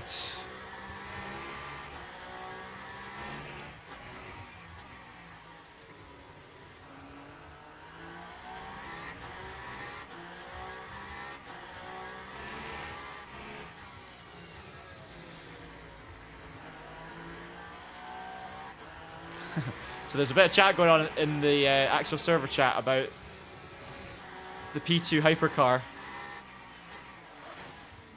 Oh, Jerney's had a bit of contact. We're all good. We're fine. Well, I mean, well, he blocked me, so couldn't stop in time.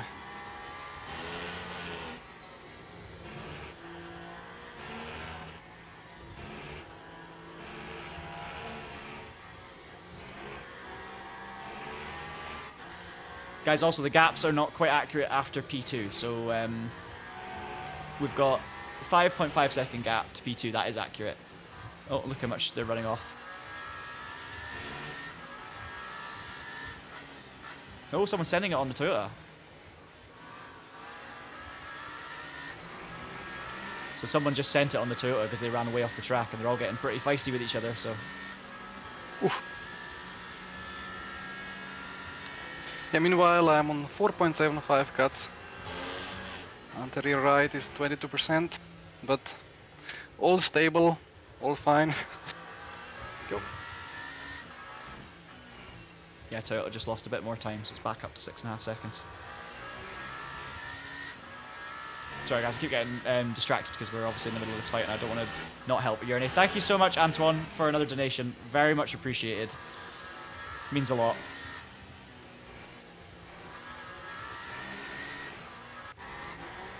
We'll have another look at that sexy traction livery. Yeah,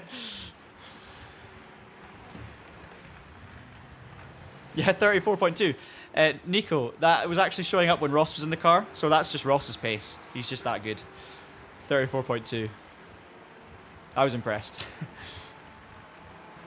maybe a bit close to the track limits. Yeah, I'm with you, the Mad Hatter. I love rooting for the person chasing. It's part of the fun of racing. It's why we watch it. It's why we enjoy it, right? So, as I say, don't blame anyone for getting behind the Toyota, but we've got Jernej in our car at the front, so we're gonna keep rooting for him. And yeah, the livery is good. Once again, big thanks to Nico Barkley for the livery. No worries, Jeremy. It's not even that. It's just like I'm looking at the chat and then Jernej says something. I'm looking at the stream. I don't want to, I want to make sure I catch any incidents or keep an eye on things. And then obviously I'm clicking up different windows so the chat's gone. And yeah, look at that Toyota. It's just pushing everything for track limits. Feels like it's just running off all the time. It must be lifting at the right moment to not get a penalty. Emil, I'm not going to tell Jernej to go faster because he's got 22% in one of his tires. So he's really... I'm going to let him do his thing.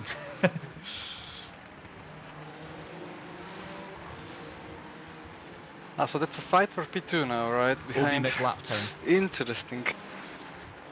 Oh, Toyota's just spun Jernej. Take a breath. He's recovered it, but he's lost 5 seconds. Copy. It's not a fight for P2. Well, yeah, no, the car in third. Or P3, yeah, P3. Sorry, yes. Yeah, so Toyota did an amazing save, but they lost 5 seconds.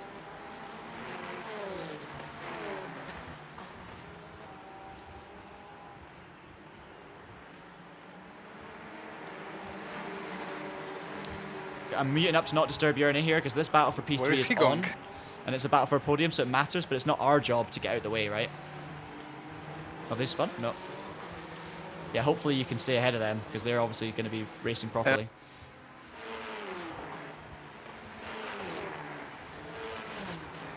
So they've got every right to fight for P3, guys, and they're going for a podium in the top split. So I'm holding nothing against them for pushing this and battling all the way. However, I mean, I'm happy to let him go, but I'm not gonna slow down on purpose to let him go. That's exactly what I'm thinking as well. Yeah, like if it feels like it's risky, we could let them go if they're genuinely faster. But you've got absolutely no obligation to let them pass you because you're leader, and you're fighting for a win as well. basically what I said to Jernej is what I was going to say to you guys. Jernej's got every right to 18% hold that rear position right. because Four he's to fighting go. for a And win. it's feeling good. Probably cliff is like, I don't know, 10%, like the ultimate cliff.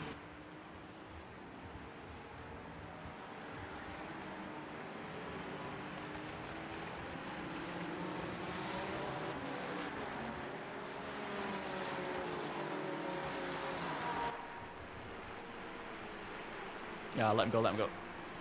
Ugh. Yeah, he's going for it. Yeah. You've got 9 seconds, so.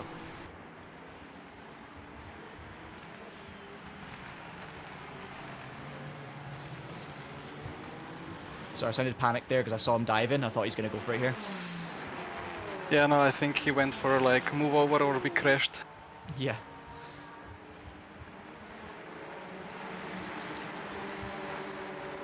Yeah, 8 seconds and 3-ish laps, I guess, 3.5 laps.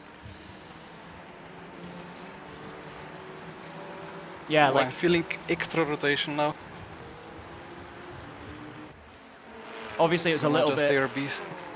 Yeah, this is what me and Ross had on our second stint tires as well. Like the rear gets loose right at the end of the stint, literally the last few laps, so just be careful of it. Literally what I just said to Jernej though, like that. Well, that's what happened, right? We said the battle for third and fourth is completely legitimate. Yeah, They can feels fight. like I hit some big cliff now. Jernej doesn't need to let them go, but it's better to let them go. And I think that's what we did. They're fighting. We're obviously hit the cliff, but the Toyota will have also overheated its tires a lot in that spin as well.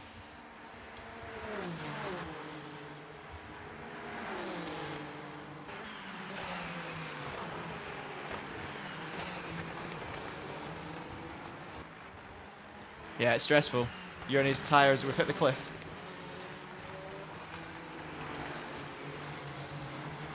But 8 seconds is a good gap. 8 seconds is a good gap. Like, you can lose 2 seconds a lap at this point. We've got 3 laps to go, guys, so I'm not panicking. I didn't mind actually... oh, okay, now I'm panicking slightly.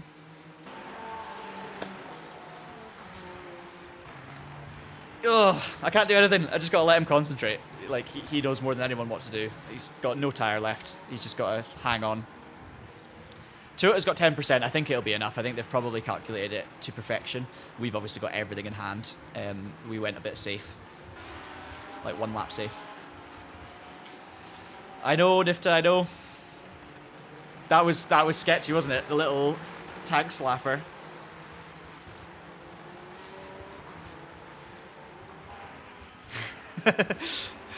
Honestly, Jerry, I wouldn't have panicked. I would not have panicked if Jernej hadn't run off there. Gap's down to 6 seconds. You know, he's got no rear end at all. I'm only watching from this camera angle, aside from looking at the livery, because I can see the back of the car clearly. So if someone comes up behind him, that's Shooter 397 car. They're still going. We can do this as well. Look at that.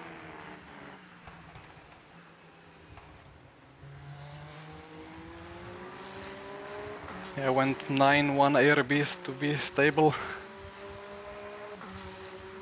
Yeah, makes sense. 2 laps to go. 5.3 second gap.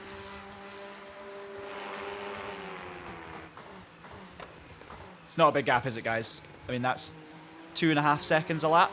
It's fully dead on the rear. Anyway, let's see.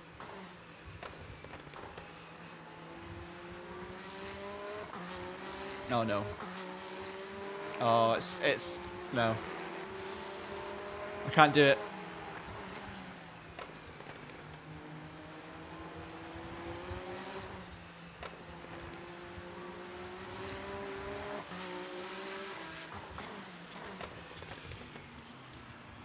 Ross, Jernej's lost his rears. We've got 4-second gap, but he's got nothing left on the rear, so you might want to watch this at the end.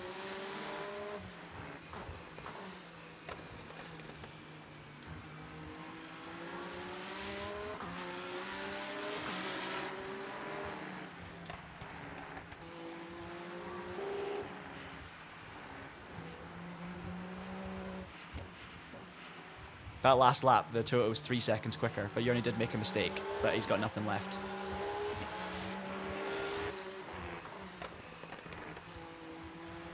Oh, I'm running out of, I don't know what the word is. I can feel it in my chest now. 4 seconds, 1 lap to go. It's been a better lap with the traffic.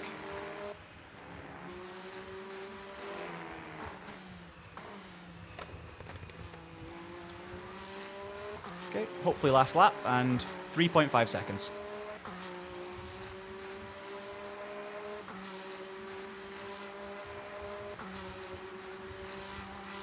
I'm a mess. 500 of you are watching this right now. I really hope you're having a good time. Having a better time than me for this last lap. Oh.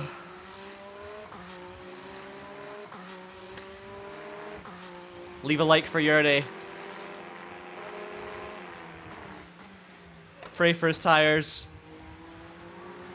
And you just know, like, this is a guy who is one of the best in the world. Like, you know that when he says he's got no tires and he's struggling for pace doing 146s, you know that he has got no tire.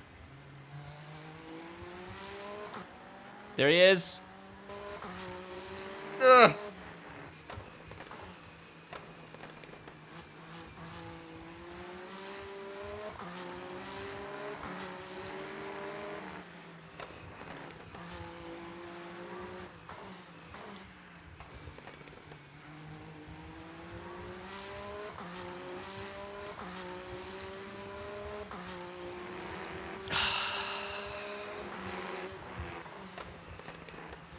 Four corners to go.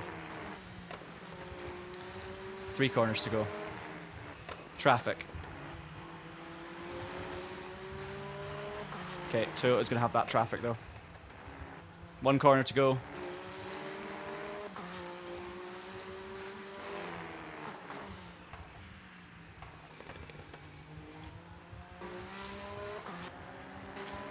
Oh my. Yes! Well done. That was crazy, like there was Wow. not a lot more in this tire. Yeah, at 17% I hit a proper cliff, like I ended up with 13 on the rear right and with 10, 1 AirBs. It was just drivable enough, but it felt like I have super cold tires. I mean, they were super cold, I couldn't put any energy into them. Insane. 1 second in the Well end. done. 1 second. Well done, and I know you didn't leave anything there on the table. Like, it's not like you were managing that gap. You were just like had nothing left. Oh my god. Wow. Incredible. GG! 6 hours, and there's 1 second between first and second in the top split, top class, with no safety cars. Like, it's crazy. I'm getting asked to do a shoey. I've never done a shoey, but I might have to. Oh no. I might have to. Fair play to the Toyota as well. Like, yeah. I might have to do a shoey. I'm sorry, Jernej. And it's because of Jernej, so he deserves a shoey. Enjoy. I'll be back in a mo. I'll be back in a mo, guys. Yeah, well done, Jernej. That was excellent. Yeah, thank you. I mean, I'm still a bit fed up with the missing 2 tires. I need to really need to check later what happened. Yeah, that's kind of weird.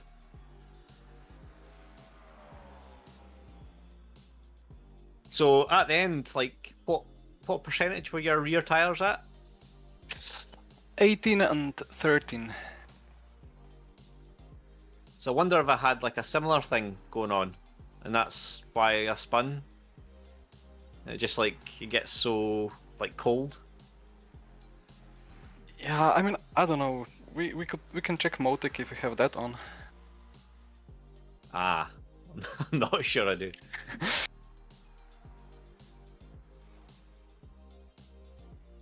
Ah, that was good. That was good fun.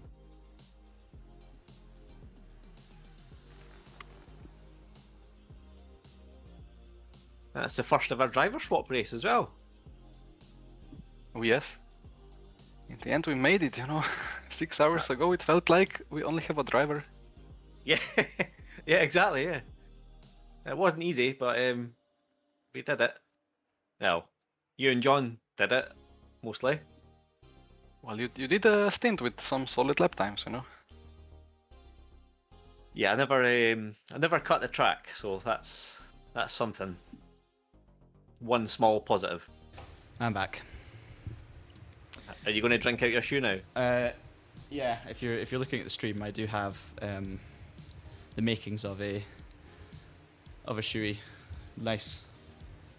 Please do not do this at home. I've got John the is a I've trained got the professional. I've got the apple He juice regularly remaining. drinks from his shoes. Yeah, yeah. Oh, that looks manky. Right, this is grim. Cheers, everyone. Well done, Urine. Well done, Ross. Oh, I just think all the years of like dirt and dust and sweat and tears. Oh. Do you know what? Victory tastes. The taste of victory is worth it. Let's go with that. The taste of victory as Alpine stars. Oh yes, the sweet scent of Alpine Star. Yeah, grime. Let's go with. Wow. Wow. Can't believe it. I cannot believe it. We've just won the first ever driver swap race, split one on Le Mans Ultimate. It's not that big a deal, but I'm gonna claim it's a big deal for us because no one will be able to take that away, right? Like that's it. The first race is over. Oh, yeah, it's the biggest, you know. Yeah, can't get better than that. And we had the fastest lap by miles. Ross set a 34.228, which is over a minute faster than every other competitor. So we clearly John, had the pace. John, that was a 2-minute 34.8. Oh, right, yeah, sorry. 9/10 of a second in it in the end, guys. And we lapped everyone outside of the top four. So that's it. Overtake finished as well in P9, so well done to those guys for getting to the end as well. We have the Ferrari, actually, that was really strong at the start, finished 5th in the end, so they came back through. And what else we got? GT3, congratulations to Fisher Racing Esports Academy for taking the win in GT3. And then Lane Racing on the podium with FBL Boys as well. Thank you everyone in the chat. It's been so much fun, honestly. You guys have been great. Like the thing is, for me, to both of you, like there's no yellow flags, there's no cautions. So the fact that it came down to 9/10 of a second and we weren't managing that gap, you were just driving what you had left. Literally any of us could have lost a second at any point in that race, and we wouldn't have won that race. My driver rank has just gone up to silver. Hey! Well done. Oh yeah, the ratings. Yeah, this is Ross's first ever hypercar race, guys. He's got a 100% win rate in the top split of hypercar. I don't know if anyone else has got that. I forgot about the ratings. My LMU win rate is now 50%. 4 races, 2 wins. Well done. But by the way, Jernej isn't far off, and he's done like more than 200 races, which is insane. So our lineup rank, we've gone up to driver ranking silver 2. We gained 5.5% for that win in the top split. What else we got? Oh, driver performance. Oh no, they've got stats. What's this? Ross, your average lap would have been killed by your spin. So they've actually got lap counts, drive time, so you can see how many laps we've done, consistency grade, and an average and best lap time. So there you go. So we gained 2 positions. That's you know what? I did not expect those stats for the specific drivers, but there you are. And it's not really a fair reflection because obviously you could drive with someone else's worn tires and that would ruin your consistency and your speed. Like Jernej's average at the last stint there, the average overall would have been taken down by the last stint because he was driving on absolutely destroyed tires, for instance. So it's not, you can never take too much from it, but it's cool that they've got that in terms of the stats. Consistency percentage, lap number, drive time, everything. So excellent stuff.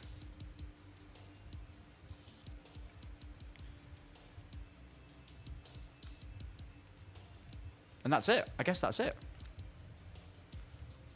Yeah. Wow. Do we get another career win? It's still saying 3 wins for me.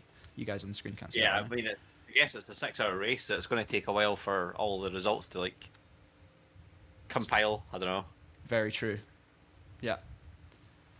Very, very true. And then safety ranking wise, yeah, we gained like 137% or something crazy.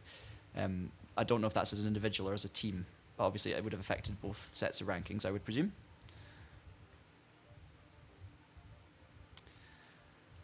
Anyway, anyone fancy a daily race, or maybe not? Maybe not. Well, tomorrow, myself and Jernej are doing a historic race at Silverstone, so I've basically got to practice for that now because I've not done anything for it. Oh yeah. Oh, you're doing that Petronic tomorrow as well. super- Yeah.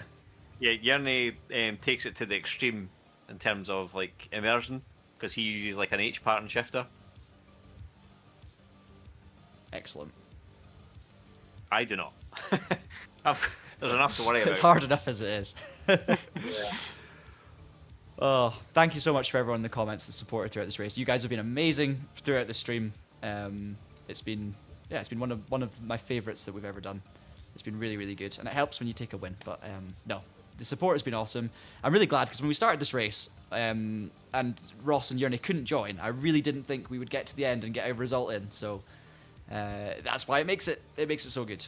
And obviously the support throughout has been incredible. All your comments coming in. And it came down to 9/10 of a second at the end of the day, which is absolutely ludicrous. But there you go. And big shout out as well to Motorsport Games and Studio 397 because let's say of course there weren't complete features there, so there were still a few things missing, like the lack of ability to engineer the car from outside. There was obviously the glitch and the issue early on with joining the server. But in terms of the actual driver swaps and the race itself, that looked perfect to me. I didn't see any issues there. I don't know about you guys. No, the driver swaps were absolutely perfect, as you say. No issues. But once we got on the server, yeah, hopefully that's kind of helped them find like bug fixes and stuff. Because it seemed, whatever they did, it seemed to just like, work straight away. So all good. Excellent. Yeah, happy days. I've also just realised Scoro was in the Toyota, right? Yes. I believe it was Scoro, and that is who we were obviously racing in the Toyota. But also that's Ruz in the chat. So it's been awesome having you along with us. And you sent me a message on Discord just saying how much fun it was racing with us. So just wanted to share that with you guys. And yeah, well done, Ruz. And amazing race. I mean, to come down to 9/10 is crazy. We obviously felt bad for you guys with the drive-throughs, but it looked like you were absolutely flying at the end, and it was crazy to watch. Like just the pace through the traffic and just the absolutely going for broke. It was brilliant. So big thanks to you for having that race with us. Like I think we all really enjoyed it. Yeah, thanks for everyone in the comments saying congratulations. And I mean that was 6 hours, and the chat was like constant all the way through. So yeah, that's pretty cool. I think we should probably call it a day there. Yeah, I'm fried. I'm tired. It's been good. It's time to go and rest up, have some food. Hopefully, anyone who's been watching this is going to be taking part in these events later in the weekend. Obviously, good luck and enjoy it. Hopefully, you've learned something from this stream as well in terms of how you might go about the race and the strategies and all the various things. But there's plenty of help out there as well on YouTube and also on the Traxion.gg website if you want to read about driver swaps. Ross has literally been writing an article from this race as it was finishing up, so you can head over there and find out all the information you need. But yeah, I think that's going to be it. It's going to be it for today. So thank you so much for watching. One final thing, John. You'll need to book in a hospital appointment for drinking that stuff out your shoe. I do. Yeah. That's not going to end well.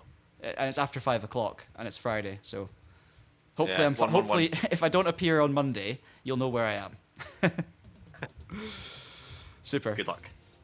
Right, thanks everyone, and obviously thanks Jernej for carrying us to the win, because I think we would have maybe got a podium without you, which would have been great, but you definitely carried us to the win, so thank you. Thank you for letting me drive the car. It was nice. Thank you for driving the car. Please drive it again. Yes. We'll do another one. Drive it anytime. Anytime for as many hours as you like. All right. Cheers everyone. We'll see you later. Have a good race if you're doing this later on, and have a good weekend if you're not, regardless. Bye.